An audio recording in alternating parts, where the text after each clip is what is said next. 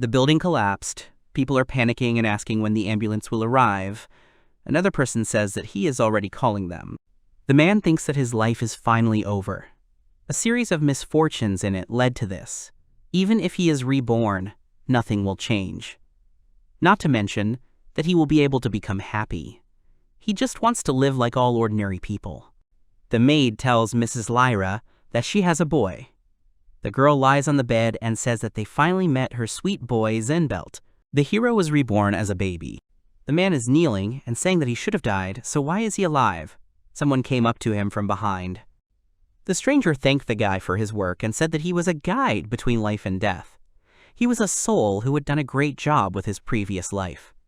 He had been haunted by a hard life since childhood, and in the end he would be crushed by an iron beam. But there is no need to be sad, because he will be reborn into a new body. He will also have special privileges. After all, he is now special. First of all, the memory will not be erased, and in the new world he will already know the language. As a bonus, they will give him the protection of the reincarnated soul. The hero asked him to wait. He does not have time to digest all the information. And finally, their most generous gift. Not even generous, but the most useful. And this is the skill Evaluative Eye.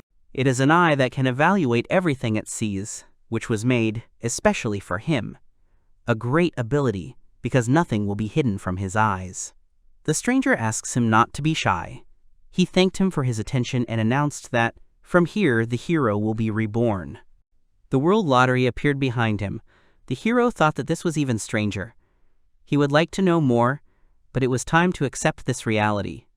Come what may. A small sphere fell out of the car. She was golden. The guide said that this world would give the boy luck. The young man did not understand the meaning of these words. However, he did not have time to ask anything. Suddenly, the man snapped his fingers and the hero fell into a huge tunnel. The guide wished him a successful new life. The last thing the young man remembers is his radiant smile, and now he is in the body of a baby, lying in his mother's arms. Lyra notices that the baby is looking at her so intently. Does he really recognize his mother? The hero mentally answered that he sees his mother. Mr. Gilbert raises his hand and says that the child is beautiful. The maid asks the man not to be so rude as this morning and not to frighten the child. He said that he knows it. The hero thinks that he is bursting with curiosity, but he can neither walk nor speak, and their clothes are not at all like the clothes from his world. The guide mentioned that this world is different from theirs, and about some special abilities. Then the hero remembered about the evaluation eye, and decided to check how it works. He tried to figure out how to use it. He suggested that he needed to cast a spell. However, he couldn't say it, so he decided to think about the evaluation eye. Many windows appeared in front of the baby. He's got it all figured out, like a window in a game. Everything he needs is there. He doesn't quite understand what's what yet, but he thinks that he'll still need the attributes. He noticed his luck score. It showed 200 points. He doesn't know if it's a lot or a little, because in his past life he was a loser. His other stats are even lower. Magic, 100. Defense, 10. Luck, 200. Strength, 10. Agility, 10. Endurance, 10. Then someone tried to enter the room. They were children. A girl, Mariana, and a boy, Theobald. The maid told the children to be quiet, because Mr. Zikbelt was sleeping. Mariana said that she had wanted to see him for a long time, because she had been waiting for so long. Theo said that they would be careful. Their mother allowed them to come up. The girl said that the boy was so cute that she fell in love with him again. The boy pointed out that the child had silver hair and purple eyes, just like his mother. Zikbelt asked them to stop staring. Suddenly, he grabbed Theo by the hand. The boy blushed and was surprised. Mariana shouted that she wanted it too, and the maid hissed at them. The girl said that from that day on, her sister would take care of him. Theo supported her. Zeke is just like a doll. Mariana would sit him with her toys. The boy noted that Zeke is a boy. The hero thought about how energetic they were. He thought about how they would take him out more than once. 28. Mariana apologized to her brother for making so much noise, and then said that as soon as he grew up, they would go for walks as a family and make so many memories. She then added that she loved Zeke, and thanked him for being born. Lyra noted that the children got along. Her husband Gilbert confirmed this. Zeke thinks that he is lucky with his new family. He is glad to be here. The woman said that tomorrow is awakening. She suggested that the man is here because of Willie. The hero does not understand what it is. Gilbert said that he was beside himself. Lyra agreed, but added that Willie was fine. Mariana asked about Uncle Willibald being here. She said that she wanted to see him. Theo remembered that he had said that he was going far away. Willibald is a reliable knight. He will return from a mission and immediately go on another. He has the evaluation eye.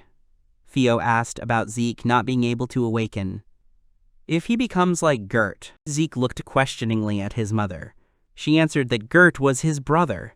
He was at the academy.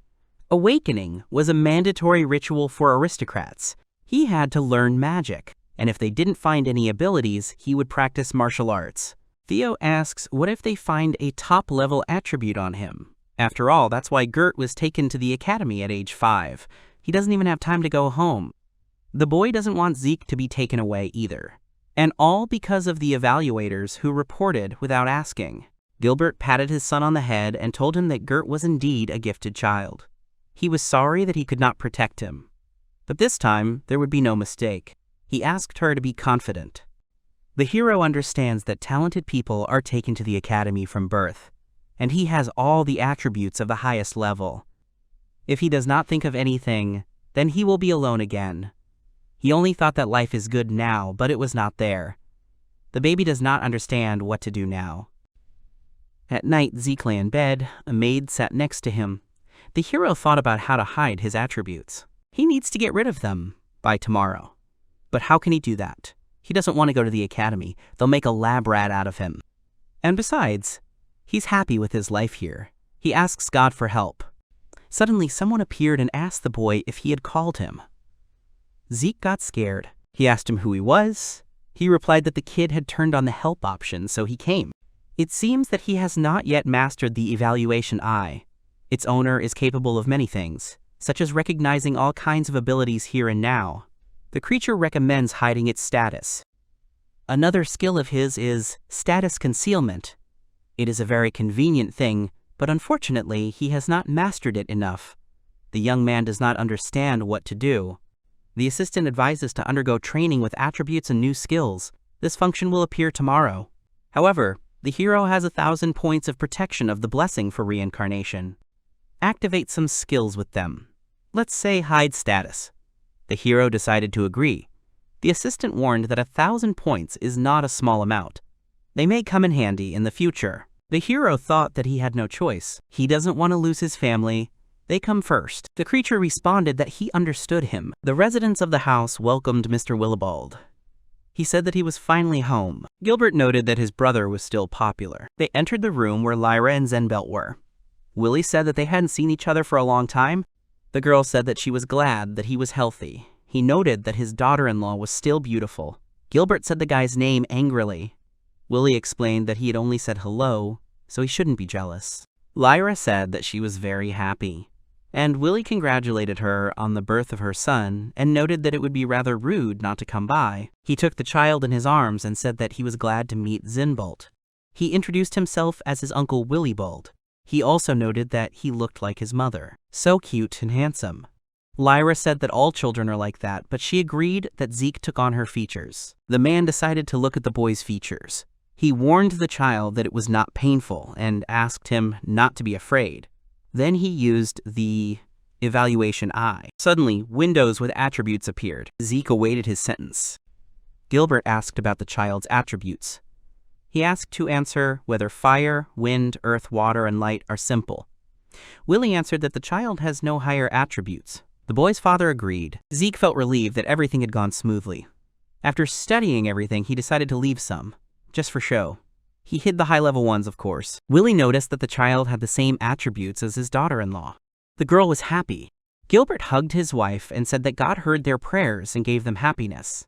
The wife agreed, and Zeke thought that he was smart and hid his skills and made the family happy. Willie continued his assessment and said that the magical power was normal, stable. Zikbelt thought that now he could sleep peacefully. This was certainly better than his previous life. Suddenly, everything around the baby started to glow. Gilbert asked his brother what it was. He replied that their son was lucky. Father Zeke's face was filled with horror. The hero wondered if he had noticed anything. Willie has already seen his wings. Quite godlike. A lucky man, kissed by the gods. A special man. He has more magical power than the man himself. The hero understands that things are bad. The baby's uncle said that this is already a problem. Someone report it. The Ministry of Magic will not sit idly by. Zeke realizes that he seems to have miscalculated, but he tried so hard. However, he will not give up. Willibald tells his brother that their child is definitely special. He has very strong magical powers. He is even stronger than he was born. Maybe he's a high-level kid. Zeke thought, this is too bad. His luck is not high at all. Is this the end? Willie tells that the boss gave them a special child. There is even a legend that such a person can become a god himself. They are called special or rare people. The man says that it would be better if he went to the academy. Gilbert refused. Zeke thinks that he does not want to part with them. Then Lyra intervenes in the conversation. She is also categorically against it. She says that she is happy. Her son is blessed by God himself. Her special baby. Her husband looks at her with amazement. The girl is sure that her son will grow up to be a strong man. She took her husband's hand, smiled tenderly, and asked him to protect Zeke. The man looked surprised by his wife's words, but then, with a serious expression on his face, he said that he would protect their little Zikbelt. He noted that the problem was only in declaring the baby's power. Willie agreed with his brother. Otherwise, it would be impossible to hide his magical power. First, we need to come up with something about awakening. What attributes did he acquire, and who is he? Gilbert asked about whether it is possible to hide magical power. Brother answered that it is not quite so. Just don't divulge everything about his power. Just hide it. It's a great idea. It will protect him from the government. Plus, everyone trusts him. Gilbert said it should work. After all, the baby won't be examined for attributes. They'll just say that there aren't any. The men found a solution to the problem. The hero felt needed for the first time. This feeling surprised him. Lyra said that it meant Zeke was staying with her. Willie confirmed it and said that it would be a secret of 5 people. Gilbert didn't understand why exactly 5 people, because there were 3 of them in the room. Willibald turned to the door and called someone. Mariana and Theobald appeared at the door. Gilbert was surprised that they had been there all this time. Willie asked them how long they had been eavesdropping and said that it was not nice to eavesdrop on adults' conversations. Mariana said that it was she who made Theo eavesdrop with her. Theo, on the contrary, said that it was not her sister's fault. It was she who suggested it. Willie noticed that they were protecting each other and asked if they were really worried about Zeke. Mariana said they were sorry. They just didn't want Zeke to be taken, so they were worried. Mom told them that even if it wasn't nice to behave like that. But she is glad that they care so much about their brother. Father and Willie will not let anyone hurt him. The brother and sister were happy. Zeke couldn't believe that God had blessed him with such relatives. He was very grateful. Willie intervened in the conversation. He told the girls to listen carefully. No one should know about what had just happened. Otherwise, they will be punished. The man looked serious. The girls agreed with horror on their faces. And the hero didn't understand why this guy was so scary. Willie told his brother that his children were very loyal to their word. Father confirmed this. Then he came down on his haunches and said that he was proud of his children. Afterwards, the uncle announced the attributes of the main character to the people. That's why the government didn't take him. He doesn't even know who to thank. He is so lucky with his current life. A few months later. In his past life, Zeke was a loser. Now he found true happiness. The creature agreed with him and added that the hero was lucky that his memory from his past life was preserved. Depending on this, you achieved that you stayed home. However, his balance was minus 444. Zeke suggested that all this was built. In a past life, he died in an accident and was reborn as a special person in another world. They were between life and death, and now he is perplexed, and there was no mistake, he was chosen by God. Zeke noticed that the creature had not told him anything new. He sarcastically thanked him for the information that he already knew. It turns out that he was special from the start. The hero assumed that this world would be against him. The creature agreed. The kid asked him not to yell so suddenly. He asked about what they were talking about yesterday, what it was. The assistant was silent. The guy knows that he won't tell him anything. The creature then asked what this huge number of books were. The hero replied that they were spell books for beginners. The maid was surprised that such a little boy would be interested in spell books, so she gave him some books to start with. And he likes it so much. He understands completely what is written. Now it remains to learn how to use magic. During the last, the hero learned a lot about magic. There are 12 magical attributes in total. High level, flame, thunder, ice, light, oblivion. Low level, fire, wind, earth, water, sun, darkness. In order to use magic, you must have at least several of the corresponding attributes. And even when combined, they give different power. It's so cool, a world of magic, like in a fairy tale. If the attributes do not match, there will be no magic. However, if everything matches exactly, then magic will appear. Each magician is given his own individual magic. Magic for beginners, the attribute of light. It is created to illuminate the darkness. It is better to use the dark time of day as a preparation, preferably by moonlight. In a past life, fireflies lit their way. Zeke managed to light up the room. He thinks about how, in his past life, he thought it was magic. The knowledge from his past life gives a good lesson. He noted that it is quite useful magic. The hero is so excited that he wants to study more. He wants to learn more about magic, use more energy, and get a score as bright as the sun. It was a very bright magic. The light pierced the entire building. He succeeded. However, his eyes were blinded. The boy should be more careful next time. But he so wants to know more. Gilbert came into the room and asked about the light on here. He saw Zeke and asked why the child was there. The maid asks Lear how she is feeling. She replies that she is feeling better. The woman looked at the photo and said that she misses Gert. Then Gilbert bursts into the room and tells his wife that Zikbelt was standing on his feet. He was delighted. The maid asks Mr. Gilbert about his boorish behavior. However, the man does not listen to her, but enthusiastically shows his wife that their son is standing. Lyra replied that it was amazing. Zeke was scared. He used magic, and it helped. His father said he was standing on his feet. That's normal. Gilbert noticed that Zeke would soon be able to move independently. He is sure that he can. The hero asks him not to say that. He is still too young for that. But he doesn't want to upset his mother. There is no other choice.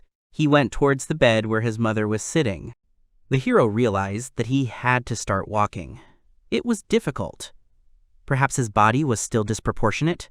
The woman praised her son for being able to walk to his mommy. Gilbert picked up the child and remarked that it was amazing. Zeke had learned to walk. He really was a special child. The boy silently begged him to stop. He had only done this for him. His neck felt like it was going to break. Then the butler Hans appeared and asked Mr. Gilbert why he was shirking his work. He asks him to come back to the office and finish his work. The man tried to say that his child had started walking, but Hans insisted on coming back to the office. The father gave in. Lyra told her husband to leave Zeke there and go work hard. Hans was indignant that the boss had at least finished the job, and then they left.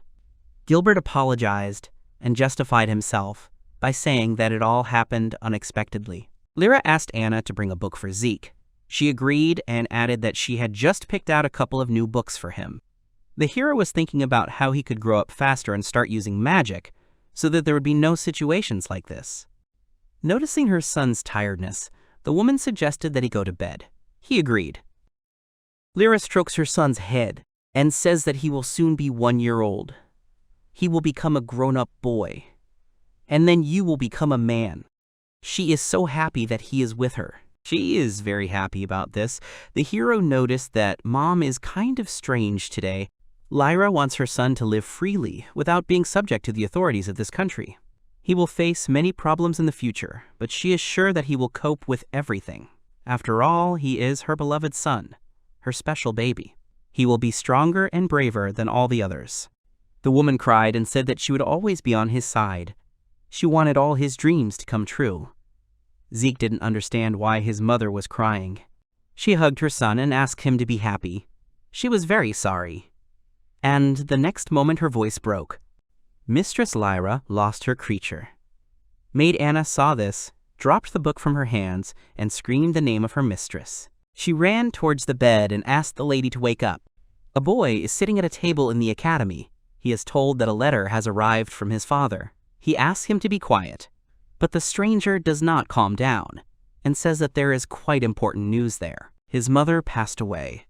The child's face was frozen in shock. It was raining on the day of the funeral. Zeke was in his father's arms and looked sadly at his mother's coffin. Gert looked at his little brother with tears in his eyes and anger. Gilbert walked down the hall with his brothers and said that it was all so sudden. No one could have imagined it. The short-haired man agreed and added that he himself was a little taken aback.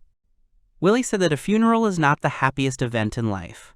He asks his brother to rest a little. He answered that everything is fine.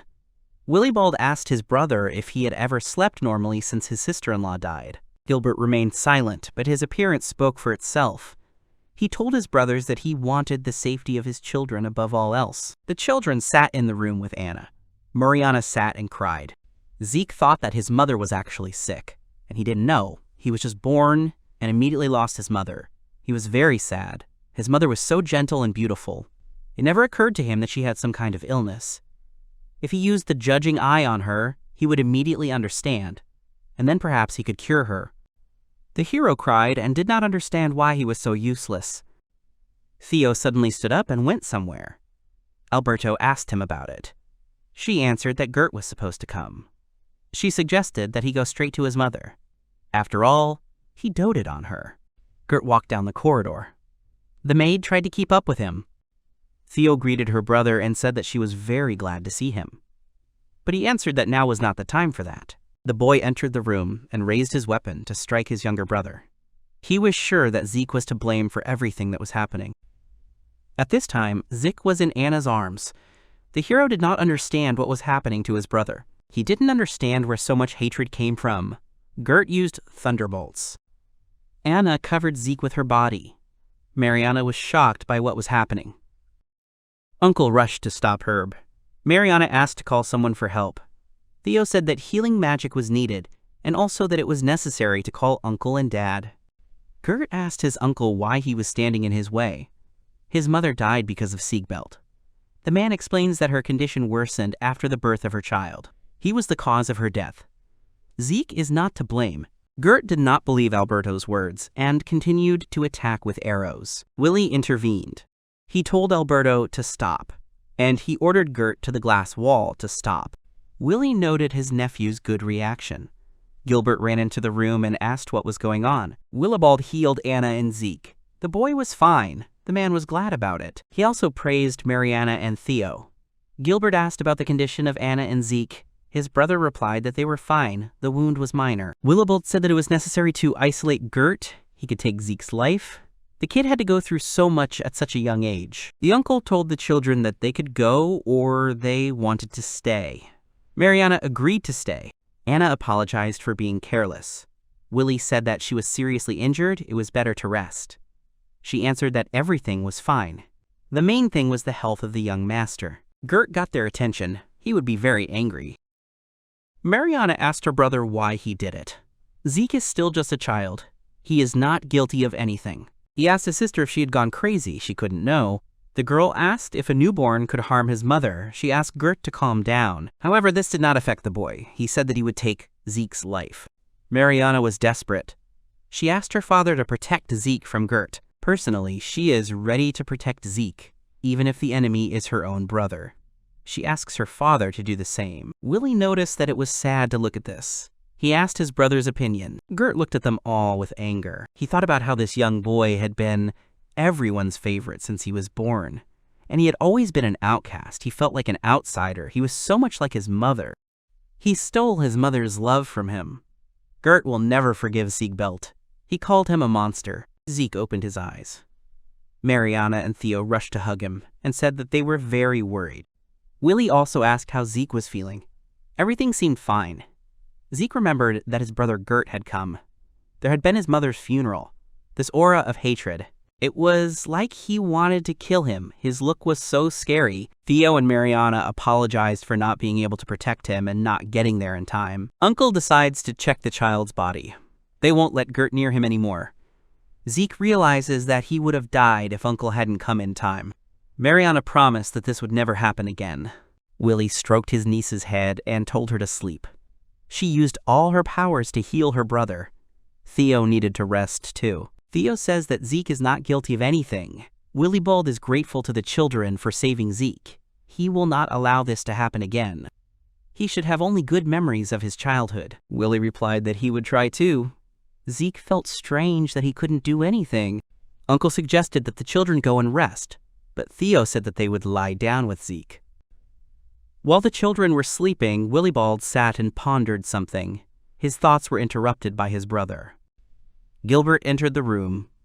Willie asked about Gert. He replied that no matter what he said, he didn't want to hear anything, as if he was obsessed with Zeke. Uncle answered that he could be understood. He was lucky to have his father. Gilbert doesn't know what to do with him. He didn't think Gert had become like this. Willibald agreed, but he made a mess here. Besides, he wanted to take his own brother's life. There are some doubts about the academy. It's quite suspicious. Gilbert agreed. Gert became very strange when he started studying. Perhaps they teach them something forbidden. That's why they don't let parents in. The father decided to settle the matter here and now. He went to the door, but suddenly fell. His strength was running out. Willie asked his brother to sleep a little. He added that now he will take care of the children. The man is very angry about this whole situation. He absolutely must find out everything. He apologized to his brother. Willibald stands on the roof and says that everything is complicated. And his brother is weak now. He doesn't know what to do. The man confidently said that he could handle it. They picked the wrong people. They will regret messing with them. Even though it's painful and hard for them now, they will cope with it and become stronger. Theo and Marie, Alberto, Brother Gilbert, father and uncle, all of them, and even Zeke, have been through a lot. Much has changed. The hero tried to become stronger and smarter, studied all the magics and their combinations from A to Z to achieve high results, and also to please Mom. The hero will definitely become strong. 4 years later, Theo was walking down the hallway and someone called him. He turned around and asked what happened. 5-year-old Zikbelt told his brother that he wanted to go with him. Zeke asks his brother Theo to take him with him. The boy is surprised by his brother's statement. The hero does not give up and says that he knows that Theo is a member of the Adventurers Guild. And now he is going to training. The brother does not understand how Zeke knows this. The protagonist apologizes to his brother, but thanks to the evaluation eye, he sees everything. Theo is an F-rank adventurer. Judging by the status indicators, he became an adventurer recently. Zeke asked his brother to take him with him again, but he was against it, because he was still too young to do such things. Zeke used magic and said that he could already fight. Seeing the magic, Theo did not understand how Zeke could master it at such a young age, and at such a level. The hero answered that he practiced a lot at home. He wants to become stronger, that's why he studied magic. But he couldn't raise his level. He remembers the moment when he tried to use magic. He gave it his all, but it still didn't work. Maybe he was doing something wrong. The assistant said that his level is too low. He releases too much energy in vain, without converting it into magic. He is still in the development stage, but he can still use his eye. There he will see a level icon. He needs to defeat monsters to increase his level. Otherwise, there is no way to raise it. In other words, to become stronger, you need to fight like a mountain. Theo says that it is natural. To develop, you need combat experience, but he has too little to level up.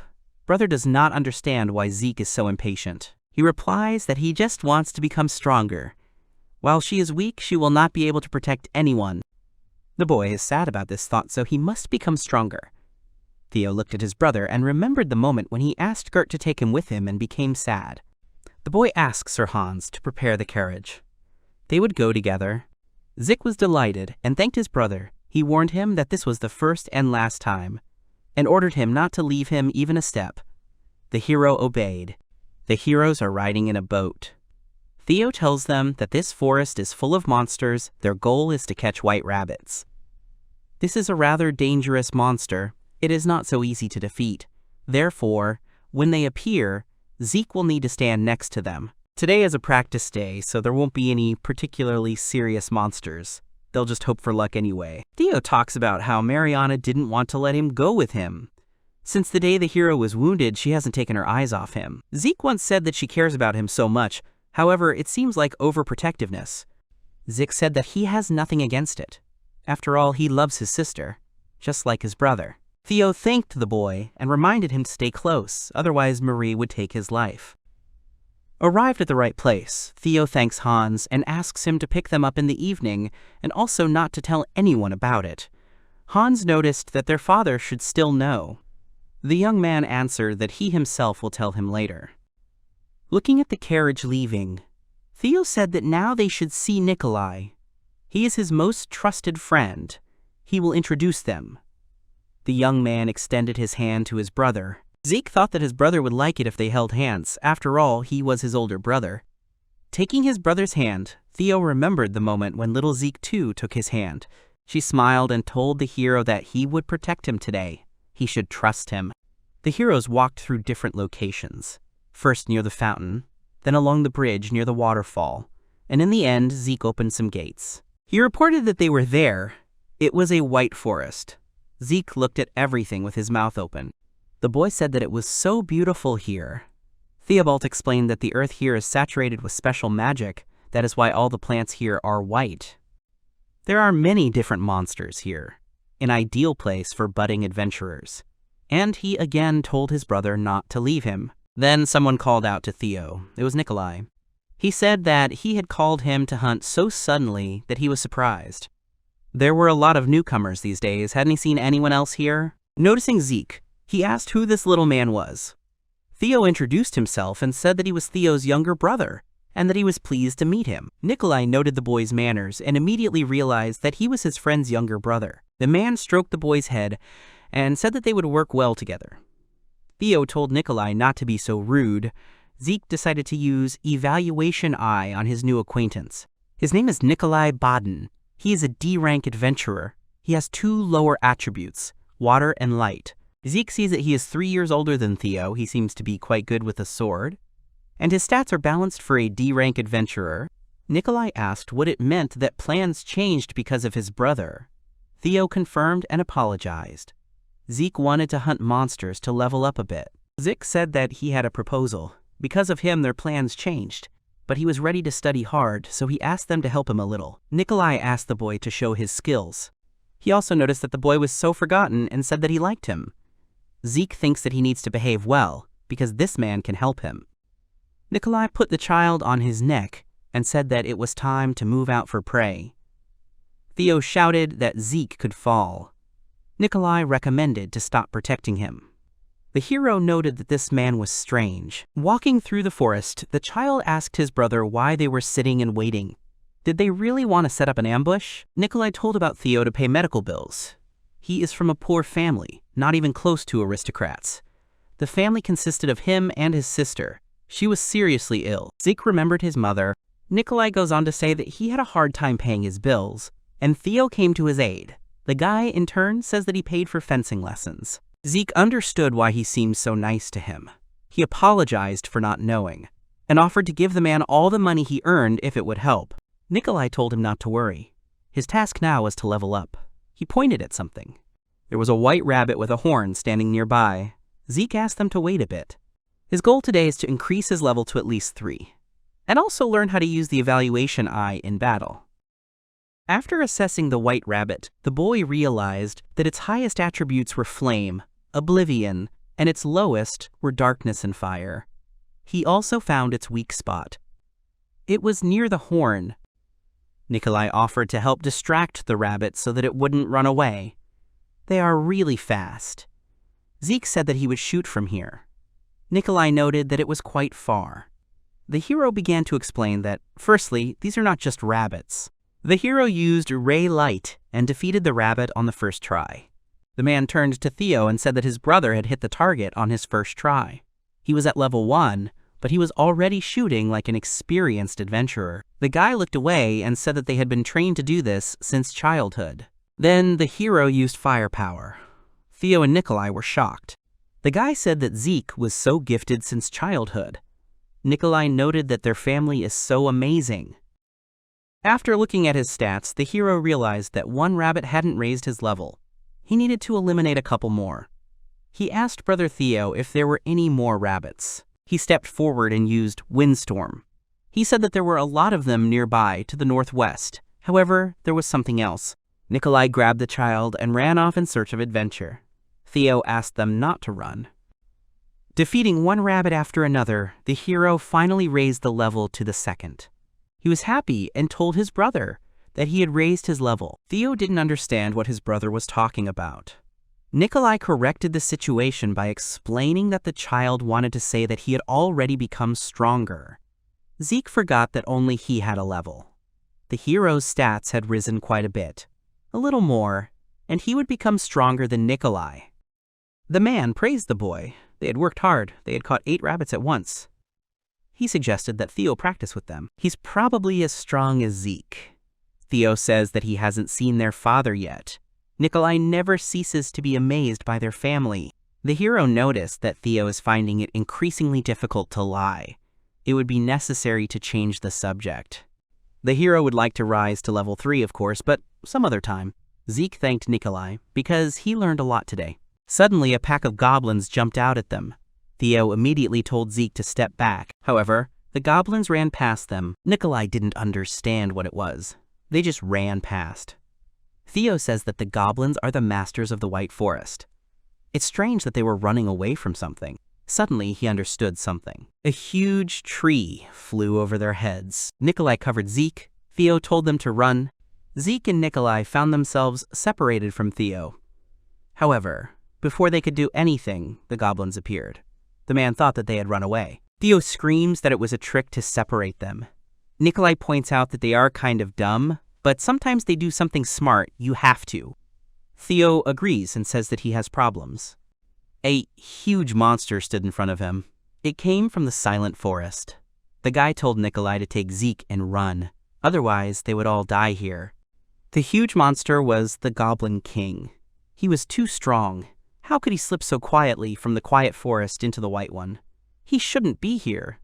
Theo noticed that he had no armor. Had he really lost it in the quiet forest?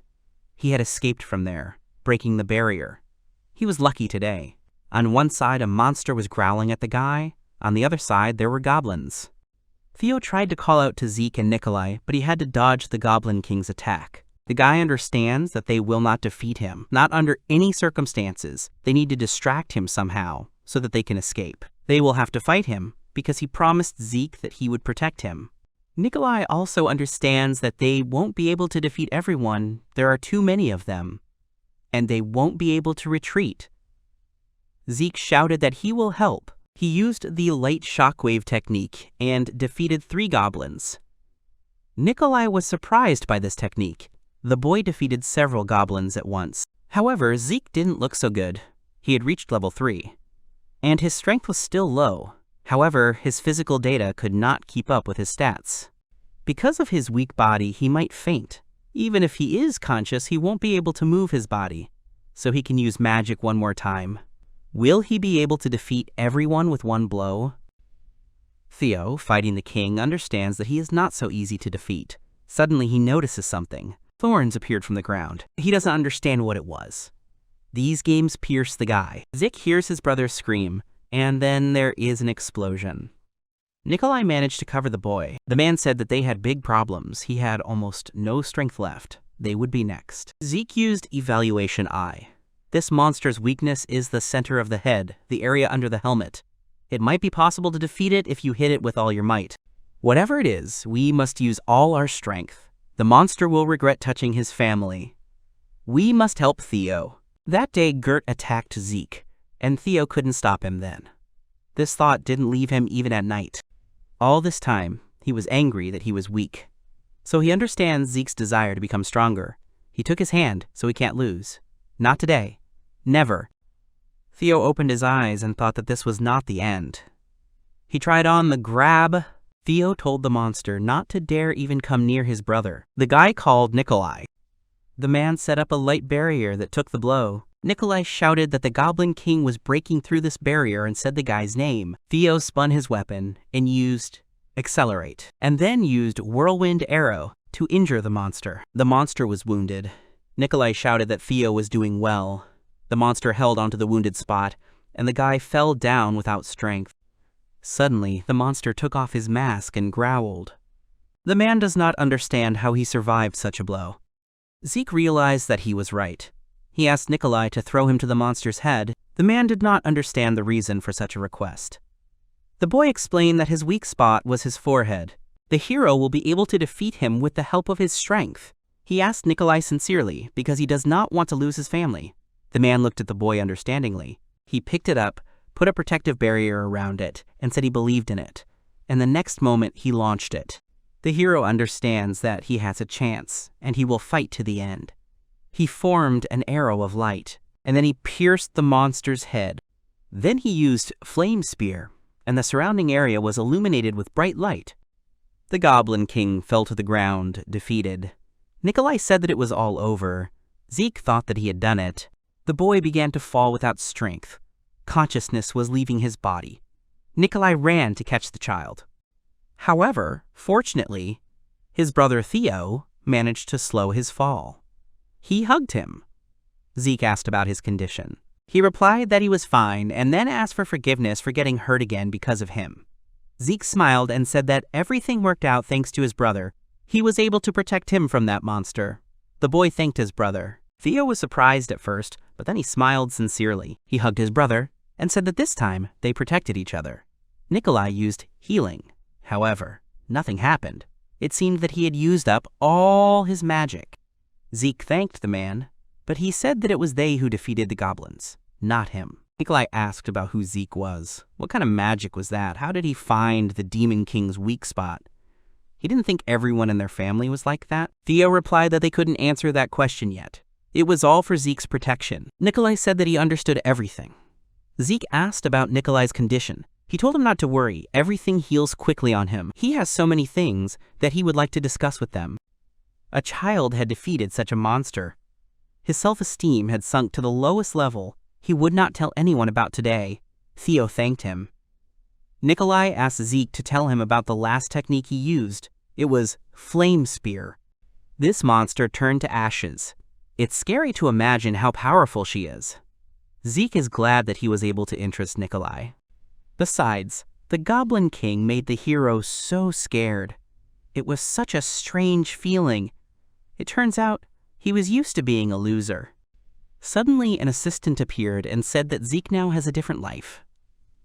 And he shouldn't remember the past. He's leveled up quite well, and that's in just one day. It must be no coincidence that this monster arrived. He's making good progress thanks to him. He's special, that's why they survived. This is their chance to become more confident.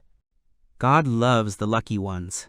He gives them a chance to gain strength and become special. Zeke remembers that Uncle Willibald said something about this, but he never understood the meaning of his words. People only suffer around him, but there was a chance, a possibility to become stronger, and then no one would suffer around him. That was what he meant. Zeke needed strength. The man in the cart asks his comrade why it is so quiet here. He answers that there is nothing to be done about it. Without a barrier, it is impossible. He is very sorry that everything turned out this way. He promises to become stronger. Suddenly, something crashed into them, and the cart, with the horse and people, fell on its side. People didn't understand what the Goblin King was doing there. He was so big, they had to run. One of the guys asked about the cargo. The other answered that their lives were more valuable, and they ran away. A wounded kitten fell out of these guys' cage. He opened his eyes, but when he saw the Goblin King, he started running. A few months later, Zeke and all his family members came to watch him catch white rabbits. The hero decided to gradually increase his level. He liked hunting white rabbits. It was interesting. Mariana rushed to hug the guy. She picked him up and told him how strong he had become. Just a little more, and he would become the strongest hero. She hugged him and called him her sweet brother, but he, on the contrary, said that she was sweeter. Gilbert, pleased with his son, asks Willie if he thinks Zeke is just like him. Willie replies that he controls magic perfectly, and this is only the beginning. The man thinks that he will be satisfied with ordinary magic. Zeke at this time thinks that his sister is very energetic. Gilbert was surprised when he learned about this. This is good progress. Theo thanked him. Mariana noticed that Zeke had also improved his skills. The Goblin King had been defeated, but no one knew about it. This had to be kept a secret. Gilbert says that he was informed about the remains of the monster. He does not know what happened there, but an investigation is underway. From now on, Alberto will keep an eye on them. The man hopes that there will be no problems. Zeke thought that his father had decided everything very quickly, and the monster was gone and no one knew anything. Mariana continued to hug and squeeze her younger brother, who, in turn, tried to stop her. Suddenly, the hero noticed something in the bushes. He found it interesting. He got off his sister's hands and ran in that direction. He said that he wanted to check something. Marie tried to stop him, but someone put a hand on his shoulder and told him to wait. It was the father. He explained to the girl that in the White Forest, the boy would have no problems and he could run around freely. But the girl's mind flashed with memories of when Gert rushed to attack little Zeke. The girl began to deny everything and said that she should not leave him alone. She decided to follow him. Gilbert realized that his daughter could not calm down, and Willie said that since the day Gert wanted to take Zeke's life, she has not left Zeke's side for a step. Then the uncle asked Theo about his condition. He answered that he was fine. He thinks that Zeke is living a good life. Even if he gets hurt, it's nothing at his age. He's learning about the world around him. All they can do is keep an eye on him. They can't lock him up in a room. Willibald pointed out the barrier to Theo. He said that Zeke should not go beyond it, otherwise they would have to search for him throughout the forest. Zeke continued to go where his instincts led him. He reached the right place. In front of him was the magical beast, Holy Tiger. Its status is endangered species, and it also has such supreme attributes as thunder and ice. Zeke asks the beast not to be afraid of him. The boy read that they are an endangered species. Shouldn't they be taken care of? Why is he here alone? Zeke assumes that he was hurt when the Goblin King burst in. He managed to escape, but his wounds are serious. He needs help. The young man began to approach the beast, but it bit him. The hero was in pain, but he decided to help. He used healing on the tiger. Afterwards, he stroked his head and said that he had cured him. The beast was surprised and then began to lick the bite site. The hero told him that everything would be fine with him now. The animal had soft fur and behaved like a child. Zeke realized that the baby was scared and assumed that something bad had happened to him. Tiger remembered all the unpleasant moments. Tears appeared in his eyes. The hero noticed this and hugged the baby. She told him that everything was fine and that he was glad that he had met him. The tiger's eyes lit up. He told the hero that he was so good and that now he would always be faithful to him. A circle with patterns appeared on the ground, and the tiger rushed to hug the guy. He did not understand what was happening. And then an assistant appeared, who said that a contract had been concluded. The hero does not understand what this means. The advisor explains that he has just made a blood contract with the sacred tiger. The words about blood surprised the child. The creature explains that they exchanged blood with the animal and tied it to themselves. That's how a contract is made. The hero doesn't understand anything. Could it be because he licked its blood? Suddenly, someone hugged Zeke from behind. It was Marie. She asked her brother not to go anywhere alone anymore, and then she noticed that he had become heavier. Then she saw the tiger in her brother's arms. She screamed that it was a monster. Gilbert asks if they brought a black cat. Zeke replies that it is not black, but white. They met in the White Forest. He was alone, so he took it with him. The father noticed that this was not the habitat of black cats. The hero explains that the magical barrier was broken, so he came here. The young man cannot say that this is a sacred tiger. Then the father will not allow him to take it. And they made a contract. The hero thought about how to convince his father. He needed to come up with something convincing. He asked his father to leave the cat. Marie said that it was dangerous to keep a monster at home. Zeke countered that when he found it, the animal was injured. He would be able to get along with it. The girl then said that it could bite him and give him an infection. Zeke responded that he would teach it to be obedient. Gilbert stood and listened with his eyes closed. On one side, his daughter was saying that she was against it, and his son was asking to leave him. The man turned to his son. He asked him about the awareness that they were in the report for those they had tamed.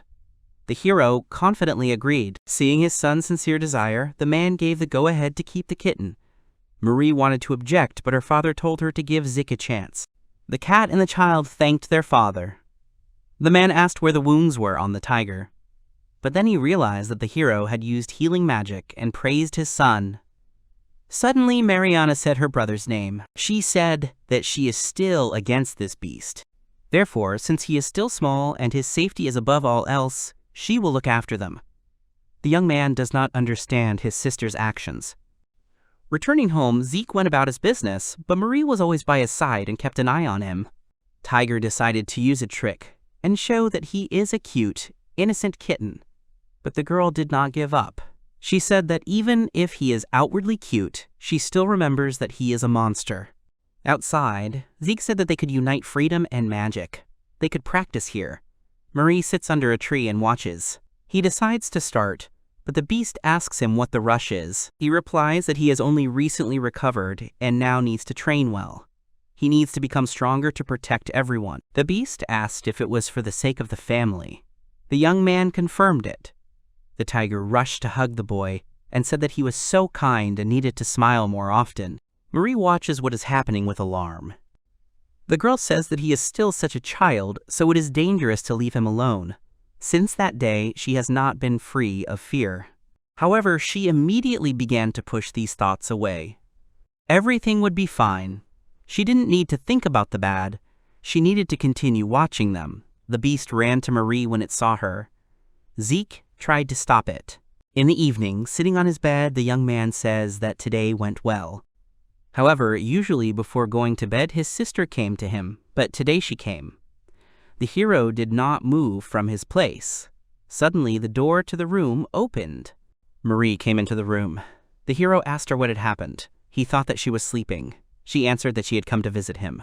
For the first time in a long time, she wants to sleep next to him. She asked her brother for permission, and he was surprised. Lying on the bed with his sister, the hero did not understand how this happened. In the White Forest, he saved a wounded tiger, and his father allowed him to keep it. At first, he was afraid that it could harm someone. However, his fears were justified. He never thought that he would sleep with him. He would never be able to improve his magical abilities. He asked God for strength and patience. If he can raise his level, he will become a monster hunter. Only by hunting them can he raise his level. However, his stats are still low. He needs to raise them a little more to practice magic spells. He asks his sister not to wake up. He uses Speed Boost and breaks free from his sister's embrace. It was his first time using this ability, but he didn't think he would succeed right away. So the training in the White Forest had borne fruit. Someone came up to him from behind. He thought it was his sister, but it was the tiger. He said that if Marie woke up, he would be furious. The boy stroked his head and said that everything was fine. He would be here when she woke up. The tiger had recently recovered, so it was better for him to stay here. He told him to stay here and protect his little sister. He used Accelerate again and disappeared. Tiger heard his sister say Zeke's name. He walked up to the bed, spun around, and ran off somewhere. He opened the window and jumped out of it. The youth was already in the White Forest. His body is still weak to use acceleration several times. He will have to wait a little, but time is too short. He has been training desperately to become at least a little stronger. The amount of magic he can use has increased as he levels up. He should try it and find out his limit. The hero used the Ice Block ability.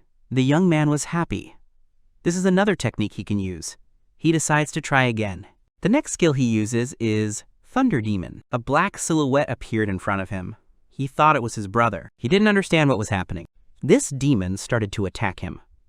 The hero asked him to stop. Zeke fired and the demon disappeared. The guy sank to the ground and didn't understand what it was. He almost died. The thunderbolt reminded him of that moment, and the feeling of fear filled his mind. The boy fell to the ground. He realized that using this magic was too risky. The assistant called the owner. He reported that his magic power was running low and his body was exhausted. That's why he fainted. He should regain his strength. Zeke begins to lose consciousness.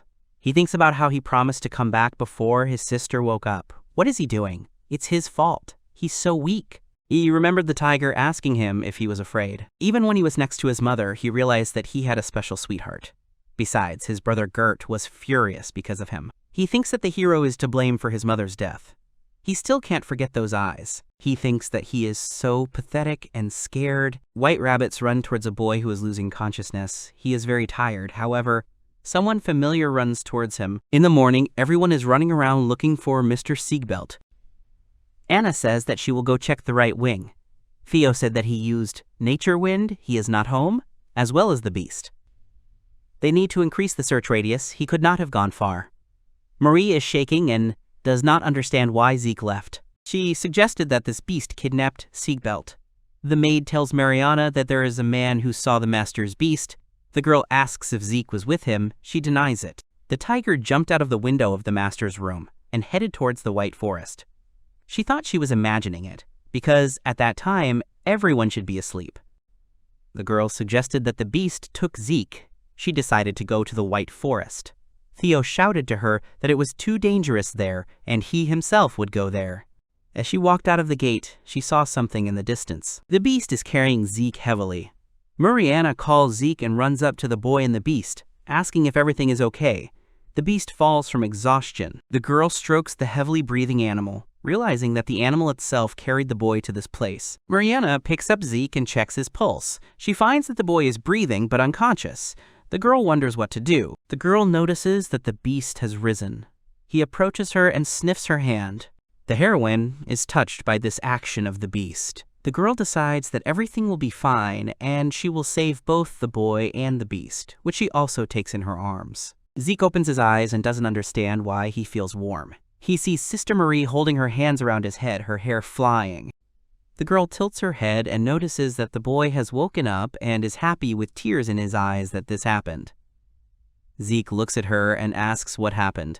Mariana hugs the boy and tells him how worried she was. Zeke apologizes to her. He hears someone calling him by his full name and sees his dad enter the room. The father is happy that his son is alive, but scolds him for the fact that, as Mariana told him, Zeke went into the White Forest alone at night. The boy confirms that this is what happened. Marie asks her brother if this is true, and if anyone forced the boy. The hero replies that he went on his own. The sister asks Zeke why he went so far. The hero thinks about what to answer, but realizes that he cannot tell his family that he can teleport and has higher magic, because then everyone will worry even more. The protagonist thinks even more about what to tell his family. The father silently awaits an answer and also thinks about the situation. The father decides he can't turn a blind eye to this, so he places the boy under house arrest for 2 weeks and promises to assign someone to keep an eye on the hero. Zeke is upset but says he understands. The father looks at the boy and calls his name. The father tells the boy that he considers him a special child and that everyone has high hopes for him, so he believes that the hero has his own reasons for such an act. The father continues his instruction. He takes the hero's hand and says that even though Zeke has something to hide, he does not need to worry. The boy is surprised by his father's sincerity. The father assures the hero that everyone in their family is strong, and therefore there is no need to fight fears alone, because the boy can rely on them. Zeke is even more moved by his father's words. The protagonist recalls footage of his family members fighting. He realizes that everyone is really quite strong in body and spirit, as he has seen more than once, and even if he is not as strong as he wants, the family will still be fine. Tears come to the boy's eyes. Marianne notices the boy's tears. The hero can't stand it any longer, and explains that he wanted to practice magic and thought that he would not be understood if he used strong magic. Zeke continues to cry and says that he was afraid that everything could happen again. The boy apologizes to everyone. His sister starts crying and his father is shocked and realizes that the hero remembers what happened to Lyra. Marie hugs Zeke and exclaims that she doesn't like what her brother is saying. She promises that that situation will never happen again. The hero continues to cry in his sister's arms. The father looks at the children guiltily. The father says that Marie is right and everyone will live. He kneels down, hugs the children, and promises never to give them to anyone for anything, ever. The protagonist lies at home in his bed with the beast. He is ashamed that he cried so much for the first time, and that even his older brothers saw it. Zeke looks at his hand and realizes that it is easier now. He realizes that he wants to become stronger for his family, but he can also rely on them. The boy decides that he will share his fears and doubts with his family. The hero reaches out to the beast and thanks him for bringing Zeke home, because otherwise it is unclear what would have happened to the boy in the White Forest. The beast thinks that he had to save Zeke, because he loves him. The animal lies down on its back, so that the owner can scratch its belly as a sign of gratitude. Zeke happily scratches the animal's belly, showing how grateful he is. The hero looks at the animal and realizes that he hasn't given it a name yet. The boy blames himself for being a lousy owner, because he hadn't thought of it before. The beast is surprised. The hero twirls his finger near the beast's muzzle and explains that everyone calls the boy Zeke, and the little beast also needs a name to which it will respond. The boy points his finger at the animal's nose and decides that it will be called Haki. The hero asks if the animal likes this name. The animal really likes his name. He rushes to the hero and wags his tail. Zeke in response is happy that the animal liked the name. The boy says that Haki is a good friend, and Haki in response thinks the same about Zeke.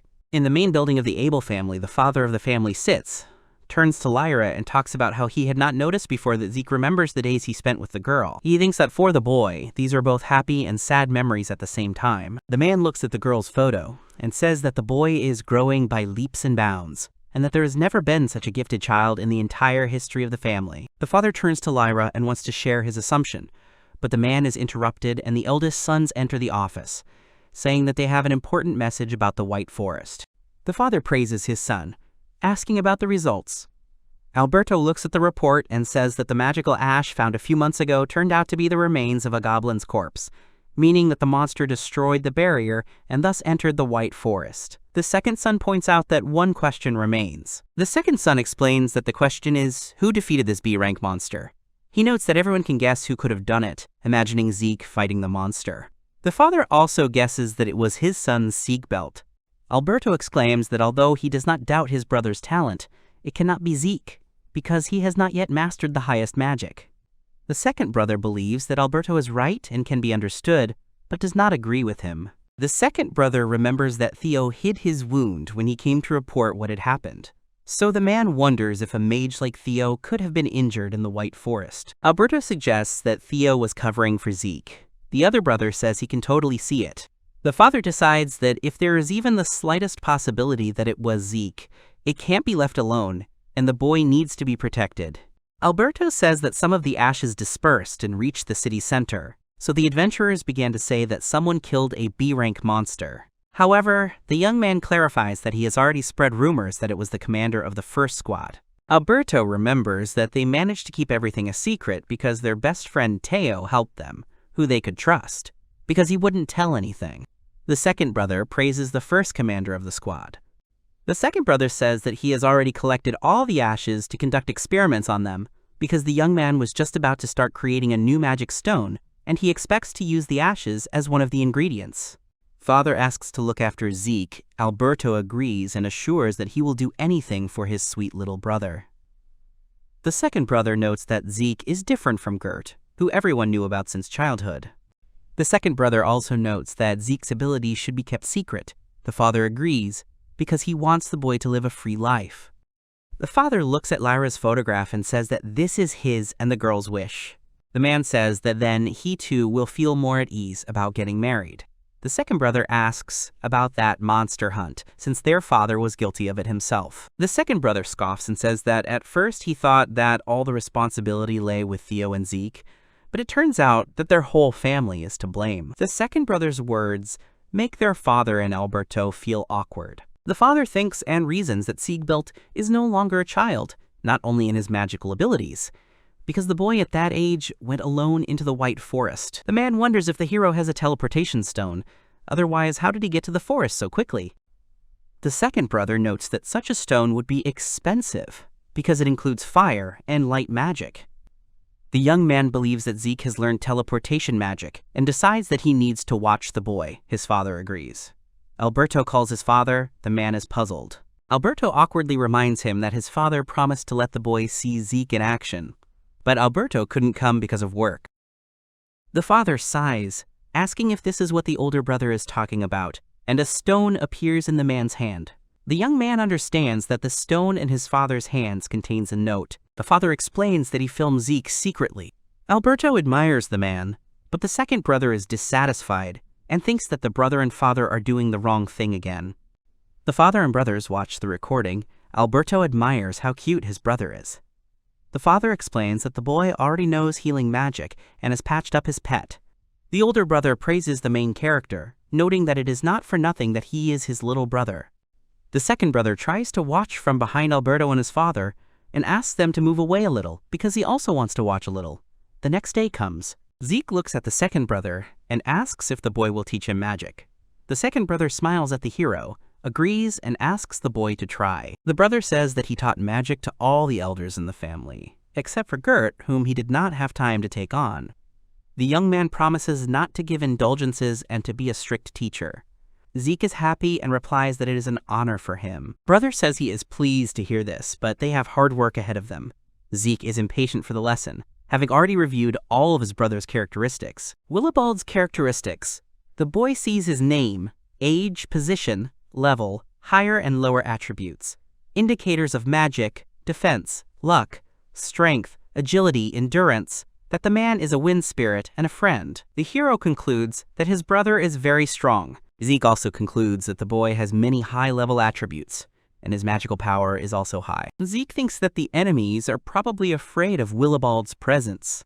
The boy decides that he will try hard, because the highest magic is not yet under the hero's control, and he is very lucky that his uncle will teach him. The boy looks at the mage's stats and wonders what a wind spirit is. Willibald looks thoughtfully at Zeke. The magician studies Zeke's capabilities and decides that the boy has great potential. The man is also interested in what will become of the hero. Willibald thinks that Zeke is an interesting child and that he will be a lot of fun to play with. Zeke noticed something and is spinning around looking for it. The magician thinks that the hero could master teleportation magic, but perhaps the boy's capabilities are overestimated. The man understands that the hero's magical power is higher than expected, and one day he will become stronger than the magician. The boy and the magician notice a beast running towards them, wanting to show them something. The hero calls the beast. Haki brings and shows a piece of the highest branch of the tree that he tore off and wants praise for it. Zeke strokes and praises the little animal, which actively wags its tail. The magician wonders if this is the same animal that the boy saved. The hero confirms that this is the same beast and says that its name is Haki. The animal also wants to be introduced to the red-headed magician. Willibald notes that Haki is a very cute creature. The young man is surprised by the characteristics of the animal and notes that this is the first time he has seen someone with such snow-white fur. The mage praises Haki and says that he has a good combination of lightning and ice attributes. The animal is happy that he was praised and considers the young man a good person. Zeke is relieved and thinks that the concealment he put on Haki worked, but Willibald notices a strange flow of magic. The magician asked Haki if he could touch it. Zeke asked what. But at that moment, the answer had already been pronounced that he could pet it. The teacher, petting the animal, said that there were still traces left. Zeke asked again about the traces. The teacher told him that yes, it was residual magic from the spells. If it was not corrected, the flow of magic in his body might stop. Zeke said with a worried look that after all, his sister had cured Haki. To which the answer followed that something else was needed. A simple cure would not work. And Zeke asked, something more complicated than a cure. After thinking, the teacher said that the animal was cursed, the effect of which was not removed even after healing magic. Zeke could not believe it. Zeke, having turned on his ability, also saw the curse status, and he did not understand how he could have missed it. And he began to apologize to Haki for not noticing earlier. Willibald began to calm the student, saying that it was not his fault. Even an adult would have had a hard time seeing this. And suddenly the mage notices that an unpleasant aura is emanating from him. The magician takes a tuft of wool from Haki and asks him if he can take some wool, since it would be necessary to find those who did this and punish them well. Then he added that Haki couldn't use magic yet, but the pet wasn't happy about it, because he wanted to help his owner, and Hick asked if there was anything he could do about it. The magician answered if you use purification, then yes. However, this is not his area. This is the highest magic that he has not yet learned. It takes a lot of time. Hearing this, Zach looked sadly at his pet and said that something must be done now. And at that moment I remembered my father's words that we must not forget to rely on family. And having thought of something, he turned to Uncle Willie, saying that he knew someone. Marie, having learned about Kaki's status, took pity on the little animal. Zeke heard that his sister had recently learned purification magic. He asked if she could help them. Marie replied that she would of course like to help, but there was one thing. The heroine admitted that she still doesn't have enough magic for this. Two asks for forgiveness and she is sorry, to which Willie tells the girl not to worry. Rarely does anyone know how to do this at her age. The girl sadly lowered her gaze and said nothing. The magician noticed this and called the heroine by name. At that moment, the girl took a stone out of her pocket and held it out, saying that she had something. The teacher asked if it was a magical purification stone. Marie replied that yes, when her mother was still alive, she gave it to her. Previously, she could only use light magic, but she tried her best to master purification magic. She trained long and hard, but by the time she learned it, it was too late. Her mother's condition could no longer be improved by simple cleansing. In turning to Zeke, she said that their mother, after giving birth to him, began to feel better. Continuing to talk about the stone, she added that it contained purification magic, and she had kept it specially for such an occasion. Maria told Haki that with the help of the stone, she could save him. Zeke, noticing the change in his pet's mood, asked what it was, to which he sadly replied that this thing meant a lot to Marie, and it would be better for him not to use magic. After hearing this, the girl wondered if Kaki didn't trust her, but she was told that no, quite the opposite. He was worried, because the stone was dear to her. The girl felt better. Turning to Kaki, she said that she always wanted to ask him for forgiveness for doubting him, and thanked him for saving Zeke, adding that he is already family to them, therefore he asks to let her help him. Having heard all this, the pet approached the girl and began to pet her, expressing his love and gratitude. Sister Zeke, holding a stone in her palm, thanked her pet for his trust. Her next step was to throw the stone into the sky, thereby activating it. The magic coming from the stone touched Haki. Mari noticed that everything worked. The next second, Haki jumped for joy that he was so warm. He immediately perked up. The magician watching the jumping animal said that the flow of magic was normal. Zeke was happy that everything worked out and thanked his sister for it. And the heroine was glad that she was able to help. Willibald decided to try and told Haki to repeat after him. He suggested that he make it snow. Fluffy understood right away and agreed. Haki took a pose and used his paws to emit magic onto the ground, causing snow to fall. The boys looked at what was happening with admiration. The teacher said that it was wonderful. It was as if he had entered a white forest. The pet, playing in the snow, was glad that he could now help his owner. Zeke suggested making a snowman. Kaki asked again. The boy began to explain what needed to be done. Maria was worried that her brother would catch a cold, so she asked to take gloves. It was cold, but the boys continued to play happily. The magician, watching the children happily playing, said that he would postpone the lesson until next time. This is in honor of Haki's recovery. A girl appeared from the bushes, saw the boys making a snowman, and thought it looked funny. He also wants to play with Zeke as soon as possible. The boys were training.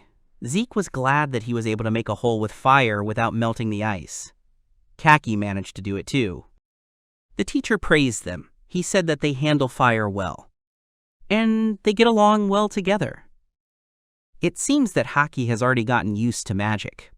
Adding that they had completed their tasks perfectly for today, the boy happily picked up his pet, and both were happy with these words. Willie said he needed to talk to his brother, so they would go their separate ways for now. The boys could practice for the rest of the time. Zeke understood the teacher and thanked him. Willibald was sitting on the sofa drinking tea with dessert. Seeing his brother, he greeted him. His brother apologized for keeping him waiting. Willie said it was okay, he had just finished studying with Zeke. The brother asked about Zeke. The teacher replied that his student was doing great. The magician continued to work with Zeke for several months, and he noticed that he had a very developed desire. Even if he showed something difficult, he immediately tried to repeat it, especially with the skill of imagination. Zeke created a tall building. The magician did not understand where he got such pictures from. He glanced at his head once. His brother didn't like it and immediately told him to stop doing it. Zeke was not his type. Willie apologized and said he was joking. He continued to say that he had just given him a task to control magic. If the student did well, he could be released into the outside world. Brother repeated Willie's words.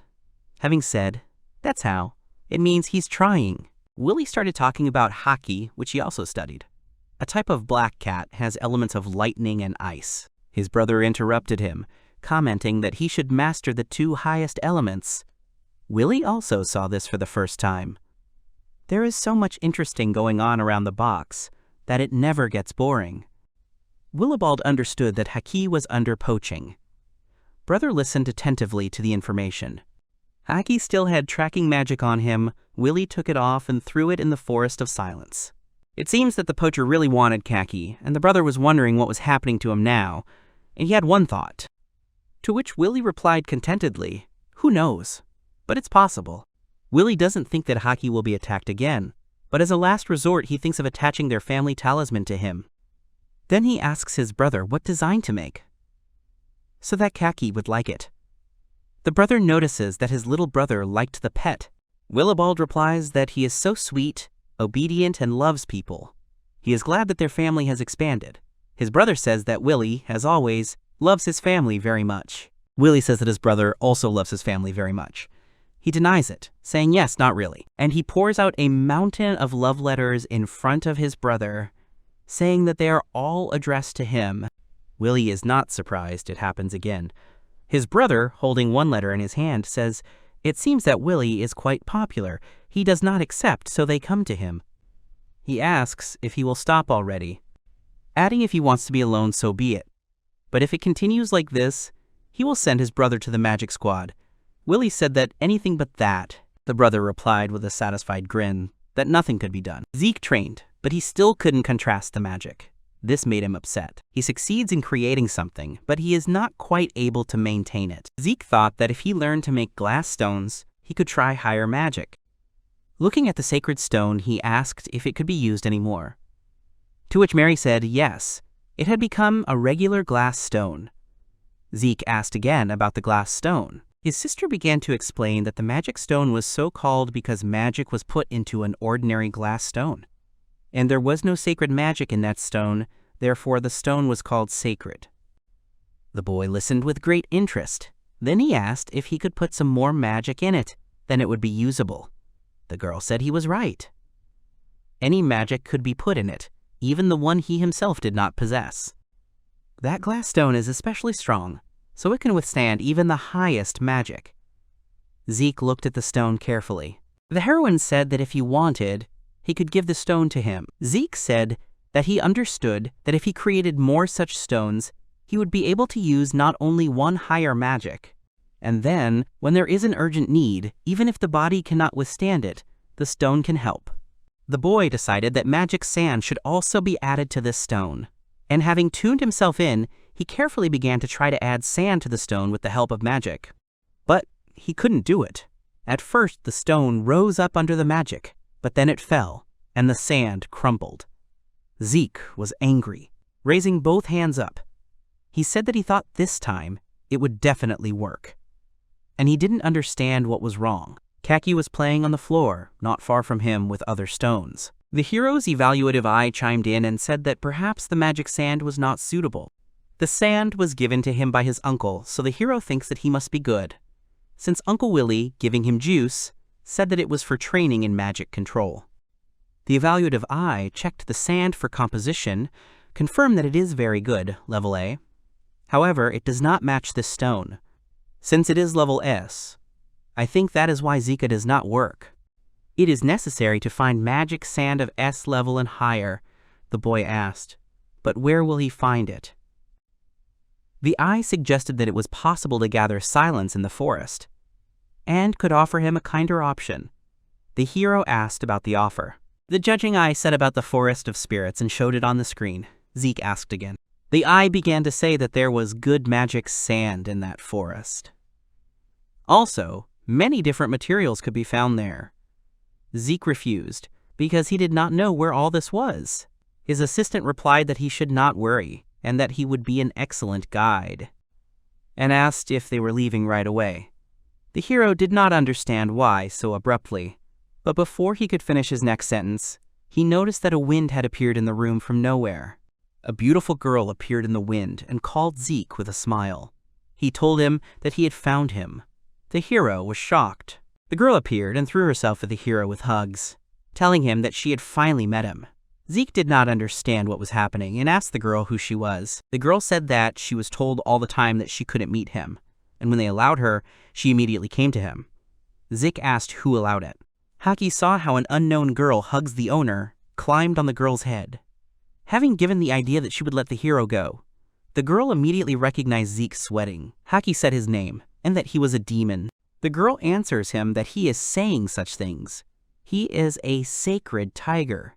Then she realized that he is hiding it. He asks if he doesn't want the secret to be revealed. Haki replies yes. He can't tell anyone. The heroine says she doesn't even know the box. It's amazing. She realized that it hides powers. It was interesting who she is. Uncle Zeke came up. He turned to Frau so that she wouldn't mislead the box. With a snap of his finger, he used his power to separate all three of them. The girl expressed his satisfaction that Willie had interfered with her. The boy turned to his uncle. He said that his friend had disturbed him. He started to introduce her.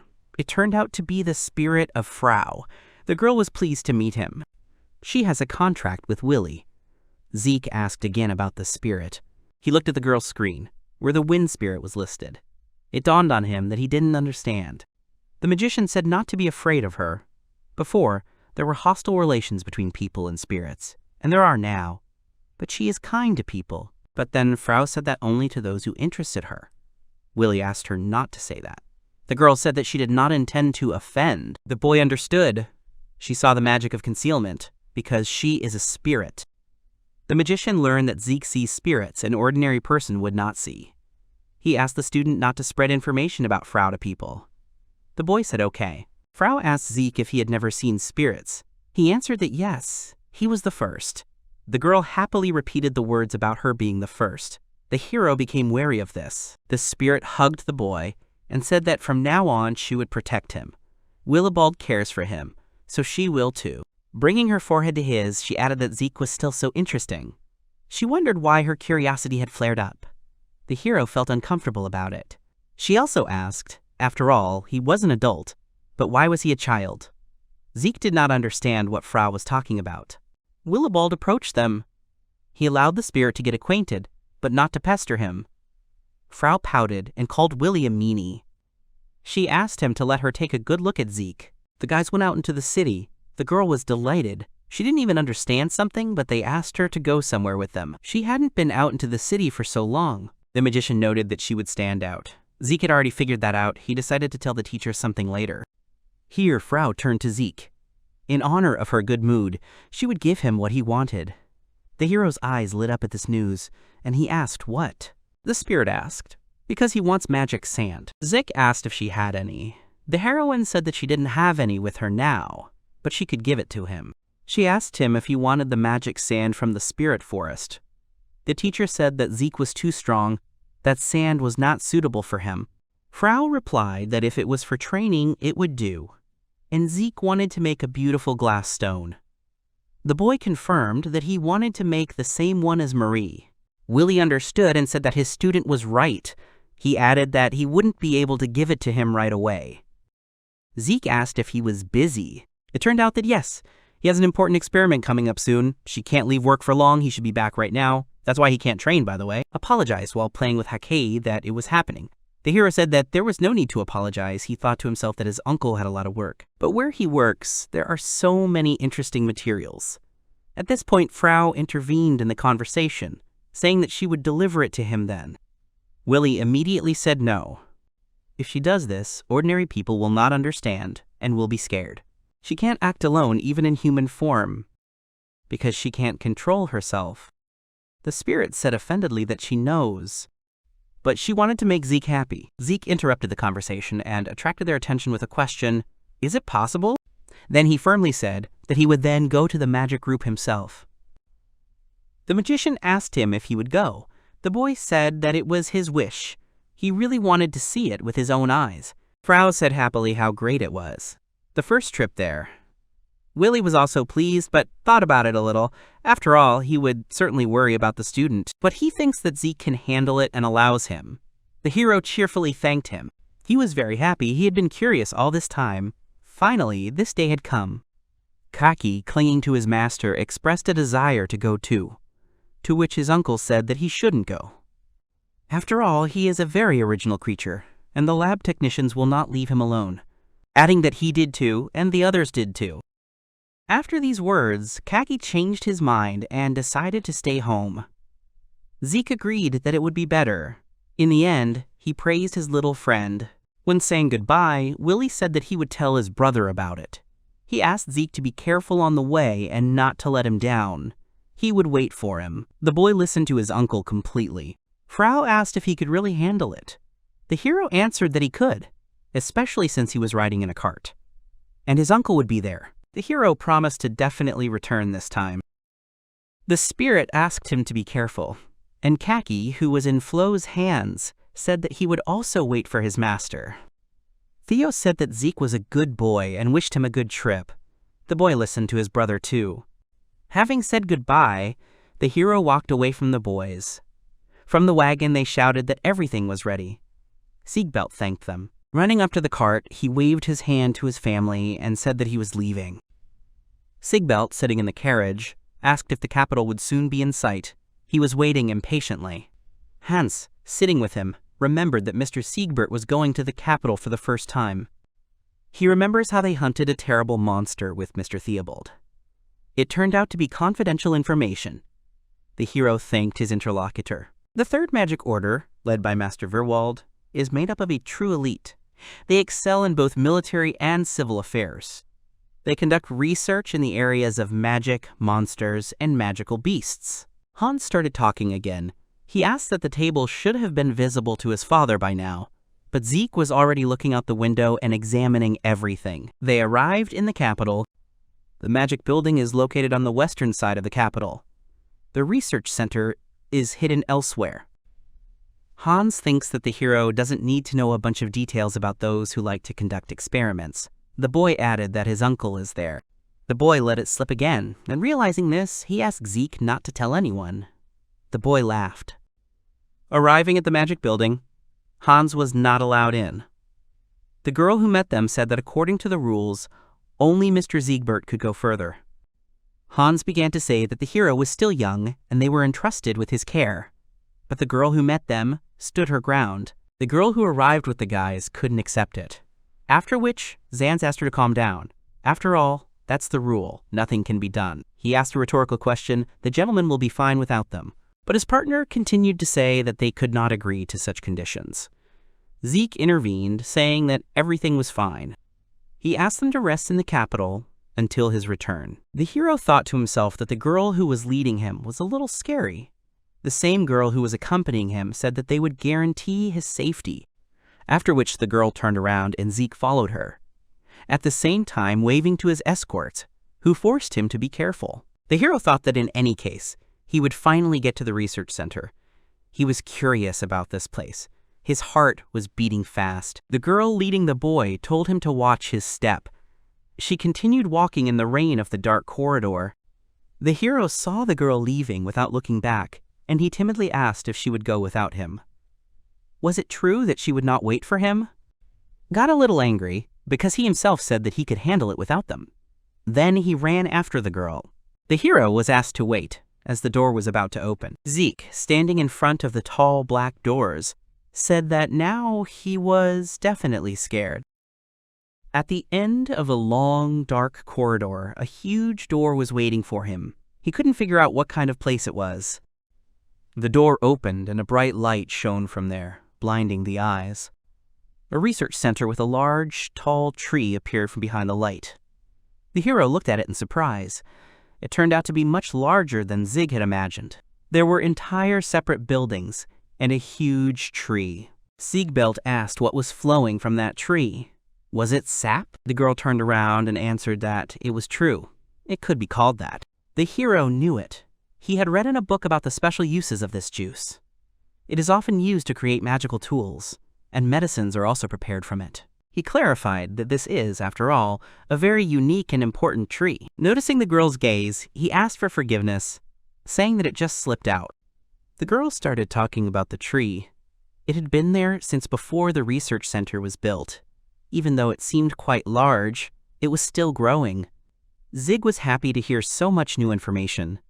In general, Amirata is of special importance to them. Therefore, they use the waste obtained during the research as fertilizer for the tree.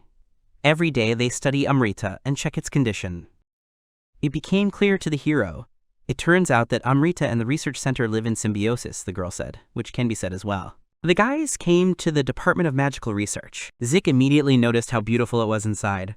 The girl said that the head was right behind the blue door. After these words, the girl turned around. The hero did not understand this and asked if she was leaving. The girl said whether she should repeat it. The chapter is right behind the blue door.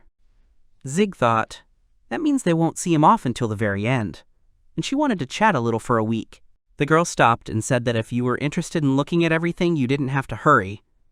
The boy looked at her, and it seemed to him that she also liked to explore. The hero opened the door and saw researchers working in uniform and a huge stone hanging in the middle of the room. After he closed the door, he was welcomed into the research center. It turned out to be his uncle. Seeing him, Zeke ran to meet him, saying that he had arrived. The hero only wanted to ask about Frau, but his uncle stopped him. He said that some people in the research center can see spirits, so he will leave her somewhere else. But she told the hero to come quickly. The boy laughed and said that he had no doubts. Seeing the sparkle of the stone and its close proximity, Zeke was surprised. According to the uncle, the boy already understood what it was, but he would still say it. It was a new teleportation stone. Regular transition stones usually connect to only one place. But they are working on developing a stone that connects several places at once. At your discretion, you can transfer anything to any place. The formula is ready. Now they are checking whether it can send something to the set coordinates. There is a lot of work. If it is wrong, the coordinates have to be changed. There are also plans to set up several places at once. For Zeke, it sounds complicated but amazing. Uncle agrees. If it works, it will be a know-how in transportation. In the future, they will not need carriages. It's time to show the hero the rest. They have separate people responsible for magic, magical tools, and the huge tree outside. The boy asked to show him everything. He wants to see everything. The guy laughed at this attitude and asked to take it easy. Suddenly, there was some kind of explosion. The researchers did not understand what was going on, what was happening. But something definitely happened to the stone. The explosion was spreading. The stone had to be turned off. Uncle was worried about Zig, but he couldn't open his eyes because of the light from the explosion, and he couldn't understand what was happening. The room was damaged. Zig was kneeling in this place. A voice of a man who didn't understand where he was heard nearby, and he was wondering if Zig had woken up. It turned out to be his uncle. He was glad that the hero was not hurt during the teleportation, and asked him how he was feeling. Zig replied that everything was fine, and asked where they were. The magician replied that they were most likely in the dungeon. The hero was very shocked by this. Willie had already looked around a little. It seemed to be a low-level dungeon. The magician didn't understand why they were teleported there. Was it because of a mistake in the formula? But the mistake couldn't be that big. Perhaps it was because of outside interference. Zeke called his thoughtful uncle, who did not understand the reason for the forced teleportation. That teleportation stone didn't have coordinates of the lands written in it. For some reason, the coordinates changed dramatically, but now they have to think about how to get out of there. The hero asked if they could teleport outside. In response, he heard that teleportation was impossible there. After all, there are many restrictions in the dungeon space. Dungeons are scattered all over the world. When you go inside, you can see different spaces, from meadows to snowy mountains. Illusion or reality, no one really knows. All countries are conducting research on this fact. In fact, no one really knows why they exist at all. In addition, for some reason, teleportation is prohibited inside the dungeons. They, like a trap, absorb those who died there. A scary thing. But usually, in the depths of the dungeons, you can find something that can change the fate of the world itself.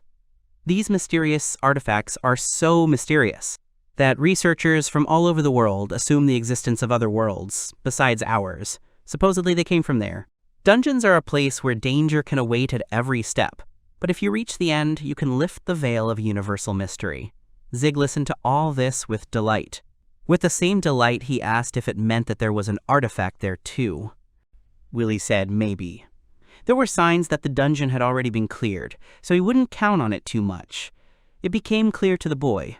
However, he still didn't understand how they could be teleported by the TV dungeon. Was it because of his skill again? His uncle began to say that to get to the exit they would go up. If the boss is there, they would defeat him and go down. Leaning towards his student, the mage asked with interest if Zig wanted to defeat the local boss alone. The hero was very shocked by such a proposal. The guy said that it was a good opportunity to demonstrate the progress of training, and the experience of a real fight does not compare to training. The hero thought for a moment and said that his uncle was right, but he doubted whether he could defeat the boss. The local boss was the Red Sword King, a B-rank monster. The hero asked again about the rank. After all, he had only fought a B-rank goblin general before. And then he was with his brother. Now he had to fight alone. Zig thought it was impossible. The teacher asked him if he really thought so, because Willie believed he could do it. He added with a laugh that he was sure of it. The hero thought tensely, did his uncle really not know about the goblin general? Willibald continued to say that the dungeon was not too scary, so he could run away to the floor below at any time, where he would be standing. He asked why he didn't try. At the moment of this conversation, the guys heard someone's voice. It seems that this is the voice of a girl. The two could not understand how it was, because they were in the dungeon. The mage immediately thought that this was an indicator of the start of the battle with the boss. But he did not know why. Zig immediately ran towards the voice, deciding that something had happened there and he needed help. Willie tried to stop the student. Having run out of the premises, the boy saw something that made him stand in a stupor. It turned out to be a girl with animal ears who was hanging on a web. The hero was in shock and could not believe his eyes, while his uncle was pleased with the sight. There were stones hanging in the air around the girl, and in front of her stood 2 stone monsters, blocking the passage to her. The magician asked Zig if he was ready. Coming a little closer to the monsters, Willie asked the hero to show him the result of the training. This is the beginning of the battle. Looking closely, the young man realized that there were 2 coal spiders in front of him. These monsters possessed the element of earth. One of the spiders launched its web towards the heroes. Zikbelt didn't have time to react, but Willie saved him. The man grabbed the baby and blocked the web attack with his sword. He said that the weak points of monsters are their eyes and legs, and advised the student to aim like in training. However, here the conditions were more severe, as they were dealing with real monsters. The young man nodded. He stood resolutely before the monster, whose body resembled stone. Understanding this feature, the hero had an advantage. He used one of the wind magic skills, Blade. The air attacks were sharp as knives. They cut off the spider's legs, causing it to go berserk with rage. Willie began to praise the boy when he warned him of danger. A spider wanted to attack him from behind, but the man put his sword in front of its open mouth in time. With quick and deft movements, the knight cut the monster into small pieces. He apologized to his student, because he had to leave the monster for training. Zikbelt laughed awkwardly. When the monsters were defeated, the man suggested releasing the survivors from the cocoons. The hero was not against it. Willie quickly cut the threads on which the cocoons were hanging.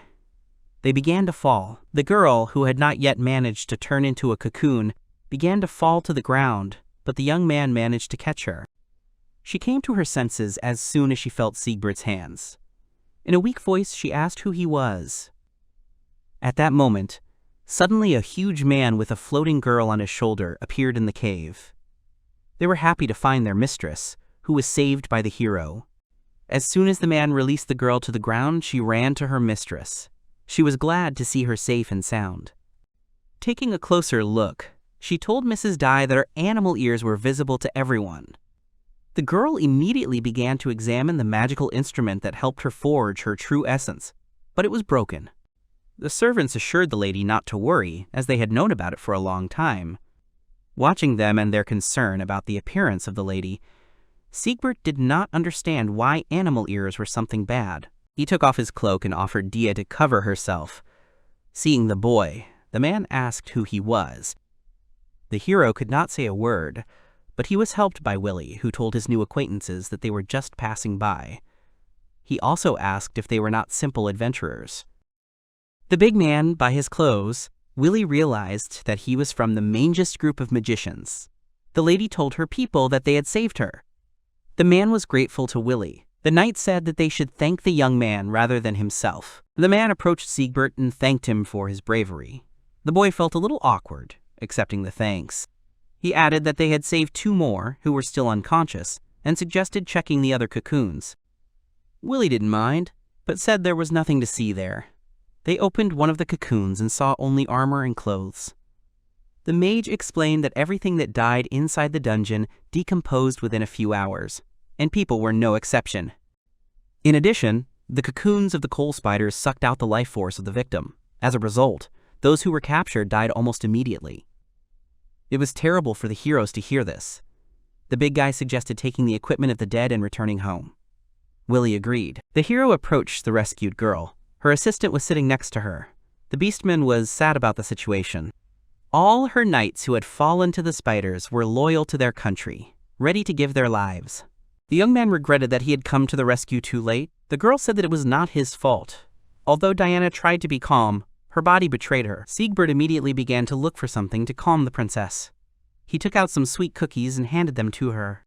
The young man explained that his cook had given them to him for the journey, and said that his sweets were so wonderful that you forgot all the bad things. He took a bite to show that there was no poison in them. Diana looked at the cookies with a bit of indifference but took one to try. She bit into the sweetness and her face brightened. It was delicious and wonderful. Zig was glad that she liked it. He also offered Emma some treats, but she refused, saying that it was not worth spending such things on her. At that moment, Pal approached them. He said that he had collected the equipment of the dead knights, and the mage was setting up a magic tent. The man added that they should repeat the same with the rescued warriors when they came to their senses. Zig had no idea that his uncle even had tents in his arsenal. Diana was grateful to the magician, but did not know how to thank him. She turned to the young man and noticed that he was also very kind. The girl thanked him for the sweets. Suddenly she stood up and apologized for not introducing herself yet. Zikbelt didn't know it. But the 3rd princess of the kingdom of Estania, Diana von Estania, stood before him. The hero was shocked because he didn't expect to save a royal person. Meanwhile, Willie had already set up the tent. He was examining the debris when he noticed that it had been magically protected. It was because of this that they had not noticed the spiders earlier, although they were close. The man picked up one of the pieces of debris and muttered that it looked too mysterious. When the knights came to their senses, everyone moved to the tent to talk. Diana introduced her warriors, Camille and Danielle. She asked how they felt. The guys answered that everything was fine. The princess introduced Emma Granger as her maid. The girl stood up and thanked the heroes for their help. Then there was Pal. His full name was Pascal von Barschmude. He was a count, although he didn't look like one. Diana added that he was the person she usually relied on the most. Willie said that the man was clearly of the Barschmude family. He had heard that Pal was a skilled knight. The count had also heard of the Scarlet Mage, who his interlocutor was. Pal said he had suspected it when he saw Willie's hair color, but when he saw the family crest of House Abel, he was finally convinced. The princess did not expect her saviors to be from this house. The magician apologized for not introducing himself. Willie introduced himself as the 3rd vice commander of the Magical Order of the Kingdom of Menjesta. Zikbelt also introduced himself. Diana thoughtfully repeated his name. That was the end of their acquaintance. The magician asked how they ended up in the dungeon. However, the guys did not know how it happened. Their teleportation stone broke and teleported them straight into the dungeon. Before they knew it, they were being wrapped in cocoons. Zig noticed that the same thing had happened to the new acquaintances they had. Pal said that if the princess were to simply disappear, it would be a disaster for the kingdom. The man added that it was their duty to return Her Highness to the surface safe and sound. However, this would be difficult without the necessary training and specialized people. The count turned to Willie. He asked him, as a famous and powerful magician of the House of Abel, to lend them his power. Zig looked at his uncle and said that the new acquaintances had the same goal as them. They could work together to make it easier to get out. The man laughed because he knew that the boy would say so. He wanted to agree with the boy, but first he had to set the conditions. In his hand was a dark, magical oath scroll. The only thing Willie asked the others was not to tell anyone that Zeke was in the dungeon. Camille was against it, because among all the contracts, the Oath Scroll was the one that could not be broken under any circumstances. Through it, any punishment could be indicated for the violator without restrictions. The knight added that such a contract could even kill. He exclaimed that it was so frightening. Zeke was completely unaware of this, so he was shocked. Camille said that the scroll would endanger the princess's life. Willie said that he understood his indignation, but if they did not accept his conditions, the magician would not be able to help them. The man had to make sure that no one else knew about Zikbelt, and he didn't care who stood before him. The princess replied that she understood him. The girl asked the magician if Zig was the gem of his generation. However, the surprised expression on the young man's face said that he himself did not know about it. Uncle said that now was a great opportunity to remind Zig that he was not as ordinary as he thought. He was very special and important to the Abel household. The hero immediately realized that the man was not only talking about his talent and abilities. There was something else in him. Even so, he did not understand what Willie was talking about. Diana extended her hand and asked him to give her the contract. Zig asked her to stop, because the terms were one-sided and unfair. He asked if the princess had anything they should keep secret. The boy was about to sign the Oath Scroll too. The magician exclaimed that there was no need for that. However, the young man was against them being the only ones who did not take responsibility, otherwise they would not become comrades. Diana was struck by such sincere words. Then she decided to take off her robe and show her beast form. The princess asked not to tell anyone about her ears.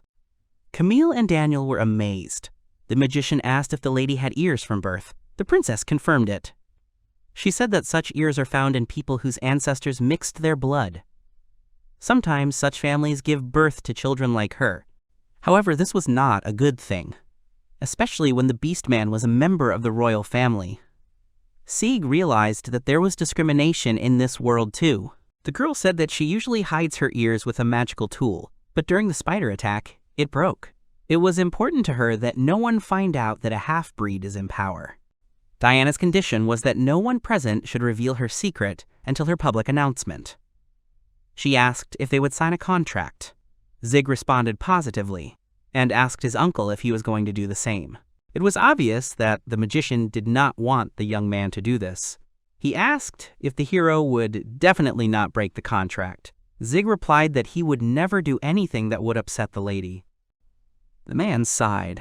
The kind boy had not changed over the years. Mark had no choice but to change the punishment death to memory erasure.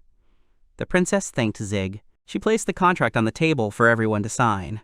After that, the scroll closed and flew into the air. It lit up and split. Each part of it dissolved into the bodies of the participants in the deal. Now they each have to keep each other's secrets. Camille grumbled that he would never have made such a contract if he were a princess. Pal asked the mage if he would help them. The man answered positively with a smile. Since the boys accepted such fabulous conditions, Willie promised to lead them out of the dungeon. He shook the big man's hand. The count said that they were relying on him. Zig approached the princess and said that they would definitely get out of here alive. The princess and the hero shook hands. Watching them, the magician thought. Before signing the contract, he did not tell his protege something. The man needed to be cruel to protect Zig from an unreliable ally. The covers of the magic stone he found earlier said that someone had deliberately set up a barrier so that no one could help the princess. If his guess was correct, then Willie was more than sure that there was definitely a traitor among them, but he didn't know who exactly. Willie continued to think that this situation had caused more problems, but it was okay. Sieg was already able to fight and handle everything on his own. It was better to leave the investigation of what had happened in the kingdom of Estonia to himself, and in the end, he remembered something else. As soon as Zikbelt opened his eyes, his uncle immediately wished him good morning. The hero asked who Willie was talking to. He answered that he was talking to no one. He was just guarding his beloved nephew, who was supposed to be watching the tent. Zeke had completely forgotten about the tent. The boys were very tired, so the hero wanted them to rest, so he decided to sit on guard with his uncle. The boy lowered his head and asked when he had just fallen asleep. The uncle asked if he thought it was too early for him to be on guard duty when everyone was asleep. Laughing, he asks if he wants to join Theo and if he is hungry for adventure. The nephew replies that he must stand stronger. His uncle is right. He really wants to become an adventurer in the future. Fighting monsters with Theo and the boys is what makes his heart flutter. Willie asked if his nephew was embarrassed. He thought that he was an adult, but it turned out that he still had childish features. The hero asked them not to laugh at him. Their conversation was interrupted by Emma, who came into the room. Breakfast was ready, she came to call. A luxurious and delicious breakfast was laid on the table. Diana watched with gusto as the sandwich was prepared. Willibald noted that, fortunately, there were edible monsters in that dungeon. Luckily, it wasn't just coal spiders. Pascal said that was true. They didn't have to worry about food. Willie and his nephew provided them with a tent and guarded it. The Count asked to at least allow them to thank him with food. Emma added that they also had some canned goods. With this, she was able to cook some goodies. And she expressed her gratitude. Zikbelt, handing the plate of sandwiches to the princess, said if she liked them, she could have his half. Diana, without taking her eyes off the sandwiches, asked if it was so obvious. The princess's tail rose. The hero noticed it and said that her tail was giving her away. Diana became worried. The princess, pressing her tail to herself, asked Zig if she didn't disgust him. The boy answered sweetly, why would he feel disgusted? Adding that it suited her very well. Camille suddenly shouted furiously that Zig would not say that the demon's appearance suited Diana. He asked not to insult the princess. The hero, frightened by such a surprise, began to justify himself that he did not mean it. He repeated that she was cute. But Camille got even more angry, asking now he dares to tease their princess. He doesn't care that Zeke is a child. Willie intervened in the conversation. He asked Camille with a smile on his face, thanks to whom he is now alive and able to eat. Does he think that it is better for adults not to interfere in children's conversations? Camille immediately understood and apologized. The princess began to calm Camille down, saying that everything was fine. She was glad that someone liked her appearance. Danielle joined the conversation, asking what their plan was, what they would do next. In response, she heard that the fastest way to leave the dungeon was to kill the boss. Willibald used the enemy search magic and figured out that the boss was on the last floor of the dungeon on the 25th, and they were now on the 23rd. The boss is most likely the king of the Red Blade, and there will be many monsters waiting for them on the way, but there should be no problems, they are all weak. If they work together, everything should work out. Camille asked if Willie could calculate the number of enemies from here. The magician replied that he could, but he couldn't say what kind of terrain awaited them there. Pascal said that this was enough for them. As he thought, Willie would easily be able to determine what enemies were waiting for them ahead. Zeke thought that his uncle was astonishing him as always. If he ever reached his uncle's level, he might be able to do the same. In any case, he still wanted to learn a lot more than just magic. The Count suggested that, after the meal, they begin to prepare. He asked if the lady agreed with this. Diana answered, of course, and that Pal should do as he saw fit. And she once again thanked her uncle and nephew for their agreement to help. Zig politely replied that it was not worth it. Camille, having listened to all this, said with displeasure that geniuses were everywhere. Danielle noticed the knight's displeasure. Camille was so shocked that he couldn't believe what Danielle told him. The girl said that she saw the magician contacting someone in the morning and talking about the fragments of the magic stone. She assumed that this was the reason she flew. They could have ended up in the dungeon. Camille was angry at the thought that it was the mage who could have sent them to the dungeon. He was going to warn the others about it, but Danielle asked him to calm down. She said that if they showed that they knew everything now, Willie might finish them off. The knights knew that they could not defeat the magician. The guy was angry that he couldn't do anything in this situation. Camille muttered that they needed to come up with something better. The girl remembered her comrade's brother and asked if he was a famous knight. Camille said that he had always been in the shadow of his talented relative, who always achieved what others wanted from him. Everyone looked only at him, not paying attention to the younger one. When Camille was appointed a knight, he thought that now they would look at him differently, but nothing changed, because the younger was still far from the older. To somehow cheer up and gain the trust of the naive guy, Danielle said that it was she who recommended him to accompany the princess. This surprised Camille with a leash. The girl considered the young man a suitable candidate for this mission. She recognized his strength, so she was sure that the knight would be able to protect her highness. Camille was moved to tears. He thanked Danielle. The girl asked him not to cry and assured him that they would definitely cope. Danielle said that together they could defeat the evil Scarlet Mage. This gave confidence to the guy who wanted to protect his princess with all his heart. The next day, the heroes reached the 24th floor of the dungeon. It was lunchtime. The squad encountered a herd of cows. Zeke quickly and deftly, using his strength and magic, cut down the cattle and cooked steaks from them. Pal was delighted with the young man's magical skills, and noted that such a young mage could already fight a group of monsters alone. Camille asked if Zeke was really a child. Willie said that the hero still had a lot to learn, because this was far from the limit of his capabilities. Now the Count understood why the mage wanted to make a contract with them before their adventure together, and what the precious stone meant. Before him was a very special boy. The squad approached Zig, who had already collected materials and meat. He said that they would be able to eat well today. Camille admitted that the dungeon still scared him. Bodies disappear, but pieces of meat remain. Willie explained that the bodies are absorbed by the dungeon itself, which draws energy from them to support itself. He added that the bulk is lost immediately, but not the valuable materials. Usable items are left on the ground for adventurers to loot, but Camille didn't understand how monster parts could drop whole foods. Here the magician could not give an answer. He jokingly suggested that perhaps the dungeon was simply farms created by ancient civilizations. The knight shouted that this was too frightening a place to be an ordinary farm. The young man was busy distributing materials when he noticed the princess. Her trembling ears indicated that she was feeling uneasy. Zig approached Diana and said that there was no reason to be afraid. The girl was about to deny everything, but when she saw her tail, she realized that she couldn't lie. She hugged her tail and muttered that it always gave her away. Zig didn't know what to say and awkwardly apologized. Then Emma turned to the boy. She asked if he himself was not afraid to fight monsters. The boy admitted that he would also experience fear, but he was driven by the desire to become stronger. To show his determination, he clenched his fist and said that he wanted to protect those dear to him, so he would continue to fight. The princess praised the brave and determined young man. Zig modestly began to say that there was nothing wrong with that and added that he wanted to travel more. He awkwardly repeated that, like the princess, he shaved monsters, but he really wanted to see the world, and he also liked winning. Zig thought it was normal not to stay at home. He didn't want to leave his whole life within four walls. Diana sadly said that she understood his feelings. She said that she always spent time in the palace.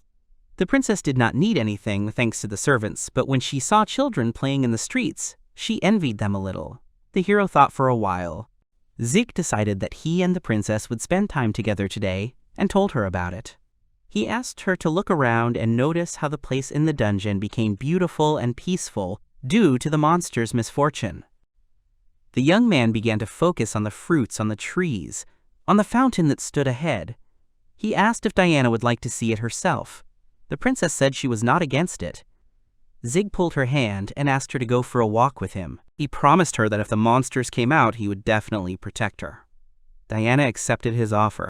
Camille noticed that the young man was taking the princess away and wanted to stop him, but Willie assured him that there were no monsters ahead, so he shouldn't worry. Pal suggested that the boys not interfere with Diana and Zig, but he asked Emma to stay with the boys. The Count was pleased to see the princess so relaxed and interested. The man was happy that the hero and her majesty had become friends. The magician chuckled in response and said that he had no doubt about it. Zig and Diana looked like best friends. Their walk was incredibly rich and interesting. They tried magical fruits that glowed inside like the universe. The boys walked near a pond where they met a bathing animal. However, their journey was not without difficulties. A small monster hiding in the bushes wanted to attack the heroes, but Pal managed to arrive and save them. Afterwards, they dined on meat with the squad. Dia and Zig found various hiding places from which monsters jumped on them. The boys continued to go deeper and deeper into the forest. Eventually, they reached the last floor, where there was a huge door. Willie said that it leads to the dungeon boss. Hearing this, Camille was already prepared for battle. He suggested going in there and defeating him. That way they could leave the dungeon. The mage asked why the knight was in such a hurry. He warned that the local boss was Biranga, and added that a naive man like Camille would be able to defeat him without rest. The man suggested staying the night and coming to the monster's door the next day.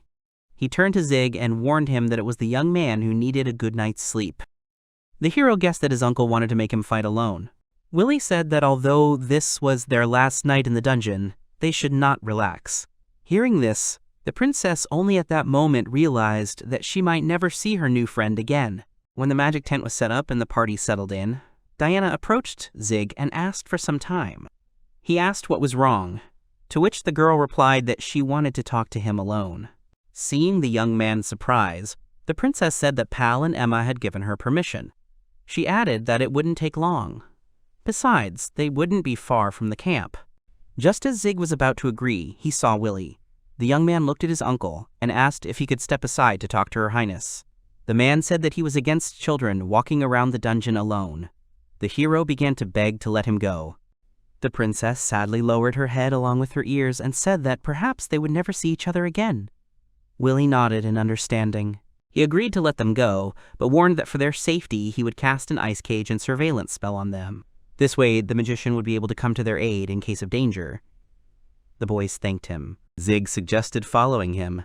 When he went for food, he found a beautiful place that the young man wanted to show to the princess. The girl did not mind. Willie followed them with his eyes. He understood that now his ward would be able to protect himself. The man could not worry so much. He glanced at the Count and Emma, who were busy cooking, and the knights, who were looking at the Scarlet Mage with suspicion. Willie needed to find the traitor. He had a feeling that the enemy would soon act. At this time, Camille approached Danielle, who was holding a strange magical object, and asked what she was doing. The girl closed the map and said that it was a tool for tracking the princess. She explained that the item reports on Diana's condition and what she is doing. The guy asked why she needed such a tool at all. Danielle replied that the item was also useful for preparing a trap for the magician. The girl threw the thing to her friend and said that he would act when she said so. She reminded Camille that he would do this to protect the process. The knight said that he would definitely bring her back home. The girl warned that they would have one chance. She said that the guy should listen to her carefully. It was important to defeat the Scarlet Mage. The princess and the hero came out into the open. Zig helped the girl up the stairs. In front of them was a clear sky, on which 2 bright moons were visible. Diana did not even think that such beautiful places could be in the dungeon. The young man decided to use his magic to make the place more comfortable for their rest. He created 2 large poofs from sand. The princess asked what it was. The hero answered that it was something like a comfortable sofa. He asked her to sit down. The boys settled down on the poofs. Diana relaxed so much that she forgot that she wanted to talk to Zig. He reminded her of this. The girl said that the hero was an amazing person. Despite his age, he was a very smart and caring boy. The princess wanted to thank him officially on her behalf. She said that if he needed anything, he could rely on her. The young man felt awkward. He considered himself still immature, and there were many things that the boy could not do. But the hero had learned a lot and was becoming stronger every day. Suddenly, a memory of his uncle appeared in his head. The man's words about Zig being a special person in his family sounded in his head. The hero asked the princess what she knew about precious stones. The girl apologized and admitted that she knew practically nothing about it. She explained that the Abel family was the driving force behind the kingdom's establishment, which is why they were given the title of Marquis. Since the founding king's second son was related to the Abel family by blood, they were also the second royal family. The young man began to remember that his uncle had already told him something about this. Diana added that there was something else. The Abel family had protected the Abel treasure for centuries. Sieg knew nothing about it and had never heard of it. The girl explained that the gems were the family's young talents. However, this was the little information that the royal families and ruling classes of all countries received. The Abel family will never forgive anyone who harms their treasures. No one suspects the power that those the family protects possess. At that moment, Zig realized that he could mean so much to his family. The princess finished her story. She knew nothing more, but she was sure that the time would come and the young man would be told everything. The hero apologized for asking her about such a thing. Diana said with a smile that he had no need to ask for forgiveness, because they both wanted to know the truth behind their destinies. Zig noticed that he and the princess were very similar. After thinking for a while, the girl asked to call her by her short name, Daya. The young man tried, but added mistress to the name. Diana corrected him, but it was not easy for Zig. He asked why it suddenly became so important to the girl. The princess came to her senses and apologized for putting too much pressure on him. She explained that she wanted to be friends with Zeke. Even if they would never meet, she wanted to be on equal terms with him. Thanks to Zeke, she was able to enjoy the adventure. Diana never thought she would have so much fun. She admitted that the time spent with Zeke was wonderful. After all, when the girl returns, she will again become an ordinary princess. There, she will never have so much fun again, which is why she wanted the young man to treat her like an ordinary person, regardless of her status. Without any ulterior motive, she wanted them to spend their last minutes as friends. The young man smiled. He understood the girl's feelings and addressed her simply by her name, Dia. Zeke said that he also wanted to be friends with her, as with someone his own age. Besides, he liked to watch how her tail expressed emotions. The embarrassed princess grabbed her tail and asked not to talk like that. The young man suggested that they not break off their communication even after their adventure was over, and that they continue to communicate by letters. He believed that they would be able to meet again someday. The princess was glad to hear such words. She smiled brightly at the hero and replied that they would definitely meet. Zeke was delighted by the princess's beauty. He knew that Diana would become a beautiful girl in the future. Meanwhile, the magician used a magic map to track who was doing what and where they were. Zeke and Diana were at a safe distance from them. The Count and Emma were in their tents and did not come out. However, he saw the knights. The man assumed that they were no longer going to hide the fact of their betrayal, and perhaps they were using a magical instrument so that they could not be found. At that moment, a magic ball fell near him, releasing smoke. Willie was calm. He understood that the traitors had already begun to act. The man glanced at the map and did not see Zeke there. He noticed that someone was carrying the boy straight to him, and they were close. The magician began to look around and saw someone's shadow through the smoke. He threw blades at him to stop him, but Camille seemed to be surrounded by protection. The blades bounced off an invisible barrier. Willie didn't understand how they managed to get rid of the ice cage and where Danielle was. The knight passed by and disappeared around the corner. The man didn't care which of the traitors would be first, but he wouldn't allow anyone to harm Zeke. Willie followed the traitor. He ran into the room where Camille had entered. The magician saw a boy lying on the ground with his back to him. The man immediately ran up to him and grabbed Zeke, asking if he was okay. But it was a doll. Willie realized that it was a trap, especially for him. There was a timer on the doll's head, and the man threw it away, but did not have time to run out. The bomb exploded. Camille was nearby.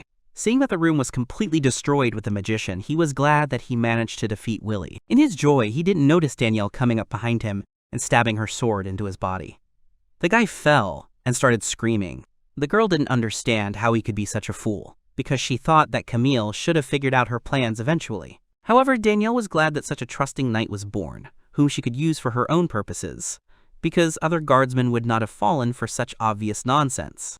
There was blood everywhere. Camille whispered with his last strength that he did not believe that Danielle had turned out to be a traitor.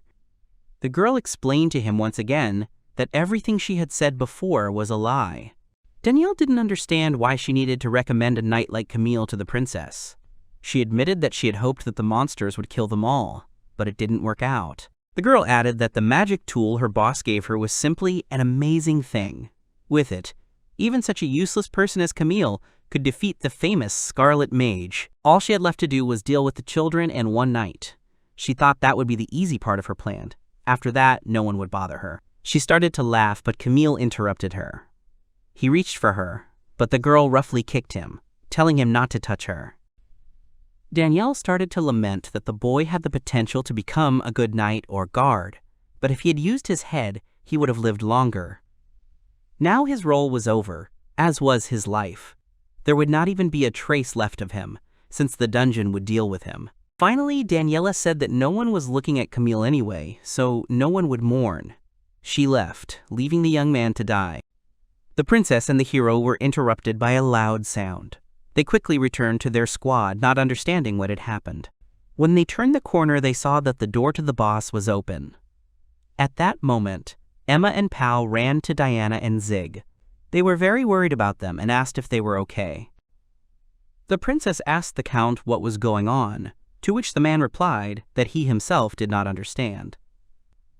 They were in the tent when they heard the sounds of battle, so they immediately gathered to see what had happened. Emma added that when they tried to leave, it turned out that the tent was blocked by some kind of barrier that prevented them from leaving. Only thanks to Pal's brute force, they were able to break through the protection. However, when they left, the sounds stopped. The magic dome, which had been flying around the princess and the boy all this time, crashed. Uncle's magic crumbled into small fragments. Zig realized that something had happened to Willie. Danielle ran out of the boss's door. She was shouting for the princess and the count. Diana noticed that the knight was covered in blood and asked what had happened. The girl said that someone had tried to attack them. She assumed that it was the one who was behind their teleportation to the dungeon. The count was surprised. Daniela said that the criminal had disappeared behind the boss's door and that Camille and Willibald were already there. She added that they had to help the boys. The man agreed with her. The girl told Diana that she should go with them because they did not know if the criminal had comrades, so it would be safer for her to be with them than alone. Zeke promised the princess that he would also protect her. The heroes entered the boss's door. A huge hall opened up before them, with light coming through small cracks. The monster was kneeling, praying. The princess recognized him as the king of the Red Blade. Zeke did not see Camille and his uncle, and asked the knight about it. However, she did not answer. The girl laughed and muttered that it was all very funny. She let her hair down and asked, ironically, why people were such trusting creatures. At that moment, the door slammed shut. Dark branches blocked the only exit from the room. Danielle's knightly armor changed into black robes. Her gaze darkened. The room began to fill with dark liquid, from which monsters arose. The girl promised that the heroes would die here. The count realized that everything that had happened to them was Daniela's doing. The girl did not deny it. She said that it was too late for them to do anything, especially since the Scarlet Mage and Camille were dead. Hearing this, Zig exclaimed that it was impossible. Danielle said that she didn't care if they believed her or not, and added that if they were alive, they would already be here. She took out a sharp splinter and threw it towards the monster. The girl thought that a normal boss fight would be boring, so she decided to make him stronger. She wanted Her Highness Diana to die in pain. The King of the Red Blade rose. He became much bigger and angrier. Daniela passionately wished that Madame Diana would die in agony. The uncle was puzzled as to what this girl had done. Zig activated a special skill, an appraising glance. The boy realized that it was this girl who had awakened the boss with some kind of spell. After her intervention, the exact value of the monster's power level became uncertain, and all key characteristics began to change dramatically from moment to moment, becoming completely unpredictable. The young man finally figured out that the monster's main weakness was the powerful element of lightning. She was worried and irritated by why the boys froze in place. She resolutely directed the huge monster straight towards her partners, forcing the giant to move inexorably and swiftly towards them. But the man reacted instantly, erecting a powerful barrier that protected him and his comrades from the deadly attack. Daniela insistently urged everyone to remain calm and wait until the princess left this world. She assured them that after the princess's death, their own deaths would soon follow. The uncle earnestly asked Mr. Gilbert to take the princess immediately and leave the dangerous place. The boy tried to object, but the man sternly warned that if they stayed, they would all inevitably die here. He carefully took the girl's hand, realizing the need to urgently take her to a safe place. With an appraising glance, filled with special attentiveness, the guy noticed that the nearest door could be opened, creating a path to salvation. The monster, previously unnoticed, suddenly attacked them from behind. Uncle's heart sank with anxiety. His thoughts were occupied exclusively with the fate of the children who were in danger. Zig used his skill in time, activating a protective barrier of light, which reliably covered and protected both the guy himself and the fragile girl next to him. He then rushed into the attack, instantly activating the sharpest blade of light, which he used to deal devastating blows to the enemy, trying to neutralize the monster and ensure the safety of his companion. The children ran desperately away, trying to dodge the swift and merciless attacks of the ferocious monster, whose movements were fast and unpredictable. The boy suddenly realized a simple truth. Until they took active action against the king, escape would remain impossible. Only by finishing him off would they be able to gain freedom and a chance for salvation. The best solution would be to destroy the magical stone that Danielle had embedded deep into the monster's flesh. However, the stone is surrounded by several layers of protective barriers. The monster's only known weakness is the power of lightning, which can penetrate its defenses and neutralize the stone. The problem, however, was that Zeke simply did not have the lightning magic needed to break the barrier and destroy the magic stone inside the monster's body. Considering that he is unable to use magic that the king is weak to, Zeke can use his most powerful magic to break through the barrier. However, the probability of completely destroying the magical barrier is only 20%. And another difficulty, Zeke's physical condition allows him to use advanced magic only once. Putting everything on one chance is extremely risky and unwise. The guy reasoned sensibly, realizing that trying to defeat such a strong opponent with ordinary magic was also pointless and doomed to failure. Zeke stubbornly held the protective barrier, realizing that defeat was inevitable if they continued to just defend themselves. The question of what to do next was constantly occupying his thoughts, demanding that he make an important decision immediately. Diana quietly approached the boy and proposed a daring plan that she could become a living bait, distracting the monster's attention so that the others could sneak up on him and deliver the finishing blow. The girl herself is not capable of fighting, but under the protection of the young man, she has a chance to break out of the barrier. The girl's presence is important to Danielle, so following her will attract the attention of the opponents. Other members of the group will take advantage of this, having the opportunity to successfully deal with the spiders. She said that if she was killed, the others should just run. Zeke said that was too risky. The princess added that the guys should do everything possible to keep the number of casualties to a minimum. The companion was ready to go to extremes, putting her own life on the line for the sake of the common cause. Every second seemed priceless, and she was not going to waste them in vain, such words. Besides, she sincerely did not want others to suffer, understanding her motives and seeing her determination. The boy decided to support her bold plan, agreeing with the proposed plan. But on condition that the escape will be a common one, they will set off together, shoulder to shoulder, supporting each other in the struggle for survival.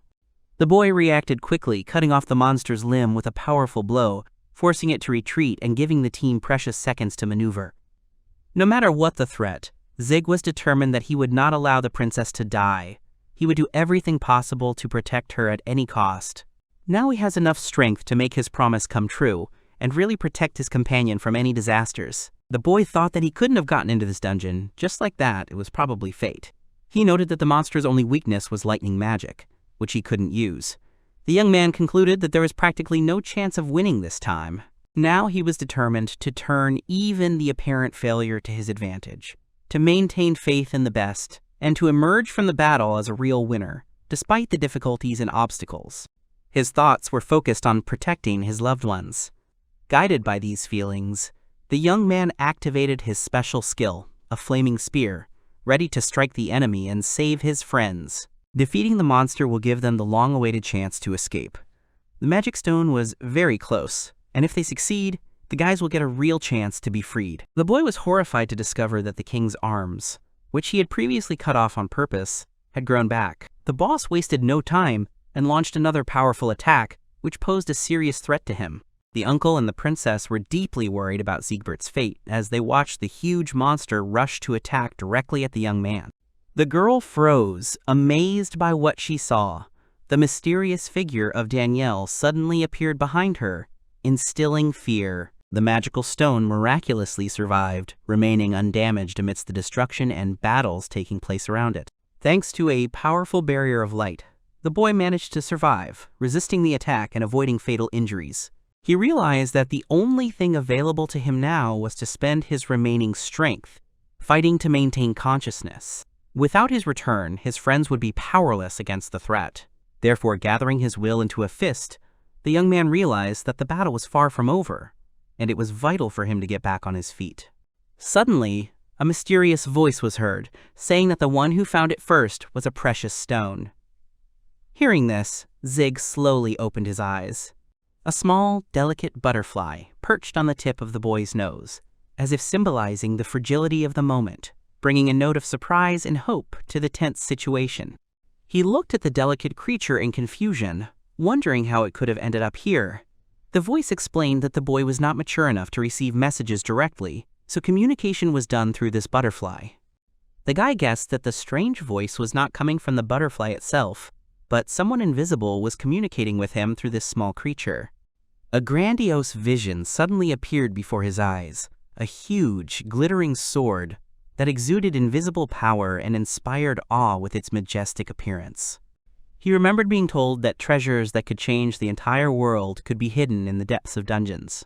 Zeke wondered if the sword that had appeared was one of those treasures. The voice said that it was unknown whether the boy's fragile body could handle such a load, but the longer he hesitated, the less chance the remaining members of the squad had. Let him gather his strength, grit his teeth, and get up. The guy was well aware of this, and had already resigned himself to any consequences for himself. The fate of his comrades meant much more than his own experiences. If there is even the slightest chance of victory, Zikbelt will certainly grab it with both hands. That is why this gigantic sword will become his weapon in the battle for life and freedom. The voice caught the boy's movement, noting that he had risen, but admitted that the boy was not yet worthy enough to be a gem. However, intrigued by his potential, he decided to temporarily transform himself into a weapon that would help reveal the talents of the young hero. The barrier collapsed, leaving the princess defenseless. Realizing the speed of the approaching threats, Diana clearly saw that at the current rate, the entire team would be destroyed. The attack hit the princess's barrier as well, weakening it completely. Danielle was triumphant, as her efforts had led to a breakthrough. Annoyed by the resistance of mere mortals, she ordered the girl to look her straight in the eyes, intending to subjugate the child's consciousness to her will. She wanted to start torturing the girl, when suddenly an unexpected explosion shook the space, interrupting the process and causing confusion among the participants of the battle. Both women's eyes turned to where the explosion sound came from. They noticed a giant shining sword, greedily absorbing streams of magic like a hungry beast, feeding on strength for a new battle. It turned out that the source of the unusual phenomenon was the young hero Zeke, who was tightly gripping the hilt of a sword that attracted magical energies and was ready to enter the decisive phase of the battle. The girl looked at her protector with genuine concern, worried about his well-being, and Danielle, noticing that the bulky sword had shrunk to the size of a light rapier, was completely amazed, not understanding how the guy managed to withstand the stress and stay alive. Outraged and furious at the lack of desired results, she cried out, calling on Zikbelt to stop resisting and accept defeat, demanding his death and surrender. Activating the unique skill Hurricane, the young man launched a swift strike, striking the boss and leaving Danielle in a state of complete shock and awe. He suddenly realized that despite having used up all of his accumulated magical energy, he did not feel any sense of fatigue or weakness. It was as if the sword itself was taking on a huge burden, allowing the wielder to remain fresh and clear-minded. Having become confident in his own strength and the support of his weapons, Zeke confidently went on the offensive, actively attacking the enemy with all available means, using the advantages of the new tool. He turned around in the air and directed a powerful stream of magical fire from top to bottom, bringing down a fiery flash of enormous force on the magical stone, trying to finish the duel that had begun with victory. The magic stone crumbled into small fragments, clearing the way to victory. The fate of the battle and the future were in the hands of the hero, ready to end the confrontation and free his friends from the impending threat. As soon as he stepped onto the ground, Zeke felt joy and relief when he saw Diana running up to him, smiling and happily congratulating him on his survival. The guy himself felt satisfaction from the fact that he was able to worthily fulfill his mission and protect the princess.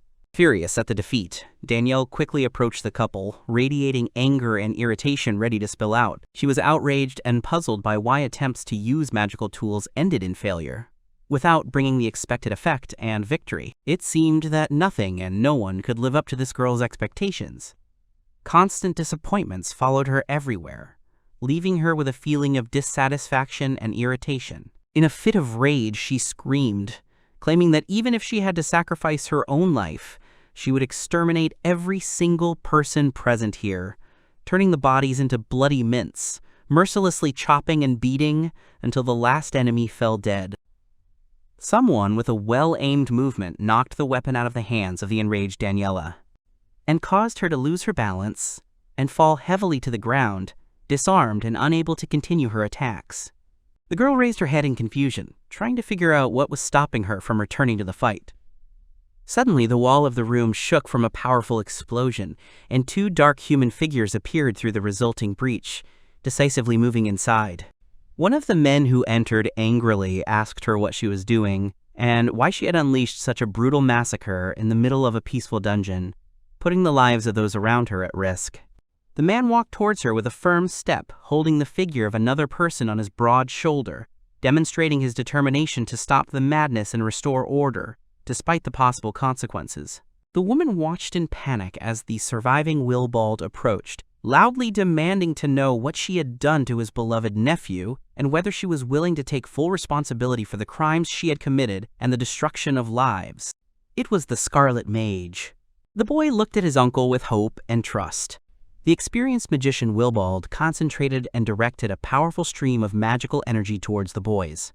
He also sent them something in an instant. It turned out that it was Camille, now considered a traitor. Despite the betrayal, the wise uncle treated his wounds, caring for his nephew's mental state, since his death would be a heavy blow to Zeke's sensitive heart. The man looked at his comrade and asked if the guy he was holding in his arms was also considered a traitor. Despite her depression and despair, Danielle tried to calm down and focus, realizing that her main rival was seriously injured.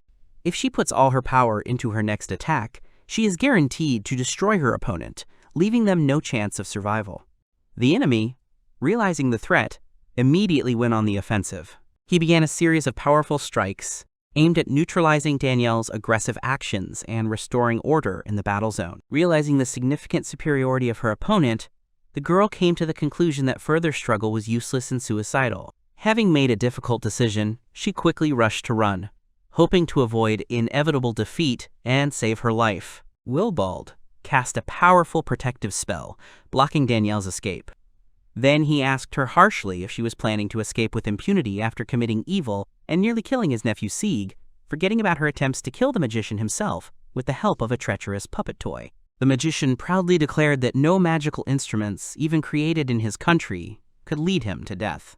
Danielle cried out in indignation, asking if the terrifying monster that had recently terrorized the dungeon was an artificially created mechanism that came from the kingdom of Willibald. He confirmed that her guess was correct. The instruments clearly showed the signature seal of their kingdom. The strange thing about the situation was that she was a traitor from the state of Estania, and it was unclear how she got hold of instruments produced by their kingdom. The woman was overcome with doubts, but her interlocutor categorically declared that there was no point in continuing the conversation. According to him, it would be unlikely to extract the necessary information from her, and it would be necessary to sort out the possible knowledge and motivation of the criminal later. He decided that he did not want to listen to unpleasant speeches from the suspected woman. Another way to obtain important information would be much more effective, to directly extract information from the culprit's consciousness. Danielle, acting quickly and decisively, activated the hidden device, causing a massive explosion designed to create chaos and buy her some time to escape. After analyzing what happened, Willibald realized that she managed to disappear by using the portal that appeared after defeating the dungeon boss, leading back to the surface of the earth. Danielle shouted that she would always remember today's humiliation, promising to repay her offenders 100-fold one day. Uncle tried in vain to block her way. The Scarlet Mage realized that the girl had escaped from the ice prison using a teleportation stone that allowed movement within the dungeon. If he had remained calm and cool, he would have prevented her escape. Uncle realized that excessive excitement had interfered with his sober assessment of the situation, leading to rash actions and loss of concentration. The boy saw his uncle come, Danielle ran away, and now everything will be fine. Diana asked him if he was okay, and the man next to him patted him on the head. Willibald informed those present that his nephew's condition was quite satisfactory. He had only slightly overdone it, using an excessive amount of magical power. The young man's health was not in any danger, he added, also emphasizing the boy's diligence and efforts. The princess expressed her deep gratitude for the brave rescue. But the Scarlet Mage modestly objected, noting that he had done practically nothing useful and felt completely useless in this situation. The man sighed heavily, reproaching himself for being late again. The girl looked at him carefully, feeling deep anxiety. He firmly said that there was no point in worrying in vain and asked to go to the Count immediately. He reported that the other members of the expedition were also injured and needed urgent help. As soon as they finished treating all the injured, the group would return to the surface. He added that this is a great opportunity for Zeke to rest a little and gain strength. The boy suddenly felt that he was being called by a soft, warm voice of a loved one. He slowly opened his eyes. It turned out to be his mother. A gentle smile lit up her face, and her gaze radiated love and care. The woman looked at her son tenderly and noted how much he had grown. Thinking back, she thought that it was only recently that she had held him tiny in her arms. Lyra rejoiced, seeing how her child was growing healthy and strong, proud of his every achievement. She looked at the boy guiltily and said that she regretted bringing him here. Realizing that there was no other way, the woman explained that this was the only way they could calmly discuss important things, alone. Lyra confessed to him that this meeting would be the last chance to see each other. Hearing this confession, the guy could not hold back his tears, hugging his mother tightly and feeling the sharp pain of separation. Zikbelt hugged his mother tightly, bitterly regretting that he had been blind and helpless. He asked for forgiveness for not being able to notice the warning signs and prevent the tragedy. The woman reassured him, assuring him that he was innocent. She explained that her illness was caused by a spell that proved insurmountable, even for his unique ability. The son could not change his fate. The young man looked at his mother in amazement, trying to comprehend what he had heard. His mother replied that she had something important to convey. This treasure was entrusted to them. It protected the woman until her son was born. Now this great power will pass to him to protect and defend the young heir. The great treasure is the property of the Abel family. In fact, the woman had no desire to pass on such a heavy legacy to her son. She wanted to protect him from the burden of responsibility, to free him from the shackles of an ancient debt. But fate inexorably dictated its own rules, and it was impossible to avoid passing on the sacred artifact.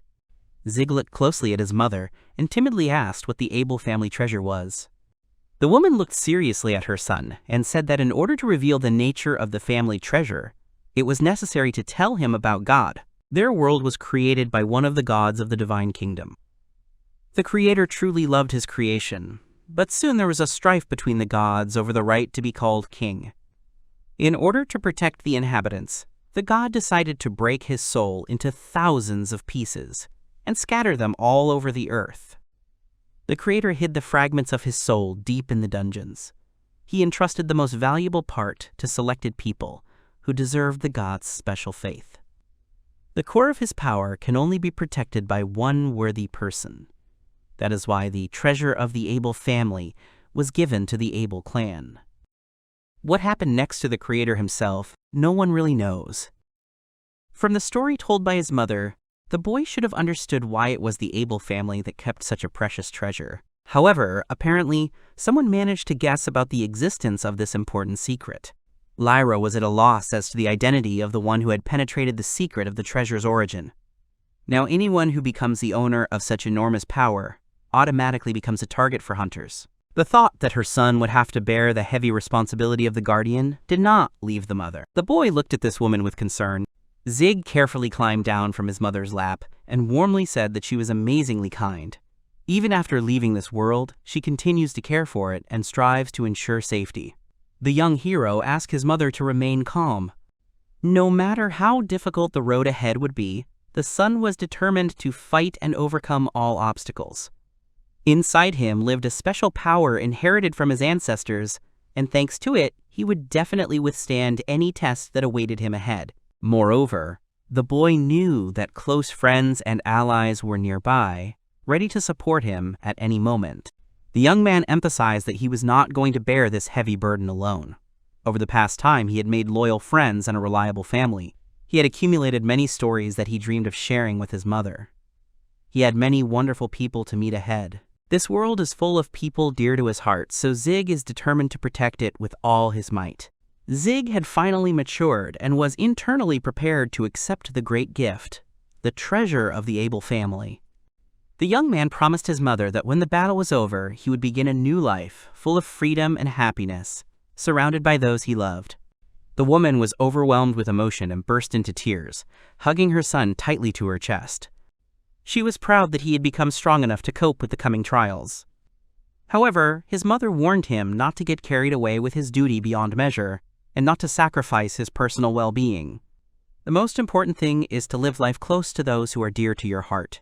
Lyra passionately dreamed of her son living happily ever after. The boy declared that he would live a bright and full life, as if he were fulfilling the woman's own life path. The wish granter announced that the allotted time was coming to an end and it was time for her to go back. She addressed the wish granter cordially, sincerely grateful for the fulfillment of her personal, albeit slightly selfish, desire. Having said goodbye to her beloved son, Lyra deeply regretted that she had to leave him. Her soul was eager to stay close forever, but the harsh laws of the afterlife did not allow her to do so. His mother reassured him, saying that she would always invisibly watch over him and support him. Zeke could not contain his feelings and cried bitterly, reliving the loss of his mother. Tears rolled down his cheeks, reflecting the depth of his grief and loneliness.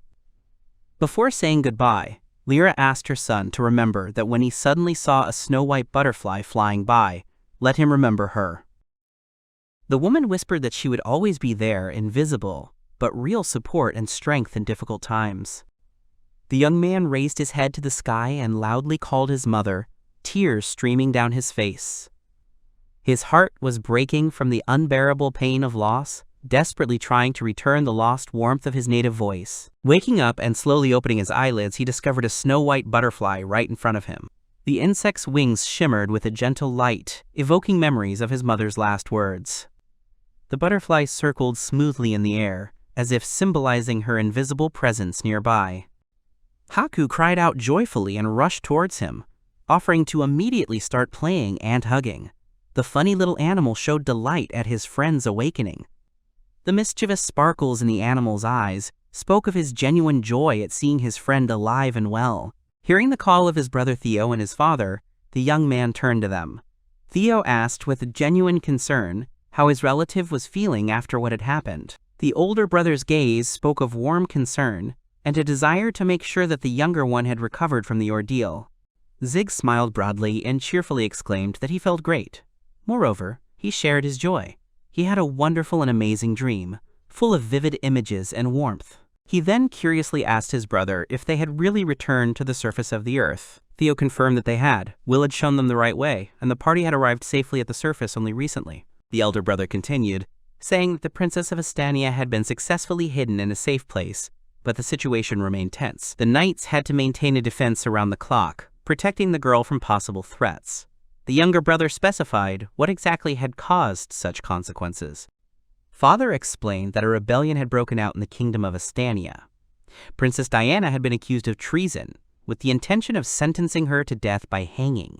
Upon learning the horrific details, Zeke literally froze in place, shocked by the news. Not far from the dungeon there was a hotel in the city of Kauan. The brother asked the owner of the establishment to forgive the sudden arrival of guests. He told the owner that their group had to urgently evacuate due to difficult circumstances. He offered to rent the entire hotel for 3 days, introducing himself as the Able family. If the owner agreed to this offer, they were ready to generously pay for the stay for 3 months.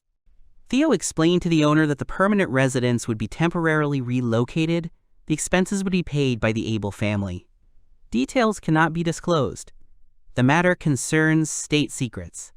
Please confirm that he did not see or hear anything. The Scarlet Mage activated a special spell that reliably blocked the doors of the room. Turning to his father, he confidently declared that now no prying ears would be able to catch the conversation.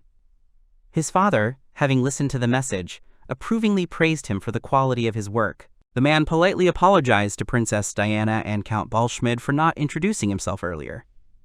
After introducing himself, he stated that he was the commander of the First Order of Knights of the Kingdom of Majesta, Gilbert von Abel. He listened to the two travelers' story about their ordeal and was genuinely glad that they were alive. Princess Diana thanked him for his concern and explained that Zeke and Willibald had helped them get out.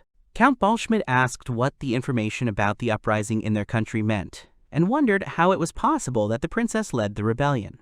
The commander reported that the uprising was small in scale and had almost been suppressed, but the supporters of the coup intended to imprison Princess Diana. In addition, the rebel troops managed to break into the capital of the state. Looking at the commander, the girl asked with concern how many people had been harmed as a result of the conflict that had begun. Her heart trembled with worry for the ordinary citizens who had been drawn into the bloody events. He quickly reassured her that the amount of destruction was minimal, and there were virtually no human casualties. Gilbert reported that the first prince of the kingdom, Tobias, accused the princess of organizing a rebellion, declared her wanted, and promised a reward to the country that would catch and hand her over, with the order to bring her back alive or dead. She thought back to her older brother Tobias with a heavy sigh, feeling hurt and disappointed by his actions. Count Balschmidt expressed doubt, noting that, being in the dungeon, the princess could not possibly lead the rebels. Zeke listened attentively to the explanations and clearly understood that Diana, given her character and actions, was absolutely incapable of initiating such radical actions. The boy shouted to his father that his companion had risked her life by becoming a decoy for the sake of everyone's salvation. She was worried about her subjects, thinking about other people. Such selflessness made it impossible for her to start a rebellion. After these words, the friend looked at the young man with hope. Everything was confirmed. The man learned from his brother's report that the enemies were indeed focusing their attention on them. The threat took on real outlines, confirming the fears of the head of the family. The boy realized that his uncle had remained in touch with the family all this time. Gilbert continued his presentation of the facts, noting that Prince Tobias had provided no evidence of Princess Diana's involvement in the rebellion. This behavior looked extremely suspicious and suggested political games. The Scarlet Mage chuckled, calling the current situation even comical. He noted that it seemed as if the older brother was trying to get rid of the younger sister. The teenagers sitting nearby reacted with great surprise and an unpleasant feeling from such a prospect. He noted that the prince is known for his difficult and tough character, so the news was not a surprise. The law of succession explains his hostility to his sister. It is interesting to see which countries will believe his words. Gilbert asked his brother to refrain from making negative remarks in the presence of the princess, as this could negatively affect her. The magician apologized for his words. The girl said she didn't want people to fight, and found it hard to believe her brother would do something like that. They approached her. The commander said that they were going to protect the princess. Willibald asked his brother if he was sure he had made the right decision. He reminded him that even if the accusations were false, the princess technically belonged to another state. If it became known that she was being hidden, there would be serious diplomatic consequences. The man spoke passionately, declaring that his conscience would not allow him to sleep peacefully if he realized that with his own hands he had sent an unjustly convicted little girl to a terrible execution by hanging. Willibald admitted that if his brother insisted, he would not object. Moreover, he admitted that he personally would also be in favor of protecting the princess. In fact, they are investigating a certain incident that may be related to the kingdom of Estania. If they get the support of the count and the princess, the chances of finding out the truth will increase significantly. He added that if he sent Zig's best friend to death, his uncle would hurt him by making him experience a great loss. The boy thanked his uncle and father fervently, his eyes shining with sincerity and gratitude. The count cordially addressed the hosts, assuring them that he would never forget the care and concern they had shown.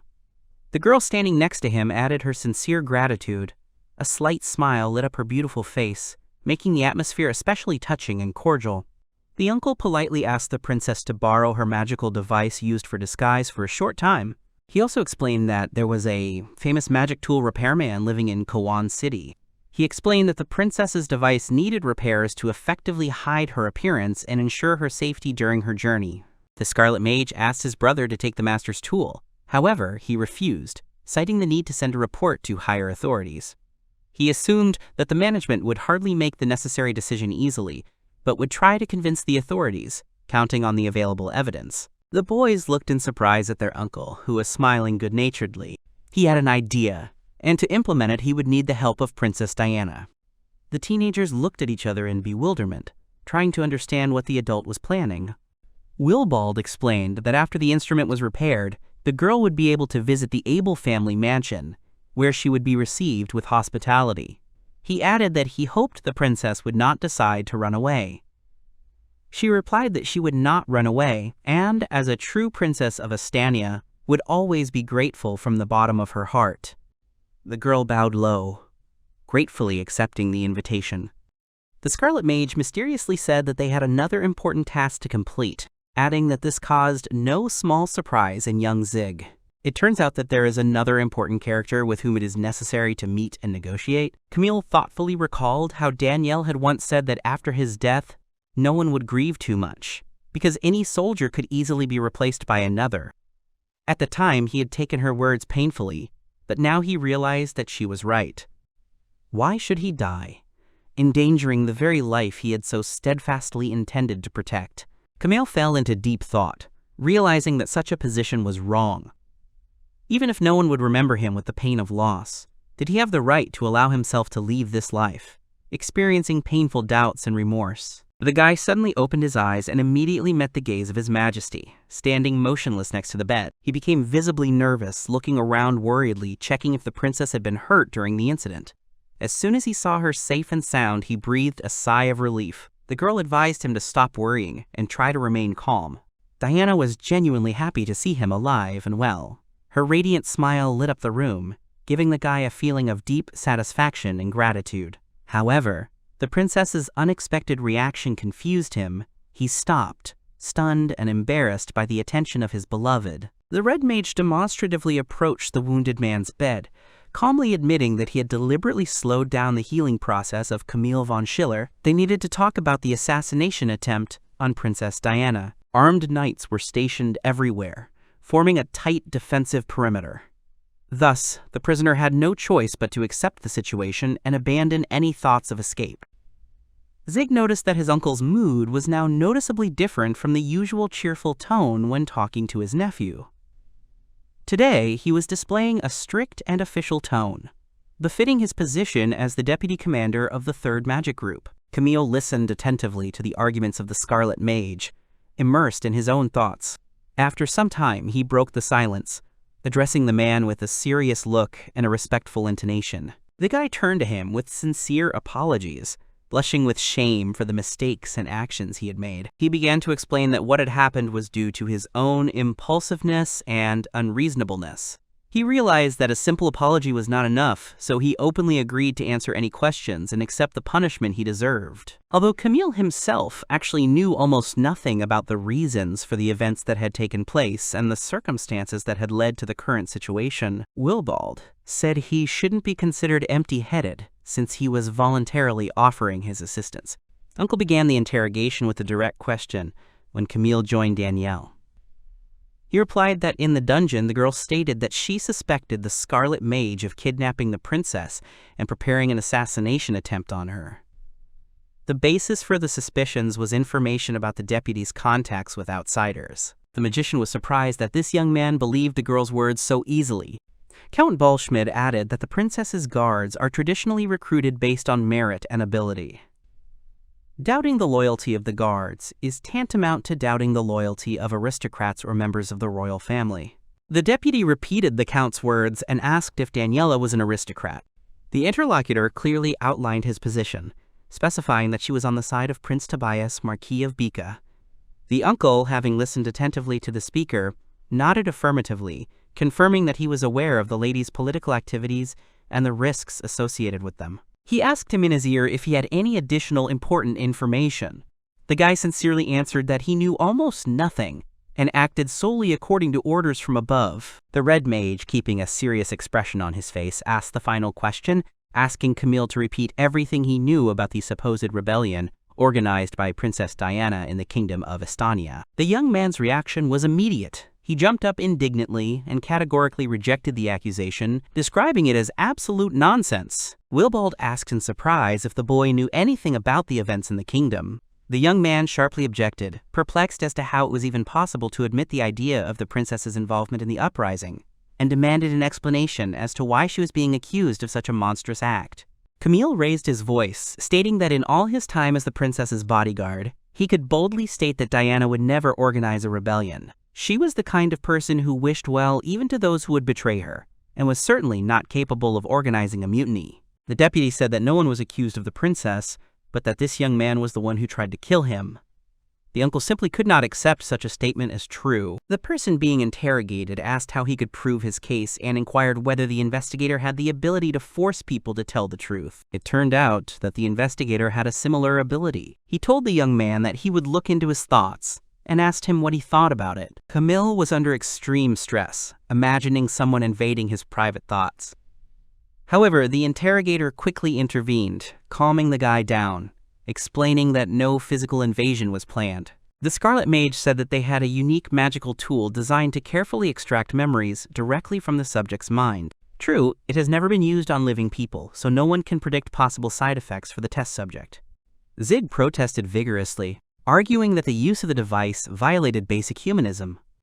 Uncle firmly stated that only in this way would it be possible to establish the truth and gain confidence in the testimony of his former comrade. He added that if Camille had really served as the princess's bodyguard for a long time, they would easily find evidence of her and his innocence. After a pause, he called on him to express his opinion on the matter. Willibald asked him if he was willing to take the risk to give them accurate and reliable information. The young man began to doubt greatly. His heart was tormented by confusion and anxiety.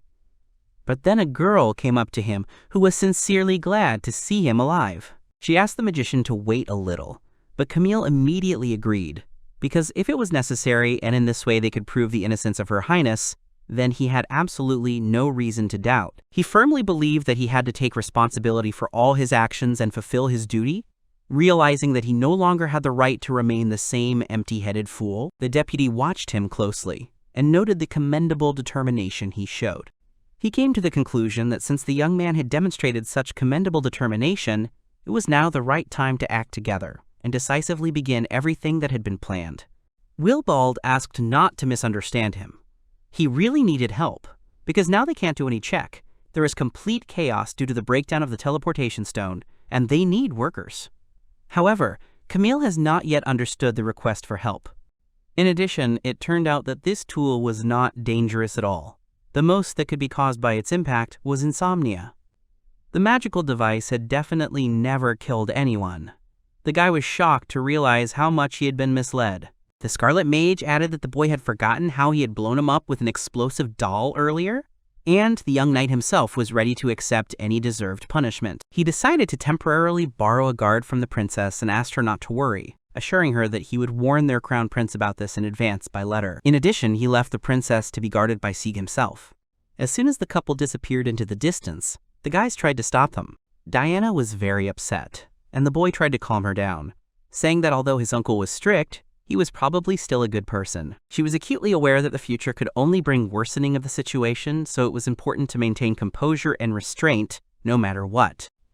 The young man suddenly thought back, remembering how desperately and tearfully he tried to save her then, and now he again addressed her with sincerity and warmth in his voice. He strongly advised her not to withdraw into her own experiences, to openly share her feelings and problems, because friends are always ready to support Her Highness in any difficult situation.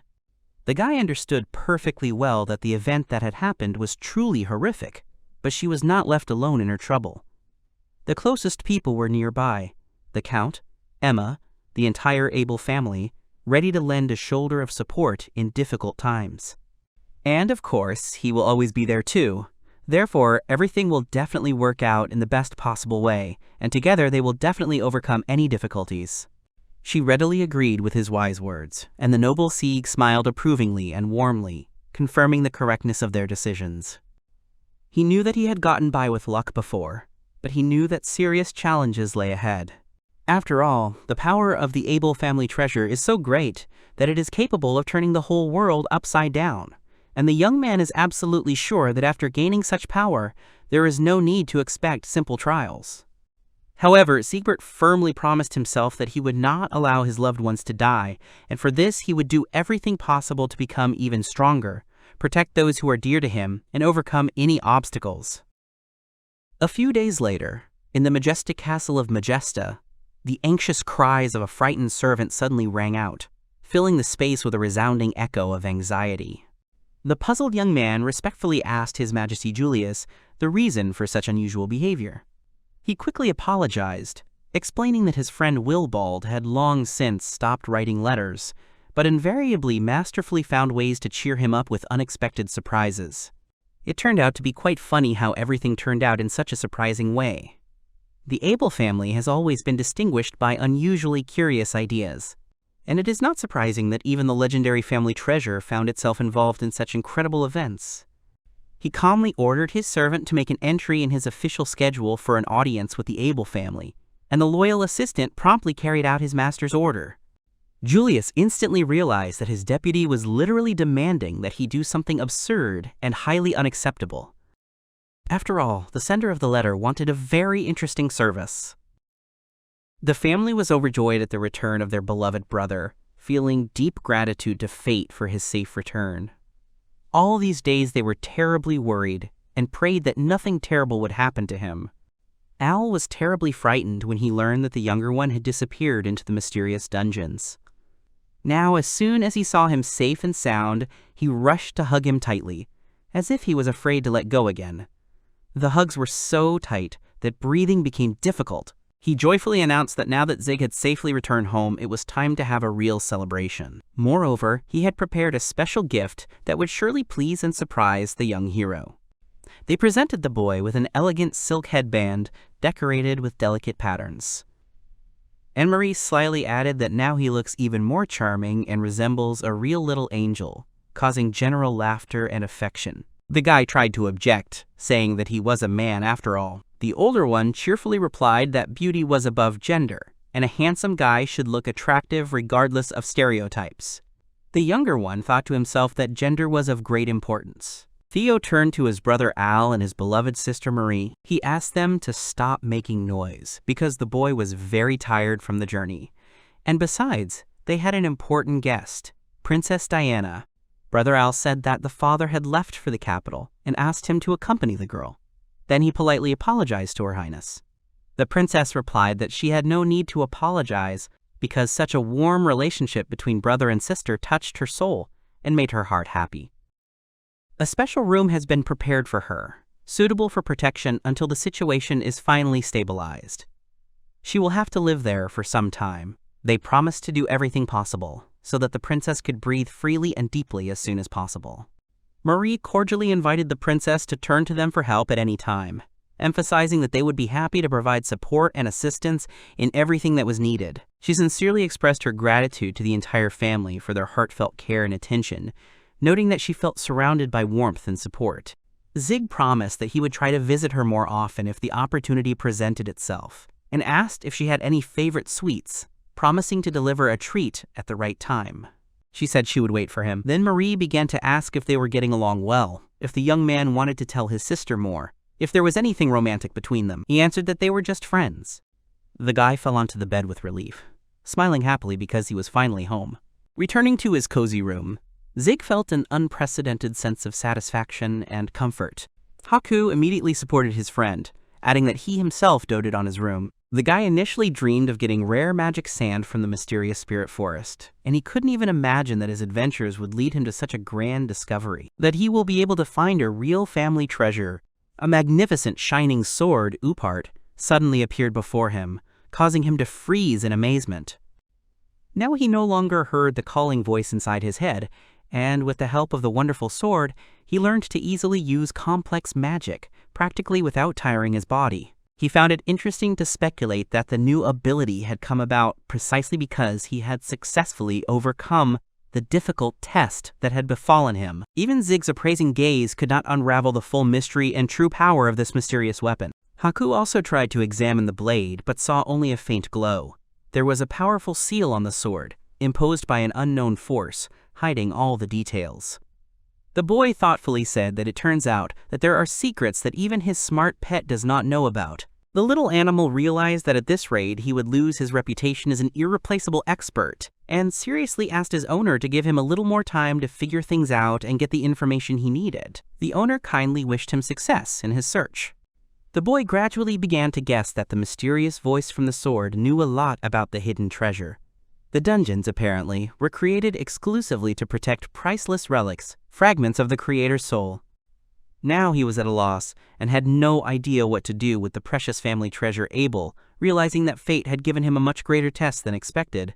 Zikbelt was loudly indignant, admitting that he was completely confused. He had sworn to his mother to protect the family treasure, but he felt helpless, not really knowing how to protect something that he himself understood nothing about. Reflecting on the current situation, the boy came to the idea that it was worth asking his father for advice. Another hope was the Abel family archives. In addition, the increasingly frequent dangerous incidents convinced the young man of the need for intensive magic training. In addition, the idea came to ask his uncle for advice, who could share useful knowledge. But a problem arose. The young man had to carefully hide the presence of a special element. This internal conflict tormented him, and he thought about what to do next. There was a sense of secrecy and mystery everywhere. He seemed to be afraid to touch these secrets, in case he accidentally upset the balance and discovered something forbidden. Nevertheless, the understanding came that it was time to trust close people, my family, relying on their experience and wisdom. The royal castle towers over the capital of the kingdom of Majesta. After much deliberation, Julius sent a reply letter where he clearly stated that he would make a balanced decision only after carefully studying all the circumstances of the case and carefully familiarizing himself with the details of what happened. So today they have a long discussion planned, the purpose of which is to thoroughly explain the situation to the prince, to achieve complete understanding on his part, and to secure the necessary support. Gilbert reminded him that there was an important diplomatic reception to be held today, with the participation of the prince. Willibald added sarcastically that his brother really hated negotiations so much, especially when it came to meeting with His Majesty Julius himself. The interlocutor calmly clarified that he does not feel delighted by activities that bore or irritate him. The first prince of the great kingdom of Majesta, Julius von Majesta, greeted the arriving visitors with courtesy. The arrivals bowed deeply, humbly asking forgiveness for the delay that had forced His Highness to wait. However, the prince reassured the guests that such a delay had not interfered with his work, which was being carried out right there, and at the same time expressed the hope of hearing interesting stories. While reading the message from the messenger, the prince's eyes began to shine suspiciously, and his lips involuntarily stretched into a smile. Julius tried his best to refrain from laughing out loud. Maintaining the dignified appearance and respectability of a monarch, he couldn't help but laugh.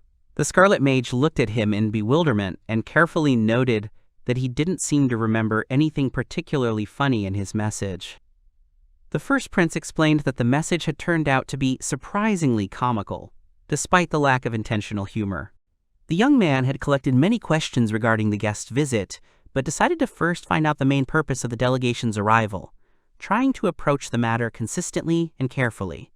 His Highness the Prince inquired with interest why the delegation had decided to defend the honor of Princess Diana, deliberately setting itself against the influential Estania, whose interests could be affected by such an act. The monarch then made a small amendment to his own words, clarifying that the main question remains, why spend so much effort and resources trying to please her, whose support is far from guaranteed and whose value is questionable? Or perhaps her country has some advantages that could attract their attention and influence their decision.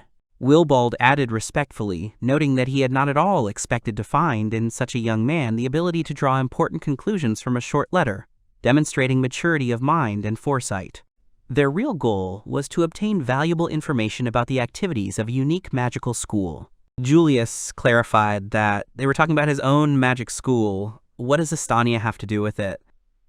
The Scarlet Mage explained that the criminal from Estania who attacked the group in the dungeon used magic tools produced within the walls of their magic school. Besides, he was sure that His Highness was already aware of everything. The magic school is an institution that has the status of immunity, even for representatives of the royal house. The building is a fortress from which a person is not able to steal tools. This means that there is a traitor inside the school itself, who is handing over the necessary tools to the attackers, and the visitors need any information about this person. Previously, someone deliberately used a curse against the Abel family. For several years now, the family has been searching for the culprit and has no intention of stopping the investigation. Many people died because of that curse. It was after these incidents that they had reason to suspect that the student of the magic school might be involved in the curse. Julius, frowning, added that, among other things, it was possible that there was a connection between the curse and the Abel family treasure, hinting at the possible motives of the criminal. He said that it was precisely because it was the famous Abel dynasty that the authorities categorically refused them access to the territory of the prestigious magic school, the influence of this powerful family. The prince continued, emphasizing that the leadership of the magical school was traditionally hostile to both the royal family and the Abel family. The so-called Shadow Ministry of Magic was responsible for the internal affairs of the institution, an excellent hiding place for behind-the-scenes intrigue. Despite the royal family's strong desire to find out what is happening inside the school, it is forbidden. The heirs of noble families study there. Any interference could turn the students into hostages. Therefore, every step must be carefully planned. Willibald emphasized that the ability to obtain information directly from the school is limited, so the only way out is to gather information from outside. Even a magic school, no matter how hermetic it may seem, inevitably leaks information. Julius concluded with interest that this was why the Abel family had decided to take advantage of Princess Diana's support by taking a roundabout route, which was quite unusual for the Abel family's straightforward methods. The Scarlet Mage emotionally confirmed that the family was ready to choose a difficult and unusual path of action, because the protection of the family heirloom was above any difficulties. No one had the right to endanger the legacy of Abel, which preserved the memory of generations and a symbol of their pride. He confirmed that everyone involved in the plot against the Abel family would be found and severely punished. The prince listened attentively to the explanations and clearly understood their common goal, to restore justice and protect their family's treasure. However, the young man frankly admitted that he does not yet see any direct benefit for the Majestic Kingdom in this matter. The Abel family treasure is a valuable but specific thing, and it is not yet clear what benefit their family will receive from assisting in finding the culprits. Willibald insisted that knowledge of the magical school would bring the family some benefit. However, Julius noted that the usefulness of information depended on its content, and he did not intend to start a war for the sake of hypothetically valuable information that might not exist at all. Their families have a long history of working together, but defending a man accused of inciting an uprising carries enormous political risks. It seems clear to him that his interlocutors understand the complexity and delicacy of such a mission. He read the message and, having heard some lines, could not help but laugh cheerfully. The Scarlet Mage quickly responded, dryly noting that he personally found nothing funny in the contents of the letter and called the laughing prince a strange man whose behavior was difficult to predict. Julius apologized for his reaction and admitted that he did not understand the meaning of what was happening, asking if it was related to the protection of Princess Diana. Willibald replied that, of course, every measure was aimed specifically at her safety. The prince acknowledged the wisdom of the proposed plan but put forward his own counter-proposal. If the Abel side was satisfied with this initiative, he would personally lead diplomatic negotiations with the Estanian representatives in order to resolve the brewing crisis and avoid open conflict. He offered the Scarlet Mage to accept an honorary title, effectively offering to introduce him to the circle of privileged persons of the kingdom. In essence, the ruler offers a person to forever tie his fate to the House of Magist, depriving him of freedom of choice and independence. The question was asked to the interlocutor, waiting for his opinion and reaction to such a radical proposal. Thanks to the talent and efforts of the Scarlet Mage, the kingdom's magical technology has developed significantly. Finding someone equal to him in combat skills will be extremely difficult. Over the years of service, he has cleared dozens of dungeons and delivered hundreds of artifacts. Julius sincerely believed that the abilities of the Scarlet Mage could radically transform the state. Such a genius could not be found anywhere else in the world. And he asked to imagine what would happen if a talented mage went to serve another state. Willibald interrupted him sharply, asking incredulously whether the prince was suggesting the possible betrayal of his loyal comrade and his going over to the other side. The sovereign confidently explained that he had not made any such accusations, but he did allow for the possibility of unforeseen circumstances arising that could force the specialist to think about changing employers. Julius was indifferent to the attitude of the rest of the family towards the candidate. He was interested exclusively in Willibald.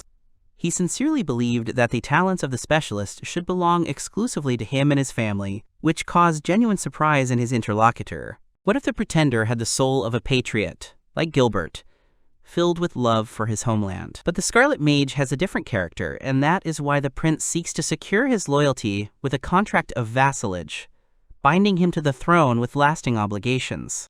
Thus, the great mage loses his freedom of action, and will not be able to threaten the stability of the Majestic Kingdom. To this, the Scarlet Mage proudly exclaimed that such restrictions are becoming excessive and degrading to the dignity of an independent professional. Julius laughed loudly and admitted with a smile that it was his nature to always consider the worst-case scenarios in order to prevent any trouble in advance.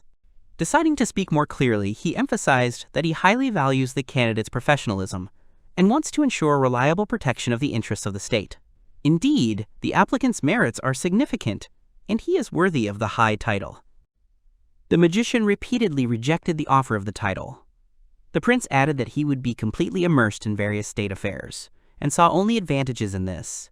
He gave his interlocutor the right to make an independent choice, either to voluntarily accept the proposed title and limit his own independence to the terms of the agreement, or refuse the deal, returning Princess Diana back to Estania. The decision depended solely on his will. Willibald felt the tension of the moment, trying to assess the consequences of any outcome. He solemnly agreed to accept the title, causing genuine joy to the Slen of the Majesta family, who was pleased to hear the consent of his best strategist and ally. The prince ordered him to prepare a luxurious mansion and a small staff of servants, because without the necessary comfort, the ceremony will not take place. The ceremonial event is scheduled for exactly 1 month, and if the candidate does not do it on time, no further negotiations with Estania are possible. He then advised his guests to think carefully about the fact that if he joined the Majesta dynasty, he would automatically increase the family's importance in international relations. The young interlocutor appreciated Julius's insight, praising him for his unusually sharp mind and intuition. In addition, His Majesty made an offer to take a responsible position on the western borders of the kingdom, where the new owner of the title will be able to manage resources at his own discretion. To this, the Scarlet Mage asked again whether he would really be entrusted with the management of agriculture. While the future title holder prepares for the ceremony, the representative of the royal family will be busy preparing for important negotiations with Estania. Despite being busy with business, he is looking forward to the official award and the conferring of a new status on the renowned specialist. Willibald ran his hand nervously through his hair, realizing that only His Majesty's exceptional abilities and keen intellect could have put him in such a difficult position, forcing him to reconsider the usual order of things. Gilbert remarked admiringly that receiving a title from the royal family was a great honor, and in his place he would be happy, not express dissatisfaction with His Highness. The young man irritably said that he had always been indifferent to social status, and now there was even more work. He consciously set aside personal ambitions and concerns, making a firm decision to sacrifice his freedom for the well-being of his own nephew, realizing that duty is above personal preferences. After defeating the evil forces hidden in the depths of the dungeon, the treasure opened and revealed itself in Zeke. It is obvious that this is not an accident, but a consequence of special reasons. Based on this, the uncle is forced to continue the path he began, regardless of the sacrifices that the fulfillment of duty will require. Gilbert asked his brother if he was planning to build his own mansion nearby. He was told that the newly minted would prefer to choose a modest, vacant house nearby if circumstances required a permanent presence in the capital. The next major challenge was to find a suitable vassal who could meet the high requirements. Given the tight deadlines for preparing for the ceremony, this task turned out to be extremely difficult and required unconventional approaches. Getting permission to use one of Gilbert's vassals is a nearly impossible task. If Willibald makes such a request, the arrogant, long-haired guy will definitely refuse. The Abel family is distinguished by its special commitment to tradition and the preservation of numerous secrets known only to a select few. Therefore, a simple choice will not do for them. They need a time-tested, impeccably honest and reliable person. Mentally going over possible candidates, the Scarlet Mage stopped his gaze on the mental portrait of an old acquaintance, whom he once considered steadfast and decent enough to entrust with an important mission. A flash of memory led to a sudden decision. This is the only suitable candidate who can live up to expectations. Nikolai found the invitation to the meeting strange, and he cautiously inquired about the reason for the gathering. Theo replied that he had received orders to bring Zeke and him here, although he himself was astonished by the decision of his elder relative to agree to the granting of the title. The confused boy assumed that his uncle must have discovered that he had been dragging the boy on a mission. However, he was told that everyone had known about it for a long time.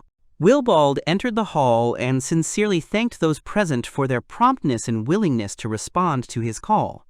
Nikolai muttered something unintelligible uncertainly, and the senior magician amiably urged the young man to speak as usual. Today he invited Nikolai to discuss joint work with Zeke, and decided to do without diplomatic turns. Saying everything directly and frankly, the adult lord formally offered the young man to become his vassal, receiving the corresponding status and duties. Such an unexpected offer caused the young man shock and frank surprise. The boy excitedly asked why he was chosen for this role. The Scarlet Mage's answer was categorical, that he was going to accept the title, which meant he couldn't do without a reliable vassal. After all, the young man had found out one of Zeke's most important secrets, but remained silent. This quality played a decisive role in choosing the future vassal. After all, the Abel family is known for a huge number of secrets, which can only be trusted to the most reliable people. Willibald proposed to combine two positions, bodyguard and vassal. Formally, he would become his vassal, but in reality, his main duty is to ensure the safety of his nephew. The reason is simple. Prince Hera constantly teases him. Theo and the guy wanted to disagree, but they were stopped mid-sentence. The Scarlet Mage warned that the future vassal would have to sign a special magical contract to keep Zeke's secret, putting his own life on the line. Violating the terms of the contract would result in immediate and inevitable punishment. All residents and employees of the mansion signed such an agreement. The young man was reminded that his willingness to sacrifice his life for the sake of fulfilling his duties would be worthily rewarded and would remain in the memory of his descendants. The future leader sadly told that his sister is in a difficult situation. The guy sold all his property, and now they live in a rented house. The father died from a serious illness caused by the actions of a treacherous aristocrat who pursued selfish goals. Nikolai sadly responded that the fault lay not with Sir, but with himself. He did not have time to accumulate strength to protect the family from misfortune. Willibald added, reasonably recalling that he was looking for a cure for the disease, but never achieved success. The guy said that the doctors were already powerless, and he had to help his sister with magic herbs so that she could bear the disease easier. The Scarlet Mage suggested using an evaluative look, that maybe they could get to the root of the problem and really help. The uncle decided to take a risk and test the ability, assessing the prospects for recovery. In case of failure, he promised comprehensive support, medicine, housing, servants, clothing, and other amenities. According to the man, the proposed conditions seemed tempting and promising. He solemnly promised that he would never let down his friends Zeke or Theo. The young man was filled with confidence in the sincerity of the adult's intentions, confirming the correctness of his own choice. Having finally weighed the arguments, the boy made the fateful decision to become Willibald's vassal, consciously agreeing to put his own life on the line in order to save his sister and restore justice. Nikolai was ready to take any risk just to protect his sister, to which the boss noted that this was not the most thoughtful idea, given the danger of the consequences. However, he decided to support the initiative, considering it necessary to encourage the desire to protect relatives. Both agreed to seal the agreement with a handshake, symbolizing the beginning of joint cooperation and mutual support. Nikolai never imagined that he would be given the role of the boy's bodyguard. The boy, in turn, was extremely surprised to discover that this very character had been appointed his new protector. The guy learned the simple truth that since he was appointed his bodyguard, it meant that Zeke was now the rightful owner. The child realized that the bodyguard had become his uncle's vassal, and that this appointment was connected with the negotiations with Estania. Nikolai decided to return home and report everything in detail to Sarah, and realized that now he would have to convince all members of the family to move to the new home. Then someone called out to him. Theo had an unpleasant conversation with him. It turned out that he had sold the family mansion without telling him, and in addition had kept silent about the critical deterioration of his sister's health. The young man replied that the gentleman was already providing great support. It would be inappropriate to ask him for money. The only close person from the Abel family was Theobald. He did not want to burden them with additional worries and financial issues. He angrily shouted that he had the strength to help his comrade, and if he couldn't cope on his own, he would introduce him to his uncle, who was capable of solving any problems. There was no point in taking all the responsibility on oneself. It was absurd and dangerous. Theo said that they were friends, emphasizing the importance of mutual assistance. He immediately began preparing a room for his friend's sister, clarifying her preferences for furnishings. Nikolai, however, timidly tried to object, justifying himself by his insufficient need for such care. The boy indignantly exclaimed that his uncle's vassal was really forbidding him to do what he considered necessary. His face took on an angry, evil expression.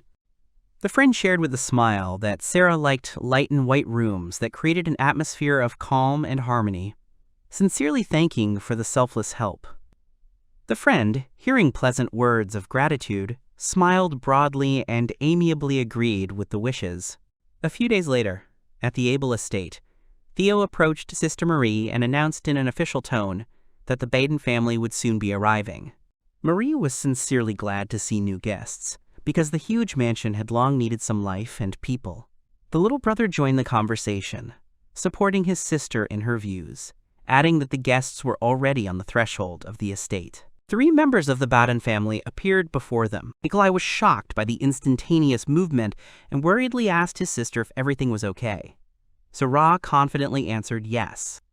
Marie introduced herself to the guests and asked them to follow her to the reception room. The joyful boy began to energetically hug everyone he met, enthusiastically telling the little boy that he and his sister would definitely become best friends, because they had so much in common. Marie carefully asked the young man not to greet Zeke so boisterously.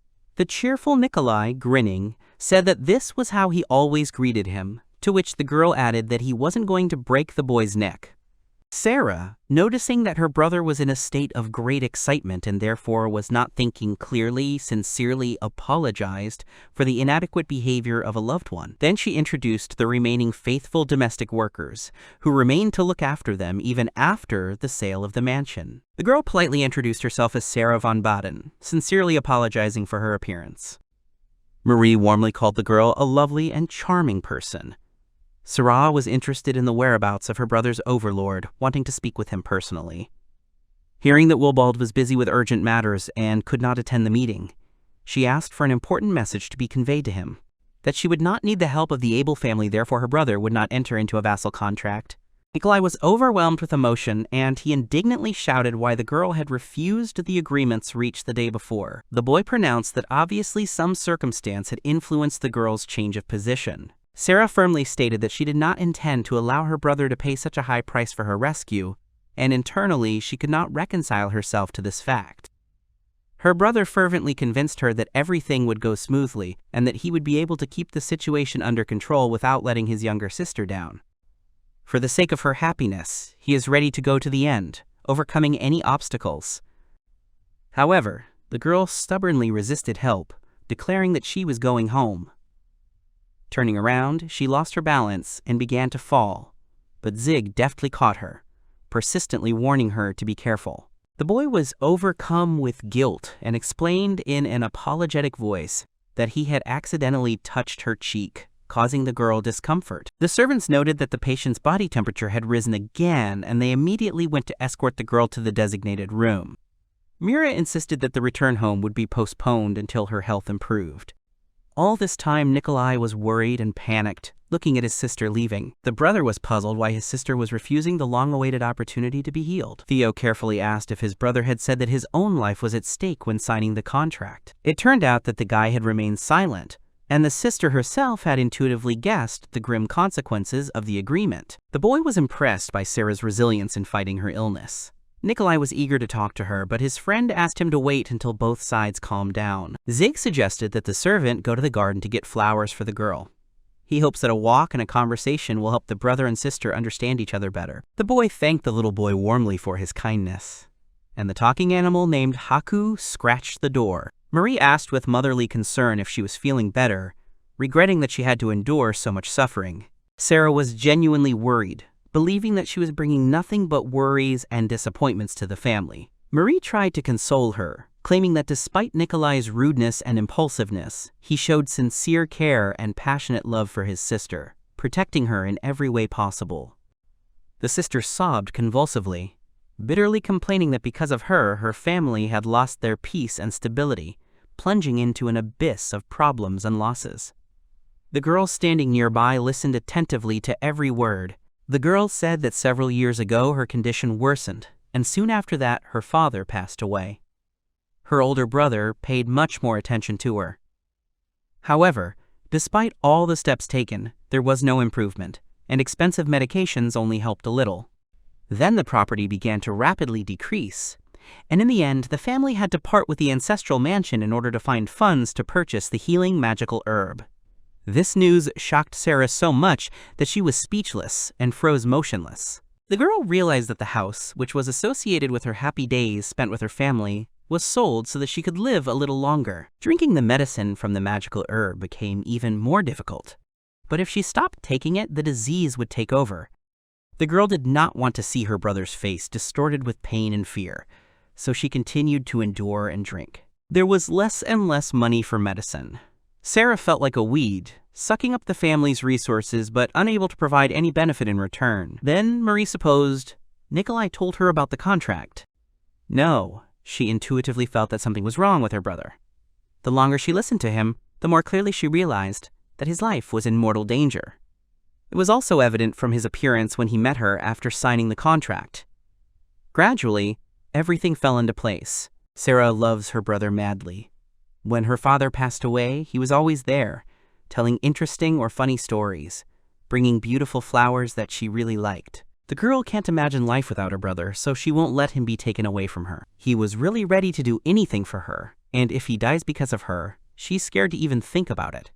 Marie gently pressed the girl to her chest, hugging her tightly and calming her. Marie realized how hard it had been for her lately, despite the fact that the girl never complained or showed her pain. Marie's heart filled with gratitude to Sarah for the courage and sincerity with which she opened her soul and shared her most intimate experiences. Sarah dreamed of returning to the past happiness, laughing and playing with her brother again, as it used to be in childhood. From the bottom of her heart, she wished him joy and personal happiness, dreaming that her brother would find harmony and peace again. The girl could no longer remember the last time she saw a real, sincere smile on her brother's face. The boy realized with a heavy heart that he could not allow his beloved sister to see the face of her brother. Gathering his courage, he walked away, leaving behind a group of young people standing with a sad look and a large bouquet of flowers, watching him go. Willibald realized the gravity of the situation and decided to refrain from interfering, remaining a bystander. In his estimation, the new vassal simply needed time. The boy sank dejectedly onto the soft green grass, immersed in heavy thoughts and overcome by a state of deep despair. Turning to the boy, Nikolai thoughtfully said that when their father fell ill and suddenly died, his sister was still a tiny baby, barely aware of what was happening. The illness of the parent fell upon the family unexpectedly, without warning, plunging everyone into deep mourning and grief. The shock of losing his father also affected his sister's condition. Her illness progressed rapidly.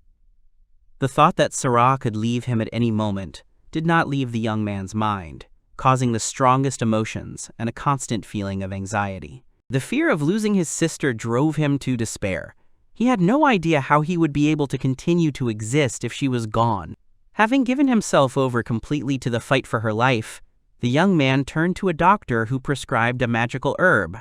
In order to continue the treatment, he had to sacrifice all his property. Everything that the father had acquired through years of hard work was lost forever.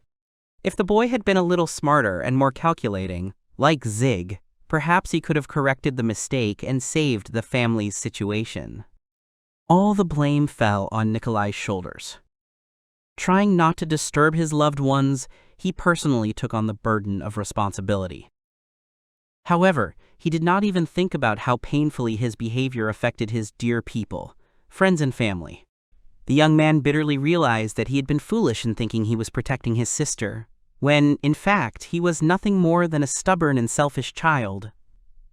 Recognizing his lack of wisdom and experience, he realized that he was incapable of dealing with life's difficulties alone. And now he had difficulty admitting that it would have been better to trust others, to accept the help of friends and elders, instead of struggling alone. Realizing that he had missed a favorable moment, the guy realized that through his thoughtless actions he had lost everything he had. The house dear to his sister's heart, his parents' achievements, everything that had been built up over generations. He destroyed the future of the family with his own hands. Zig supported the young man, reminding him that the main thing was that he saved his sister at the cost of enormous efforts and sacrifices. The kid added that he would protect his sister and do everything necessary to keep her alive. He had acted with the best of intentions when he sacrificed his estate, trust, and happiness. He consoled him, convincing him that with effort, what was lost could be restored. The young man added gloomily that a lost life, even with special powers, could not be returned. These words caused Nikolai a strong shock and a deep sense of fear of responsibility for the decisions made. A friend encouraged him to start all over again, being sure that he was able to regain his lost wealth and trust. After all, there were people around him who were ready to share his burdens and support him in difficult times. Next to him are Zeke, his brother Theo, and of course Sarah. Together they support him, ask him not to give up, and offer to get up in the morning and meet the new day together, joining forces and moving forward together. The figures of Marie and Sarah appeared in front of the two young men. The latter anxiously asked why her brother had not returned yet, expressing her fears and worries. In addition, in her opinion, the boy was probably offended and angry because of her previous negative reaction. Nikolai was amused by his sister's naivete, and he sincerely assured her that he held no grudge and understood the reasons for her worries perfectly well. He asked her not to worry unnecessarily. He also acknowledged the validity of her arguments, that indeed, he should have discussed his plans with her first before trying to protect her alone, creating additional complications. This time, the young man was determined to improve and act wisely, without making the mistakes of the past. The very trust of the master who entrusted him with the duties of a vassal serves as a clear testimony of faith in his potential and desire to develop in the right direction. The guy sincerely promised that he was not going to die, but on the contrary, he would make every effort to justify the hopes of his sister and his master. He asked Sarah to believe in him and hoped that using the assessing gaze would help find the right medicine and she would recover. Remembering the advice and words of encouragement he had received from Zig, the young man felt inspired and believed in success. Nikolai understood that asking for support sounded selfish after the mistakes he had made, but without his sister's help, his plans would remain unfulfilled. Strong moral support from his sister will give the guy a sense of confidence that with her help he can overcome any difficulties. Sarah herself also longed to participate in the restoration of the family. She had long dreamed of supporting her brother. The girl resolutely declared that she would not give in to the disease, would definitely recover, and would become a support for her brother, supporting him with all available means and opportunities. Sarah is confident that she can endure any difficulties as long as her beloved brother is alive. She sincerely thanked him for his constant care and endless support, and Nikolai was choked with tears of shame and remorse, sincerely asking for forgiveness for his past mistakes and shortcomings. Kneeling before her, the young man sincerely, and with deep sadness in his eyes, once again asked for forgiveness for the suffering he had caused her. In the chambers of the ancient Abelb estate, Willibald concentrated hard and carefully activated the magical appraising gaze designed to reveal hidden information and detect potential dangers. Using magic, the gentleman instantly realized the nature of the disease and understood why conventional medicine was ineffective. The girl's brother asked what this meant. It turned out that the disease was called mana overload. Uncle explained in detail that there was excess magical power in the body that could not be removed. The consequence of this process was the appearance of painful blisters all over the body, causing constant discomfort and severe weakness. This disease is extremely rare. Judging by the symptoms, the girl was born with a colossal supply of magical energy, exceeding the limits of a normal human body. Usually such problems do not occur, but Sarah had a low ability to release magical energy, which led to its accumulation and illness. Willibald was genuinely curious about why the magical herb was alleviating Sarah's condition. He finally realized the reason. The magical herb was absorbing magical energy. The worried brother asked if there was a way to completely cure his younger sister. The Scarlet Mage explained that there was a way, but there were nuances. The vassal could not believe his own ears. The gentleman continued, saying that the girl's body was currently oversaturated with magical energy, which posed a threat to her life. The first step was to eliminate the excess. The servant asked if it was possible to use a curse. He answered negatively. Because, firstly, in our world there are very few people who are capable of using curse magic, and as a rule, in order to master it, one has to renounce human nature and principles. Willibald emphasized that those who practice curse magic had long ceased to be human. He drew the young man's attention to the fact that he would not have trusted Sir to such a creature. Nikolai asked if the magic herb would help in the treatment, to which he received a negative answer. It was necessary to find a person who could use curse magic and who was trustworthy. Since there were only a few of them, the task was complicated by a search that resembled looking for a needle in a haystack.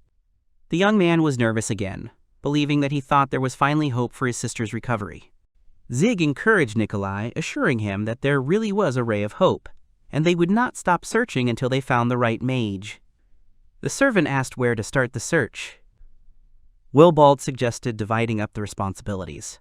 He would actively search for a specialist, and the brother would devote time to caring for his sister.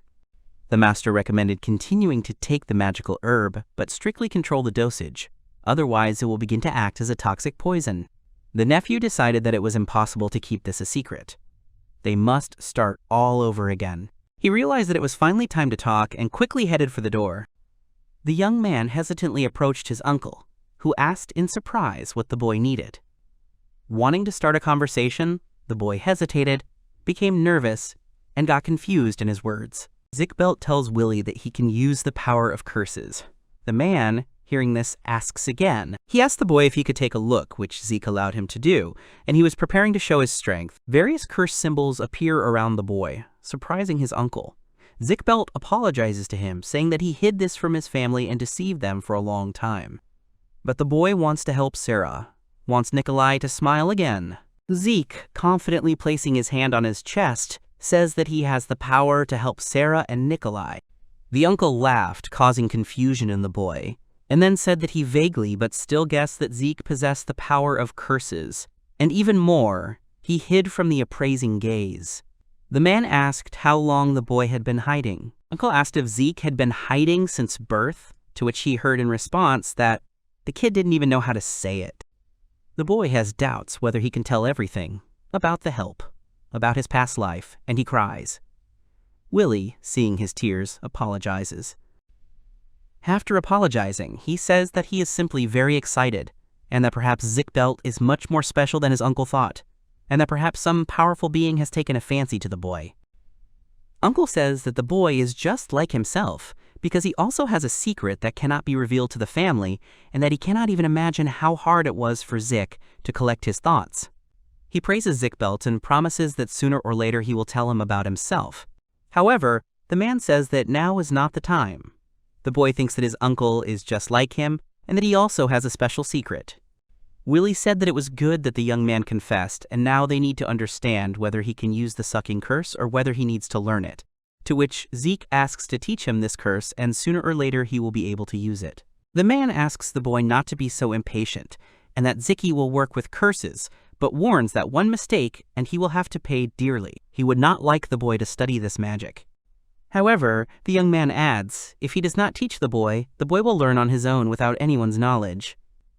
The guy said that he would teach the young man a safe way to use curses, for which Zeke thanks him. Willie suggests starting quickly, but warns that it won't be as easy as before, and asks if the boy can handle it, to which he received the answer that his ward will try. Zikbelt is damn glad that he will be able to learn curses. He was afraid to speak, but he did it. True, now he wants to know more about his uncle, but now he needs to focus on other things. Zeke, having left his uncle, no longer wants to feel regret for using his power, but this time he will definitely be able to help. The young man, left alone, received a letter from the Majesta family, which said that negotiations with Estania had been arranged. Uncle was interested in how Estania would react. At the same time, the kingdom of Estania, in the royal palace, Count Tobias is angry, shouting that they are laughing and wondering what kind of letter this is. His servant asks him to calm down. Tobias demands that the servant shut up and orders him to tell them to hand Diana over to Estania, and continues to be angry that the Abel family has interfered. The Count thinks this is nonsense. Count Toby is indignant that the rest of the royal family invited the princess and the people from Majesta to Estania, and think that they should be listened to. The servant reminds him that there is no need to heat up the situation, because the tournament is coming soon, and it is better to listen to them. The Count has a dark, evil idea with thoughts that he shares with his servant. If the tournament is coming soon, and they all come to Estonia, then both the Abel family and Princess Diana, Tobias, will be able to bury them all at once. A few days later, one of the Abel family dresses up Sarah and says that the girl looks beautiful in her new clothes, to which Sarah shyly thanks the assistant. The girl asks for forgiveness for having to spend such clothes on her, and hears in response a request not to worry, because the girl did not have a younger sister, and she had no one to dress, so Sarah fulfilled her dream. The girl shares with Sarah that she used to compensate for this by dressing Zeke in cute clothes, but lately the boy has been doing everything he can to escape from her. The beauty continues the thought that now it seems like she has a younger sister and says that she is happy about it, and hears from Sarah that the girl is also happy. And when she asks again, the girl claims that there is nothing like that. Willie's niece is glad that this day has finally come. She had no doubt that her uncle would be able to arrange everything so quickly, and asks Sarah if she is ready. The girl tells her that everything will be fine and that she is sure that it will work. She asks Sarah to be a strong girl who always supports her brother. As for the dress, the niece says that it will become a symbol of Sarah's new life if she makes the necessary efforts, to which the girl replies that now everything will definitely change. Sarah stands with Nikolai and other members of the Abel family in front of her uncle's office. They discuss the final preparations, as only one girl is to go through. When one of the escort girls asks where Zeke is, she hears that he hasn't been seen since morning. The brother assures Sarah that everything will be fine, and if anything happens, he will immediately run to her, for which the girl thanks him. The brother, very worried, continues to say that everything will be fine and asks Sarah if it is true that everything will be fine, and hears from the woman a question why he is shaking, how he is going to help her. Sarah calms him down, claiming that everything will be fine. Sarah enters her uncle's office and the escorts support the girl. To her surprise, Zeke is already there, greeting her. The man blocked the door and turned to the girl, saying that it was necessary and that he would like her to sign a contract, the same one they had concluded with Zikbelt. Seeing the confusion in her eyes, her uncle explains that this is so that she won't tell anyone about how the boy will cure her. She asks Zeke, and he answers that he can cure this curse. The young man assures her that the young man, his student, is also a talented mage, and he tells her this as the vice chief of the 3rd squad of mages. He asks Sarah if she would trust Zeke. The girl agreed to trust the boy. Their whole family is so kind to her, so she trusts him. Zeke thanked her, and Uncle began to explain that the contract required her blood, and if she broke it, her life would end, which was best not to tell Nikolai. Sarah assured them that she would never break it. Besides, the girl adds, her brother also made a contract without her permission, and this will be her revenge. The uncle answered her that then, everything is decided. The uncle said that he would wait outside, and if anything happened, let Zeke and the girl scream, and before leaving, he put his hand on the boy's shoulder. The young man tells Zeke that he has been preparing all these days, and that he should succeed. The main thing to remember is that it can take a lot of time, and you need to listen to your uncle's advice, and if the symptoms he spoke about appear, then you need to stop immediately. The boy, having listened to his uncle's words, answered him that he understood. And before the boy left, he was sure that he had done everything he could while preparing, and now he needed to give it his all. The uncle left them, wishing them luck and saying goodbye. Left alone with Sarah, the boy suggested they begin and asked the girl to give him her hand, to which she hesitated a little and became nervous. Zeke reassured her by telling her that he understood that she didn't want him to see her skin, but he needed it for healing.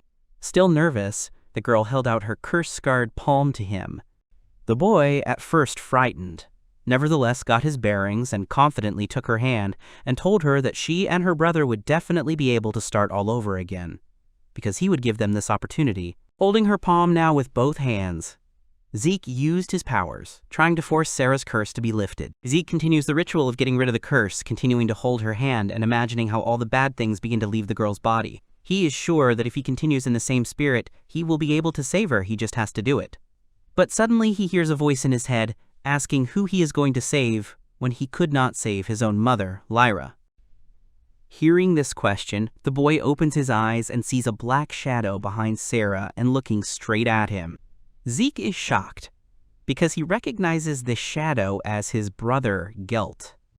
Shadow says that no matter how special Zeke is, he is still weak, and will always be weak, and that it would be better if his power went to a more suitable person. And it is because of this that the Shadow continues to intimidate him. He will kill Zeke and take his power for himself.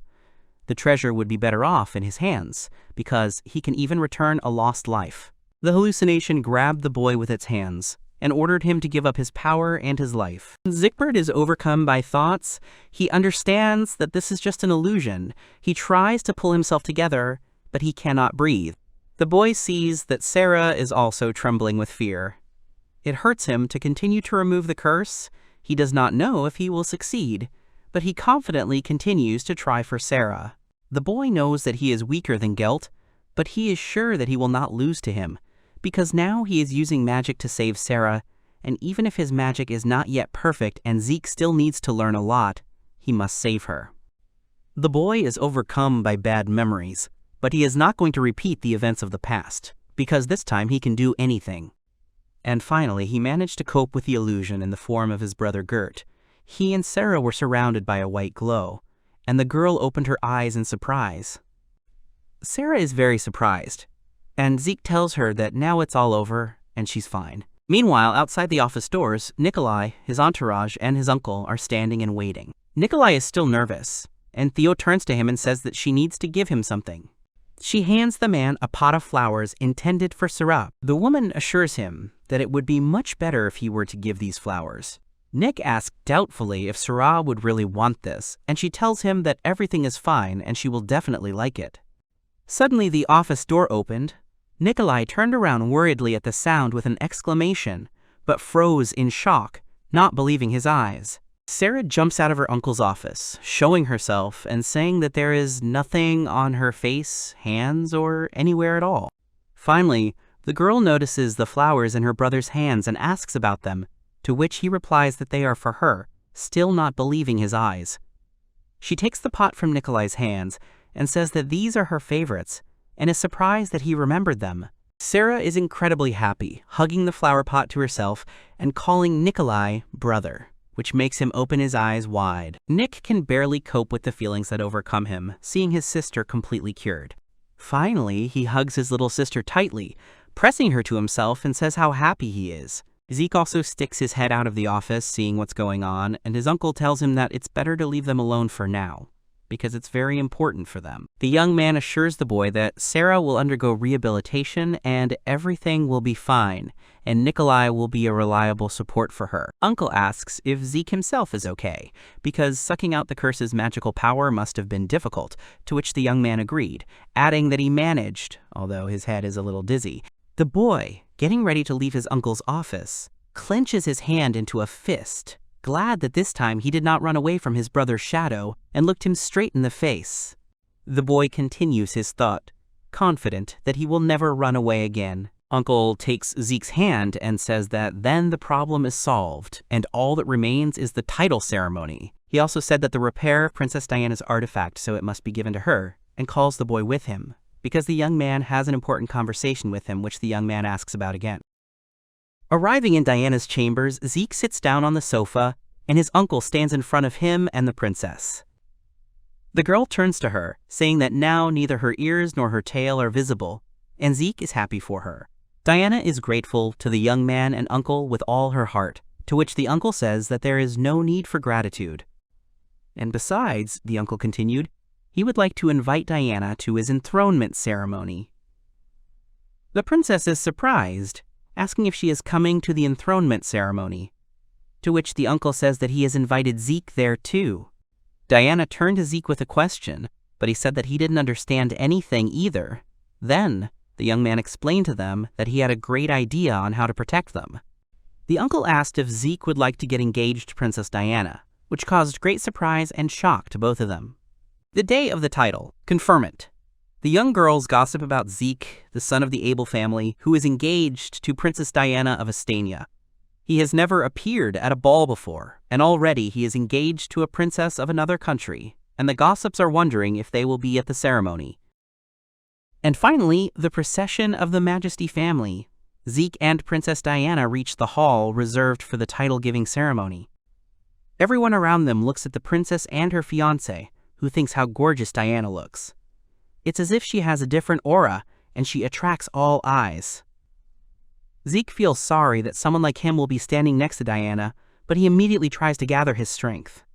Zeke had already managed to imagine all this when he heard about the engagement, but his uncle said that it would be a fake engagement.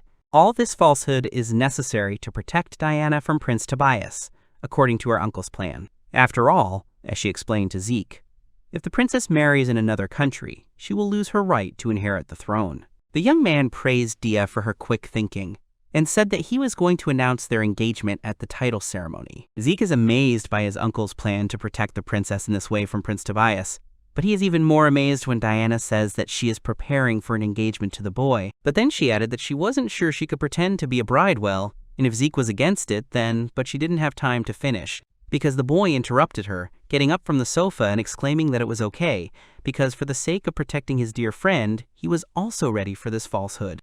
The princess is surprised by the way the young man called her, and he, in turn, was also frightened at first when he heard about the fake engagement with her, but this is necessary for the sake of protecting Dia. The uncle told them that he knew they would both agree, so he had already told everyone about the engagement. He also added that he was glad that they got along so well and that he was sure that they could do it together, to which the couple agreed. The princess turned to Zeke, asking if he was definitely not against it, to which Zikbelt replied that of course he was, and everything was fine, he was just thinking. The kid apologized to Dia for taking so long to think and said that he would try not to screw up, to which he heard from the princess that she should say it. She doubts and asks if she is sure she will do. The able family members stand and talk among themselves. Nikolai asks Theo if he can take off his tie, which the woman refuses, since he is her uncle's vassal, so he should behave appropriately, to which Nick says that he understands, but he can't stand formal clothes. The man says he'd rather wear his father's armor, but Theo says it actually suits him and tells him not to worry. Frau exclaims and cuddles up to Zeke's friend, saying she's too cute. Frau compliments the girl in her dress, asking to look at her from all sides. She introduces herself to Zeke's friend and says that she has been hearing about her for so long and has wanted to meet her, and also thanks him for being with the boy when they were wandering through the labyrinth, and as a reward, offers to help him meet everyone here. Frau claims that she told everyone about the situation in the dungeon, having contacted her uncle through telepathy. The girl asked Frau again about this connection, and she answered her that telepathy is a way of communication that works through the contract connection, and this is because of the power of the contract. At the same time, Haku tries the bracelet on his paw. The magical cat is delighted with his new, such a chic robe. He is all sparkling today. Willie explains to Zeke that this new bracelet is a protective talisman, and no villain will steal Haku anymore. Zeke thanks his uncle along with Haku, and then a voice calls out to the boy. It was Aunt Louise and Grandpa Herbert. Louise marvels at how Zeke has grown. The youngster remembers them and says that the last time they met was when he was a baby, and then greets them, and Auntie grins, noting that he is so polite for his age. The woman tells him that she heard that he is a talented magician and asks him to show his skills someday, to which she received the answer that of course, when the opportunity arises, he will show them. The princess approaches them and introduces herself as the third princess of the kingdom of Estania, Diana von Estania, saying that they are meeting for the first time and that it is an honor for her to meet them. Diana asks them for forgiveness for the fact that the uprising in her country brought them so much trouble, adding that she is truly very sorry. Herbert asks the princess to raise her head, saying that they know what happened in the dungeon. Madame Louise asks her not to worry, because none of them doubt her, and they are not going to blame her. Louise and Herbert say that it was they who dragged Diana to them, giving her no choice, so it is they who should bow their heads in apology. The princess thanks them, and says that she will never forget the kindness of all of them. The man standing next to his father asked him if Gert had come, to which his father replied that he had, although he had sent Gert a letter, he had not received any reply. He replied to his father that he had also sent him several letters, but had not received any reply either. Willie, perplexed, asks, "Are they keeping him locked up in the Magic Academy?" and continues to say that even while Leah was alive, Gil tried many times to arrange a meeting between Leah and Gelt, but the Academy considered that this would interfere with his studies. The father says no. It seems that this time it was the boy's own decision, and after Leah's funeral, he said only one thing, that he would never return home again. Theo says that she and her sister have never managed to meet the discussed brother Gert. They couldn't even find him with magic. The sister added that he was separated from the regular students, considering him a special student.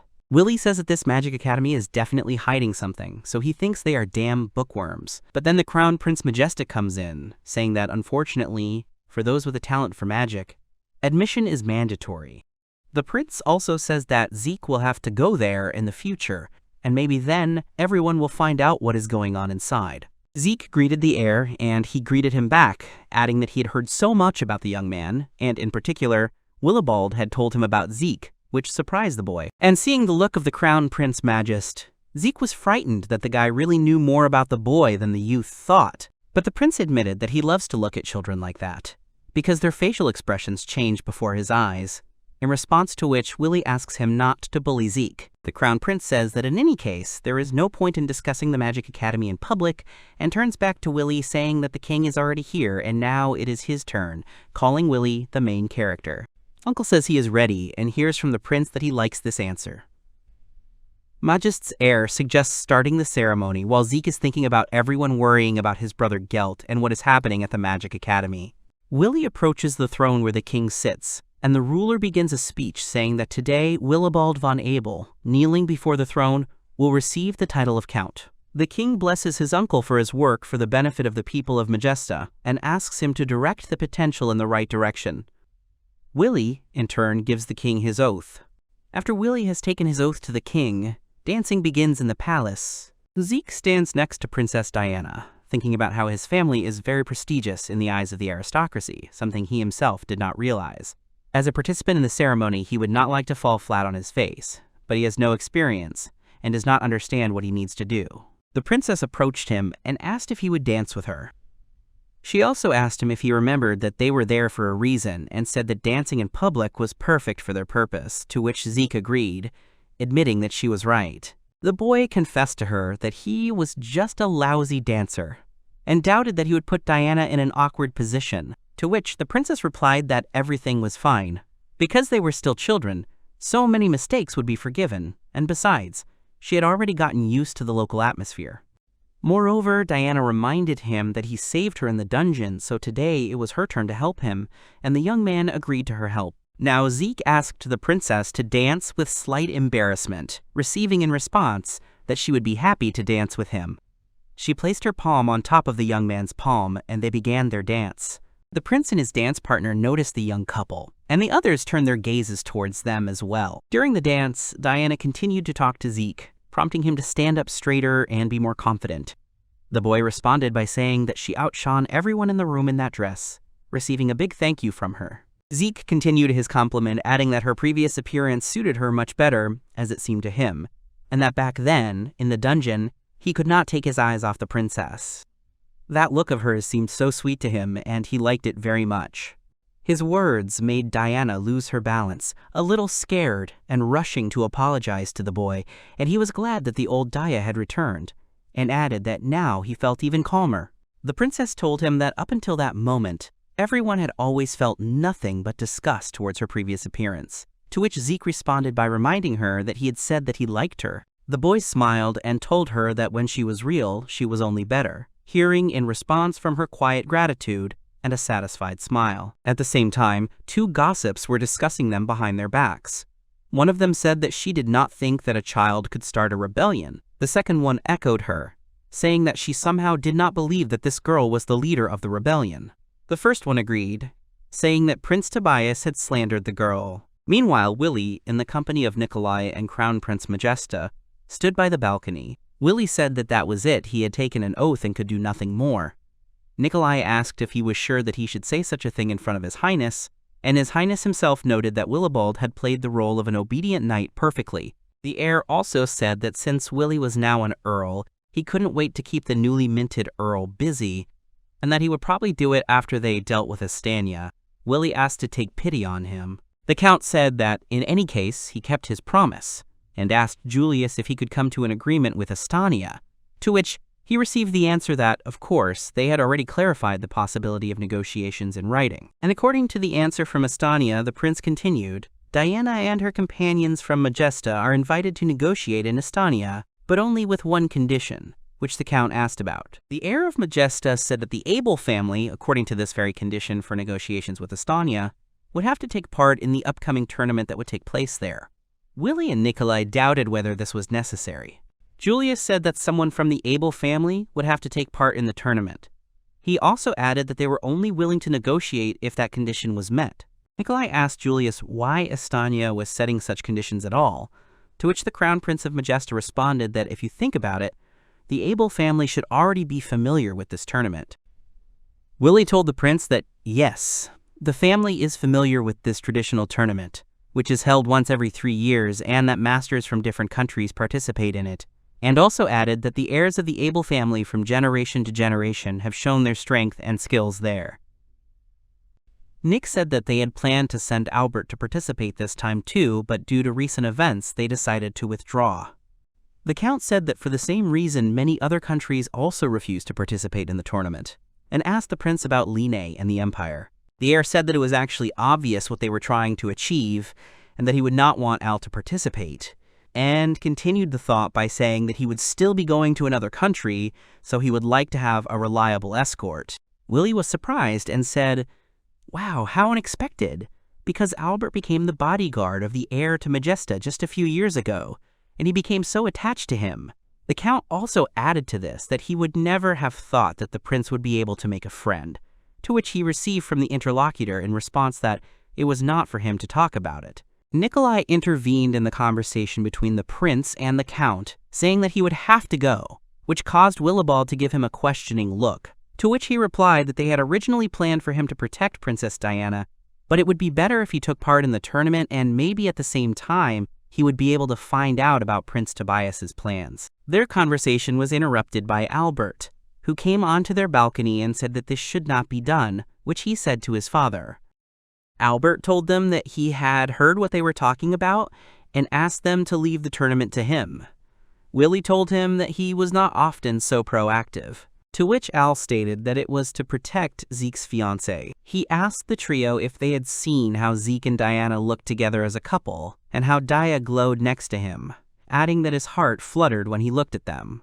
Albert had previously left all the difficult work to his father, but this time he could not stand aside, and now he had to protect their future together.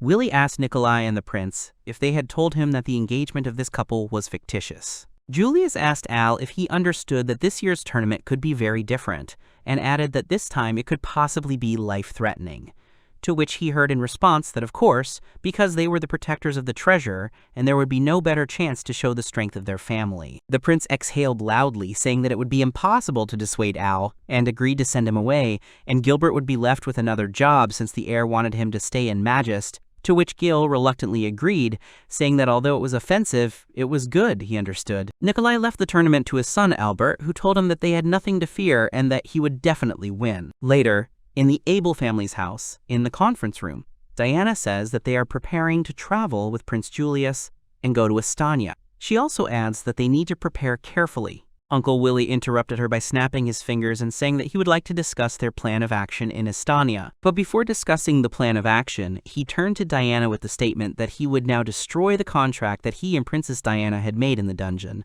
and that even though the marriage was fictitious, it was not right to bind family members with magical contracts. The princess did not agree to break the contract, telling the Count and Ima that everyone except family members were not bound by the contract so as not to reveal the secret about Zeke. She asked for their understanding, to which her advisor replied that yes, they understood. The princess told Willie that if it turned out that only her contract was broken, then it was not entirely fair.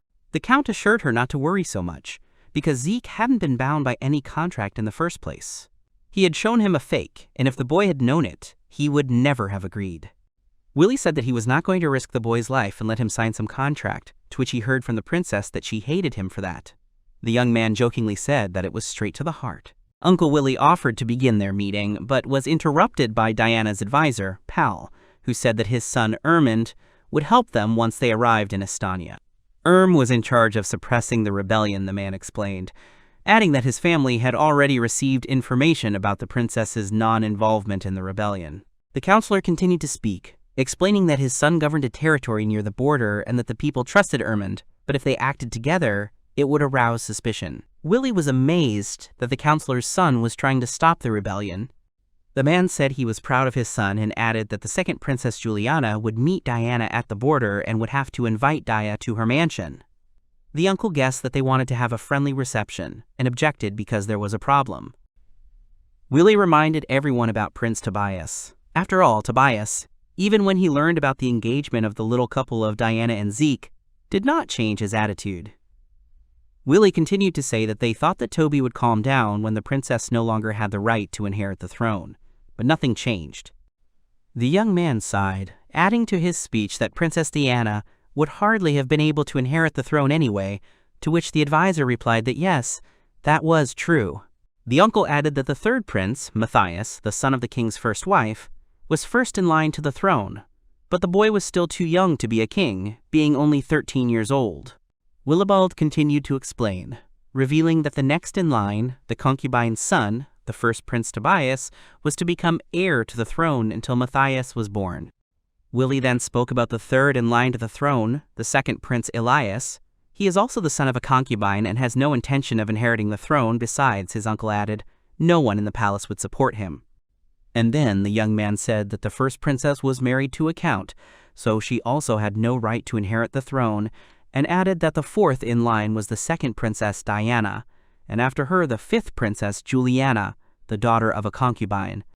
Willie continued his monologue with the fact that the current king is seriously ill, which is why most of the state affairs are handled by the fifth heir Juliana, who is supported by most people, calling the girl the kindest princess.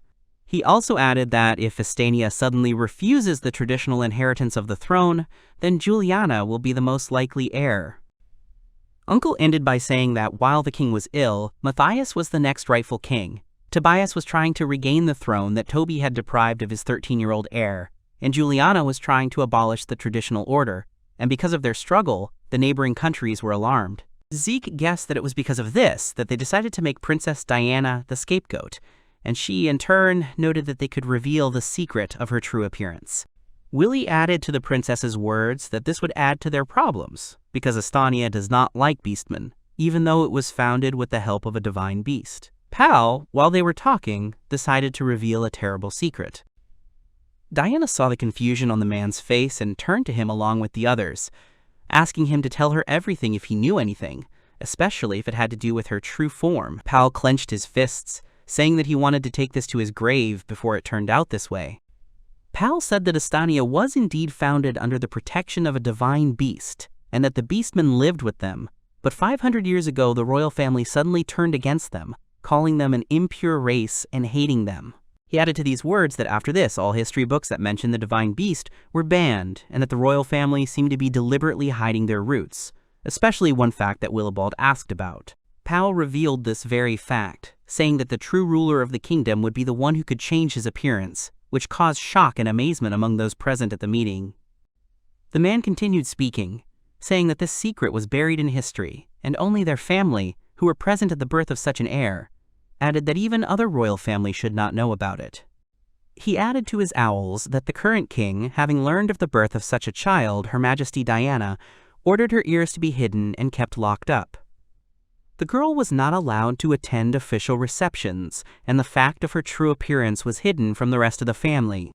Pal ended by saying that Count Tobias seemed to have somehow managed to find out this secret.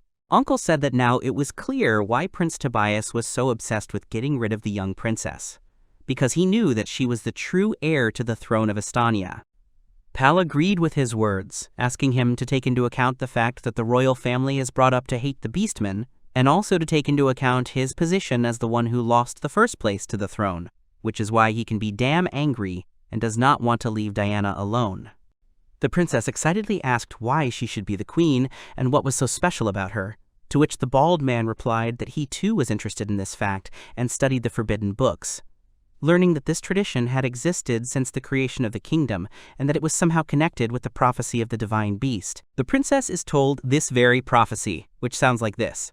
A person with the power of a divine beast is a bad omen, And he is also a good omen, only he can stop the catastrophe and can change everything. And Diana wondered about the simultaneity of a bad and a good omen in one person. Pal told her that yes, supposedly such a person is a harbinger of an impending catastrophe, but only he has the power to prevent this very catastrophe. And he added that it was precisely this role that the royal family had to play, and the ruler must be prepared for the catastrophe. Willie asked the man if the current situation was that very catastrophe, to which he received the answer that it was impossible to say for sure, but anything could happen. The princess spoke words about the power that could prevent a catastrophe, and sadly noted that she did not have such power, and never had. She continued speaking, adding that there was no special magic or anything like that in her, and asking what she could do then. Pal apologized to the princess, saying that he had kept it from her because she was still too young, and that he knew it would be hard for her, which was why he had kept quiet all this time. Dia, in turn, thanked him for finally telling her this important information. The princess apologized to everyone because she didn't understand what to do at all after hearing the man's apology in return. The count asked them why they should take on such lofty goals, and reassured the girl, saying that in her situation no one would know what to do. Willie continued speaking, muttering that all these gods were the same, speaking in their riddles. Zeke asked his uncle with interest what he said, receiving in response that he said nothing.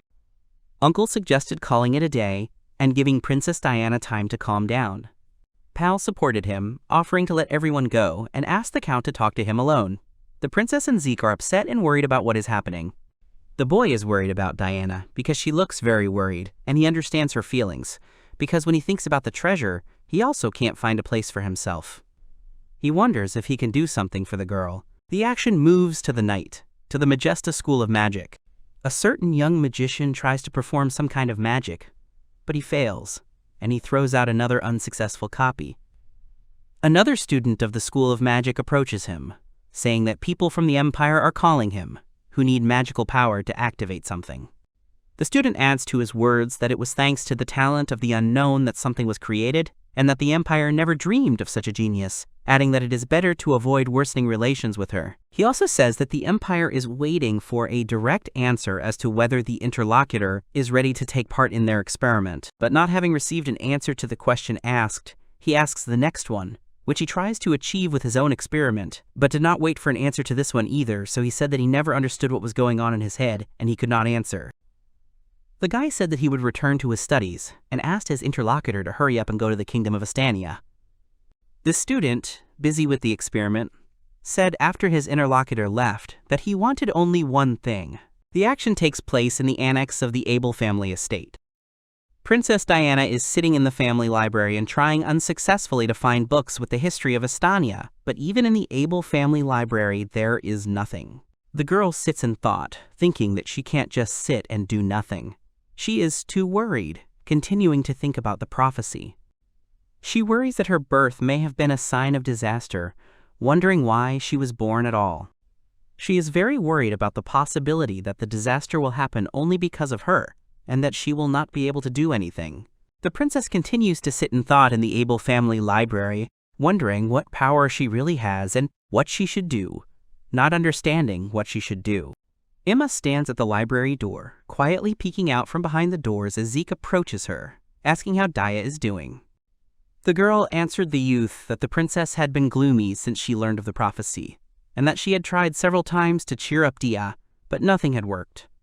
The boy, of course, communicated with the princess after that, but he did not feel the energy in the princess's voice, and she herself seemed gloomy to Zeke. He sees that even the maid who was with Dia all this time couldn't get her to talk and share her experiences, which makes the boy feel bad.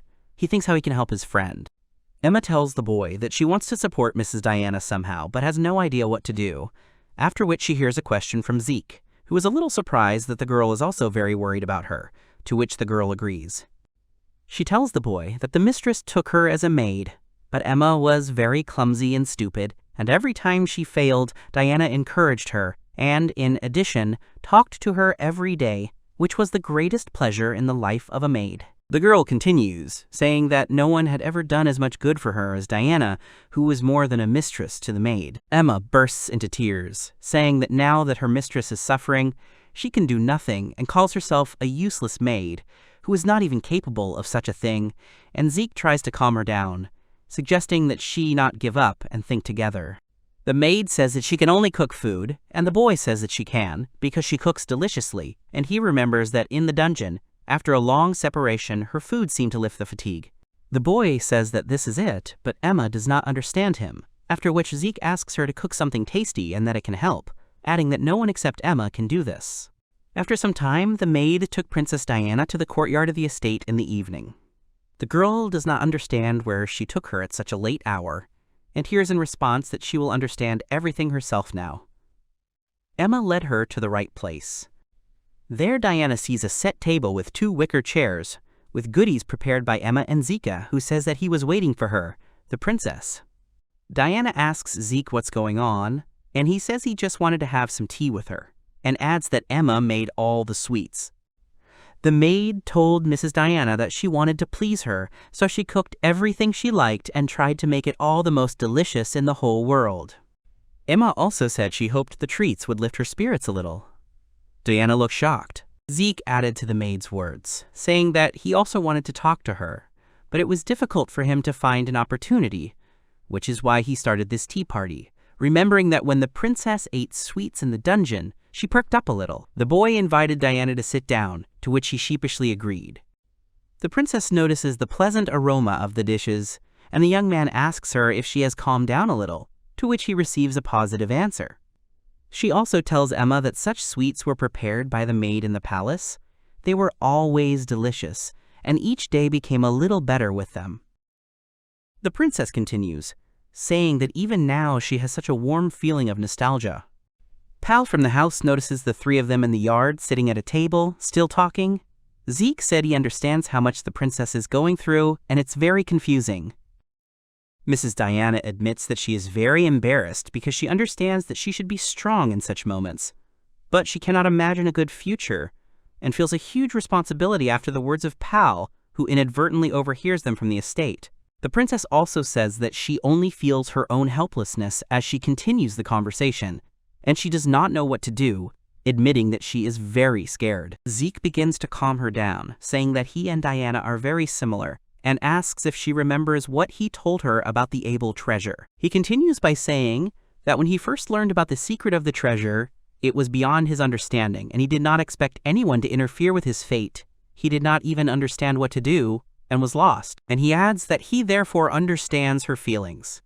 The princess is confused, and Zeke continues, saying that he nevertheless decided to carry this burden on himself and decided that he must protect what is dear to him. He adds that there are so many people in his life that he wants to protect and who are important to him, and so he decided to accept his fate no matter how difficult it was, promising himself that he would become stronger. And so Zeke will turn this problem into an opportunity, because he has his family and comrades to support him. He tells Diana that he thinks the princess is capable of something like this, and she is skeptical. He tells her that there is a kindness in her that makes her rise again and again, that she values her comrades and is strong in spirit, and continues by saying that she may not understand the power she has now, but if she masters it, she can save the world and create a wonderful future. Zeke continues to reassure her, saying that even if she can't cope alone, she should remember that she will never be alone. And, finishing the thought, he says that even if she is scared, he, Zeke, will also be there for her. He asked her to remember this, and that she has many people who are ready to protect her. The boy adds that she can always ask these people for help, and Emma echoes him, saying that no matter what happens, she will always be on her side, as will the Count. Pal, still eavesdropping on them, smiles slightly. Diana is still confused and says that when disaster happens, she has to be ready. She thought she would be alone, but it's not like that, and adds that she has him, Emma, and Pal. Zeke adds to her words, saying that, just like in the dungeon, they can survive this together. The princess replies that then she just needs to be more determined, and then, gaining confidence in herself, she turns to Emma, saying that she needs the girl's help. Diana, looking up at Zeke, asks him for a minute. After a while, she returns to him, apologizing for the wait. The young man turned to the girl and was amazed that she returned to him in that very dress. Mrs. Diana says that she had never shown it to anyone before, but then he said that he liked the look. She uses her magic and regains her animal ears and tail, appearing before Zeke in her beastman form. Zeke looked at Diana in surprise, and she in turn said that she always hated this appearance. because the girl could not hide it forever, and sooner or later everyone would see her ears and tail. The princess constantly looked in the mirror because she was afraid. She added that having met the boy, she would be able to love this appearance, and now she is ready to show it to people one day. And even if they do not support her, she will not give up. The princess said that she would go to the kingdom of Estania and meet her brother face to face. She added that she would believe in her power, to which Zeke agreed, replying that he would believe in her too. The boy told her that this look suited her, smiling at her, and Pal came out of the estate to them in the company of Emma, saying that he would also help, because when the lady was ready to do anything, he could not just stand aside. Mr. Balschmiede was glad that the princess was smiling again, and all thanks to the fact that she met Zikbelt, and that it was real luck that they met in that dungeon, which the maid agreed with. Emma remembered about the sweets, saying that she had forgotten to give them to him, and handed them to Pal, who was surprised by this gesture, saying that there were some left over from the tea party, and it would be better to eat them, otherwise they would spoil, and besides, it would be nice for Pal to relax too. The man said he couldn't believe he had given in, adding that age was taking its toll, saying that if Mrs. Diana was strong, then they should be too, and then vowed that no matter what happened, he would protect her. The Abel family began careful preparations before leaving for the kingdom of Estania. The action moves to the capital before departure. Zeke stands next to Uncle Willie and looks with delight at the teleportation stone, which the Count said was finally finished and would soon be told about to the royal family, and this time it was set to Estania. Uncle also assured the boy that this time the teleportation stone had already been checked and they would not fly into the dungeon today, which made Zeke swallow nervously and say that it was good. At this time, Gilbert stood next to Crown Prince Julius and reported that almost everything was ready for departure, and the new prototype teleportation stone was already configured, to which the prince thanked him and said that he was leaving everything to him, especially everything related to the, quote, preparation. Gilbert replied that he understood everything, and hoped that all this preparation would not be a waste of time, receiving in response from the prince, who was twirling his brush in his hand, that he would also hope so. Diana ponders what she was told, that they will get there today, and she wonders how. A boy runs up to her and offers to go with her to watch the launch of the new teleportation stone.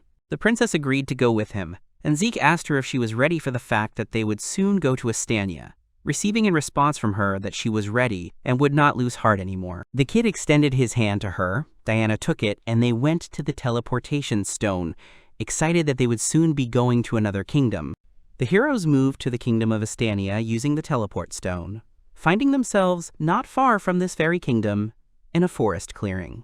They approached the edge of the magical barrier, and Zeke became interested in its size and how wide an area it covered.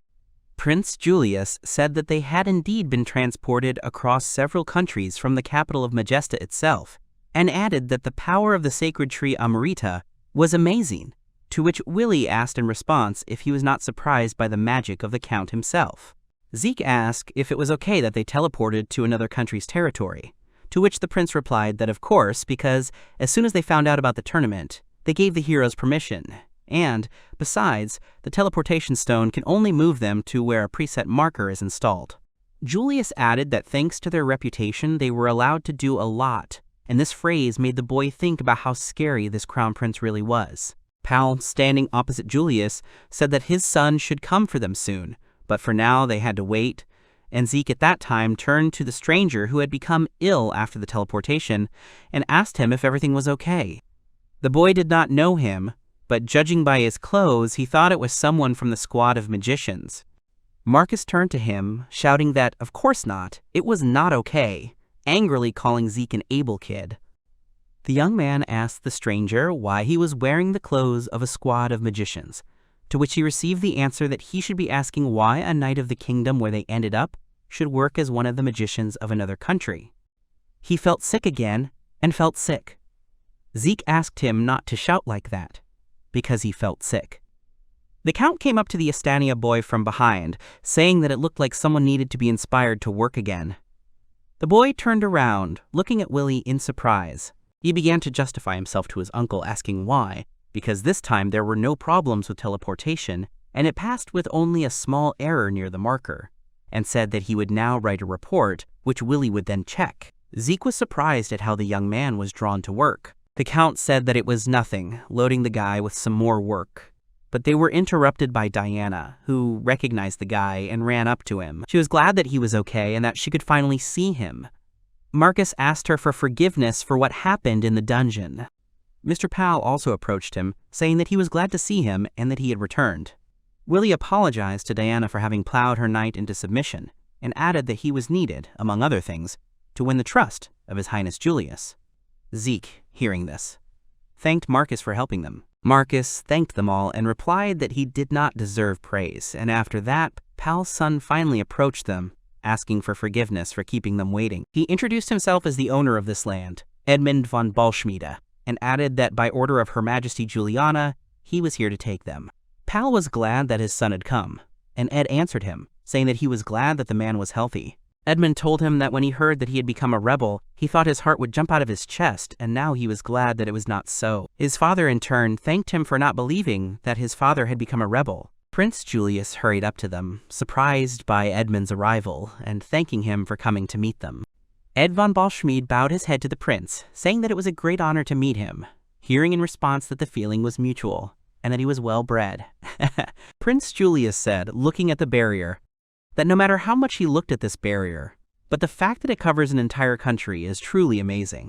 He asked Edmund about the fact that such a barrier exists only in the magical kingdom of Lynn, and in Estania. He added to the question that this is the power of the royal family, right? To which he received in response from Balschmiede Jr. an agreement, and that this is what they say, which the prince asked again. Edmund explained that of course the barrier is controlled by the royal family, but maintaining it all this time with only human power is very difficult, and therefore there are rumors that this barrier contains the power of a divine beast. Prince Julius said that it was said to be a very ancient creature, and asked if the divine beast still lived here, hearing Ed answer that it was just a common rumor. Balschmiede Sr. suggested that they continue the conversation on the way, asking if they wanted to visit the inside of the barrier, to which he heard in response that of course they did, and that they were relying on him. Nikolai looks too thoughtful, and Theo worriedly asked him what it was. He told her that he had simply never smelled anything like that on him, which the confused woman asked again. Meanwhile, at the Balschmiede estate, where the heroes had arrived, Julius told the guests from Majesta that rooms had been prepared for them all, and that the servants would show them in. A little boy ran out to them, happy that his dad had returned. The prince looked down at him and smiled, greeting Johann and telling him that they had important guests today, and asked him to behave well and not to shout, in response to which the little boy sheepishly asked for forgiveness. Zeke looks at Johann with interest, thinking that this is the first time he sees someone smaller than himself. The little boy looked at her with delight and rushed to embrace Princess Diana, and she caught him in her arms. The boy shocked her by asking about her leaving the castle and what business they had, and wondering if she had come to play.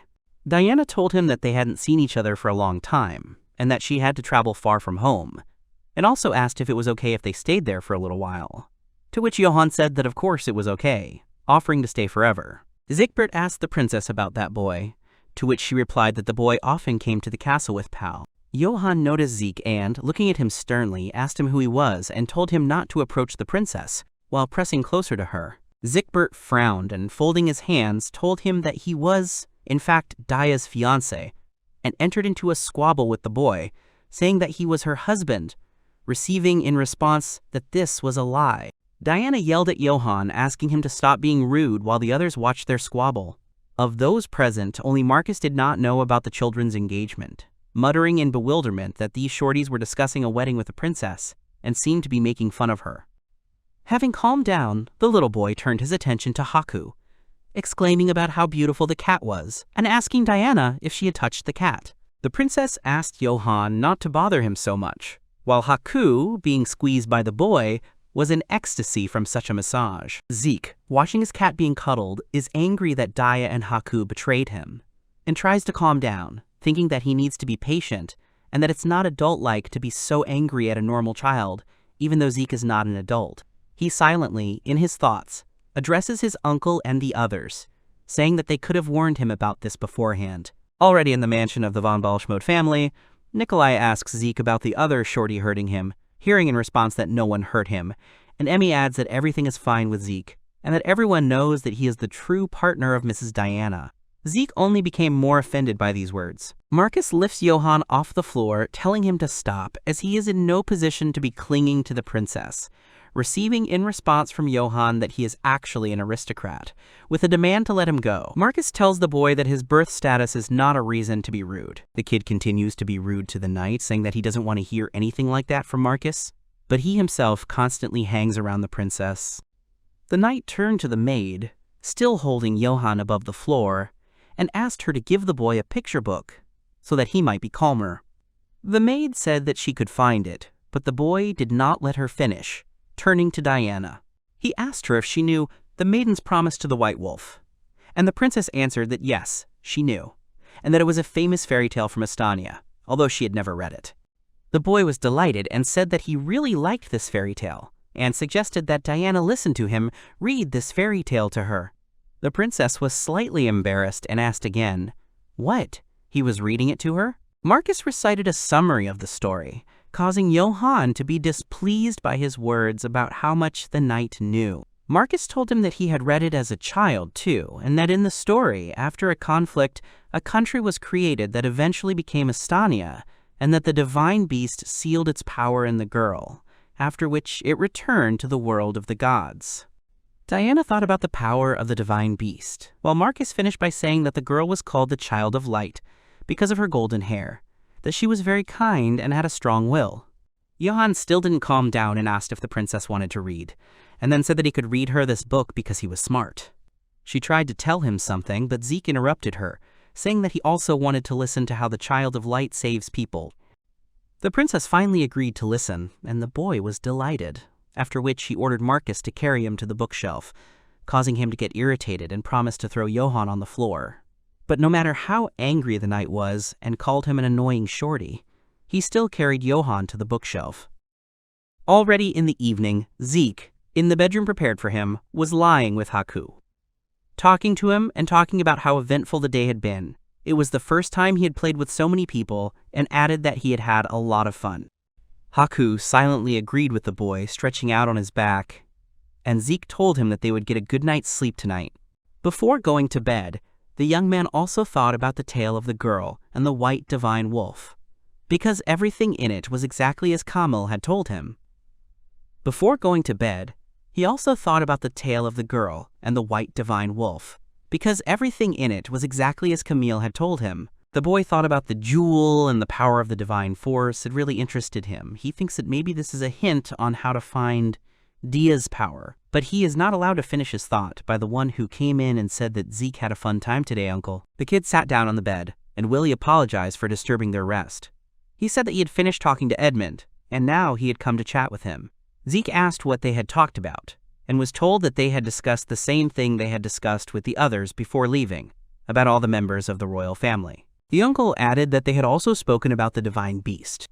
The boy asked with interest if it really existed somewhere in this country, and Willie replied that it was quite possible, but no one had ever seen it before. The uncle went on to say that the tracks of this beast were visible all over the country, and that Edmund had advised them all to be careful. Zeke asked again, wondering what it meant for someone in the country to be against a divine beast, hearing from his uncle that it was possible and that they needed to be prepared for it, and if it was the royal family, then their opponent was too strong.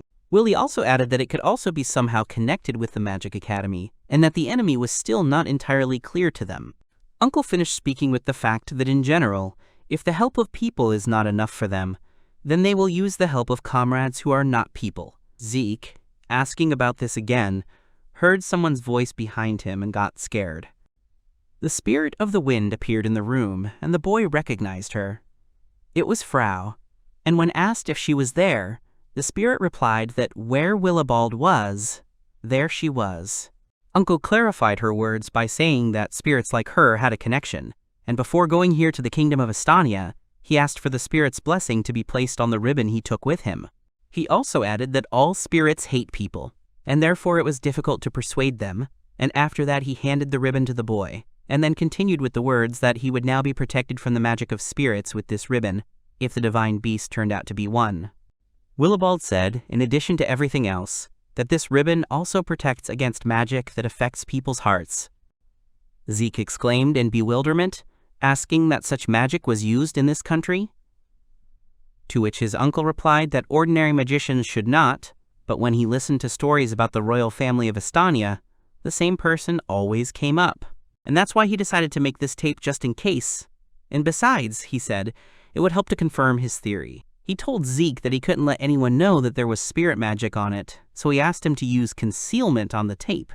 Uncle said that no one else should see anything through Zeke's concealment, and Frau then picked up the boy and asked him to hide her well, for which she would reward him. The youth said that it was not necessary, and it was better to let him go. Willie, watching Frau fooling around with the boy, thought that maybe he was being too cautious since he used the spirit's blessing, but still, he continued to think it was always better to be prepared for the worst. In the morning, the guests leave the estate of the von Balschmode family, and the hospitable hosts of these lands say goodbye to them. Johann asks Diana if she is already leaving, to which she replied that yes, but they will definitely meet again. Prince Julius thanks Edmund for everything, to which Balschmode Jr. says that there is no need for thanks. He did what he had to. Edmund wishes the guests a safe journey and says he is glad to have been able to talk to His Majesty, Prince Julius, who is also glad to talk. Uncle asks everyone if they have put on their good luck charms, after which he gives the command to advance. The action moves to the Estania Palace. As the procession enters with Princess Diana, they are greeted by a mysterious stranger who rises from her throne. This girl, in the company of Prince Tobias, caused bewilderment among the arriving procession. She says that she was looking forward to their arrival with all her heart. The stranger greets those who enter and introduces herself as the second princess of Estania, Juliana von Estania, after which she says that the king, unfortunately, is not in a position to meet them now, and therefore she will be with them these days. The crown prince of the Majestic Kingdom said that this was his first time meeting her, and he stated his title and wanted to state his name, but he was interrupted by the cry of Tobias, who saw Diana. Prince Tobias, with an enraged expression on his face, accuses Diana of first starting a rebellion and now daring to come here. His servant tries to reason with him, addressing him, but he fails. Zeke sees the man and realizes that he is Prince Tobias, so he clenches his fists and frowns, but Princess Diana stands in front of him, stopping the boy from doing something rash. The girl begins a dialogue with her brother, saying that she swears that she would never point a weapon against her people and her family because they are important to her, and she believes that everyone will understand this. The brother doesn't believe her and gets angry again, but then Juliana enters into their quarrel, stopping him with the words that she is very upset by the quarrels in the family. The second princess asks Tobias for a favor, which is to calm his mind. The man clicks his tongue and walks past Diana, pausing briefly to whisper that they are not finished yet. As he leaves the palace, he insists that he will be the king. Juliana asks for forgiveness from the guests, saying that Toby became so hot-tempered about 10 years ago, and adds that brothers and sisters should stick together. Uncle Willie spoke to her, asking about when Diana was accused of rebellion. Was it Prince Tobias? To which Juliana replied that no, and she could not tell them everything. But she added to what was said, it was a rebellion of the beastmen, and the rebels were talking about Diana. The second princess said that it was obvious that the words of the abnormal cannot be trusted, but this was enough for her brother, and he became furious. Uncle asked her if she thought the rebels were being manipulated by someone, and she answered that it was most likely so, but given the information about what was in the dungeon, she decided that these were false accusations. Juliana turned to Diana, saying that she was very sorry that Diana had to go through this, and her sister thanked her for her sympathy. Zeke breathed a sigh of relief, because he was afraid that Diana would be eaten here, but Juliana seemed like a good person to him. She asked those present about the Abel family, who decided to take part in the tournament. She added to the question that if the Abel family wins the tournament, they can officially declare Diana's innocence and engagement. Juliana said that she thinks the winners of the tournament will be believed. The Crown Prince of Majesta agreed with this, saying that it was a good idea, and after that their conversation was interrupted by a third person, who had been standing in the hall with Juliana when the guests entered, asking if they had finished. It was Elias who, after his question, asked to finally be allowed to put in a word. He said that they should figure out what to do with Dia and their family squabbles themselves, to which Juliana pointed out that this did not sound like a statement from a member of the royal family. Elias waved it off, saying that he did not care and had never been interested in politics. He also decided to leave the throne room, saying that who would become king was not particularly important to him either. He only said that he just needed to contact the person in charge, asking them to wait a little. Juliana, guessing that the guests were tired from the journey, told them that they would be given housing not far from the castle. As soon as the guests left the hall and found themselves behind closed doors, Prince Julius of Majesty burst out laughing, saying that he couldn't take it anymore. Willie, watching him laugh, said that he now understood why he had been silent all this time.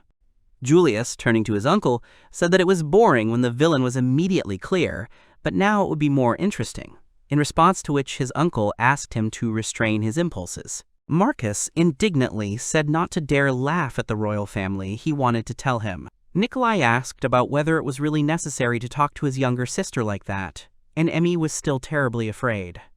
Edmund, with the others in the common room, said that, however, Diana's statement had been received better than they had expected, and that she had behaved very maturely, adding also that she had a strong will. Zeke praised the princess, telling her that she was very smart, and smiled. And to this Diana replied that it was because the boy was next to her.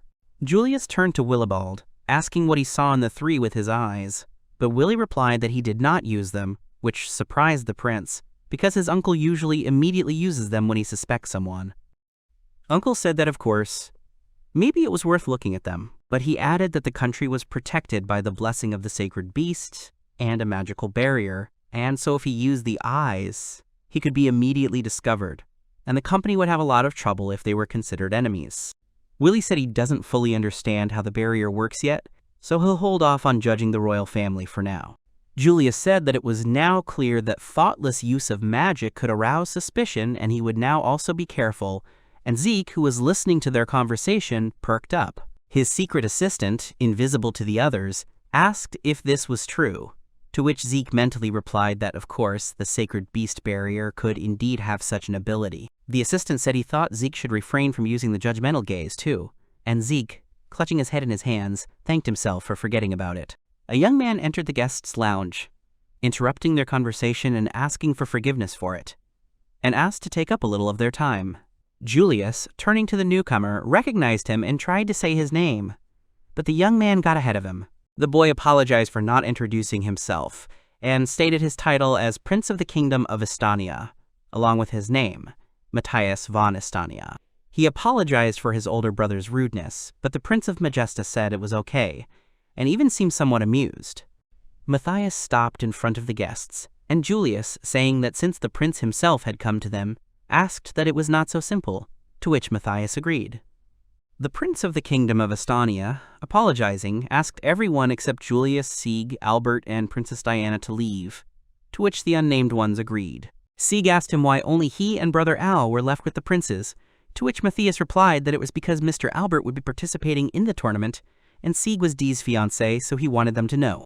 Willie, having heard what he wanted, said that they would then wait for those remaining at the hotel, and they left Julius with Zeke and Albert.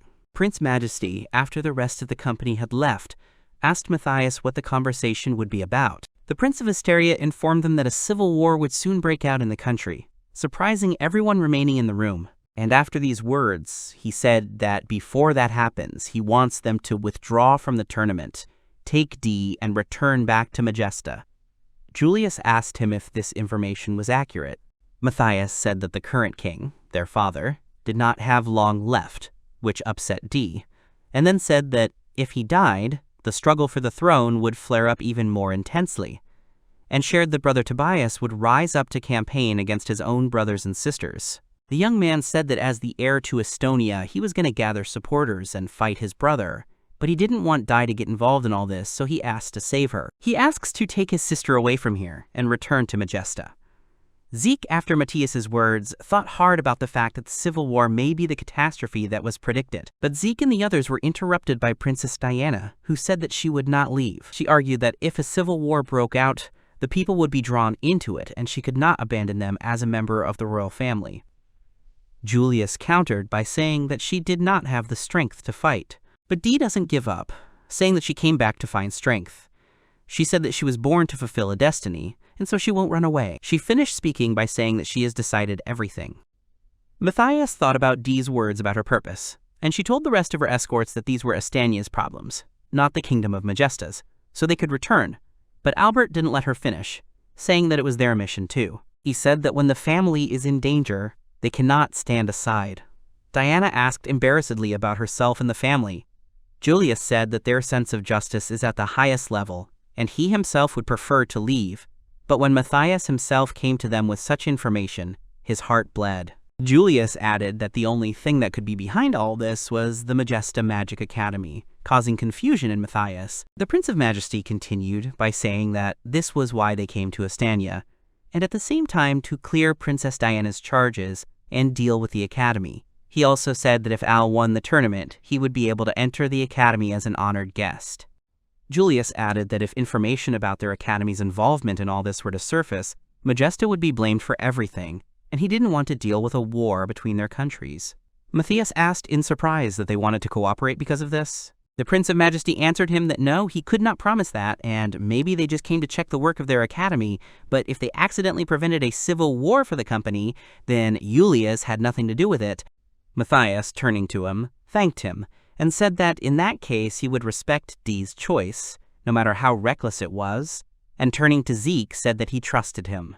Princess Diana thanked her brother. The Prince of Estania finally turned to Mr. Albert, warned him that Tobias might do something at the tournament, and asked him to be careful.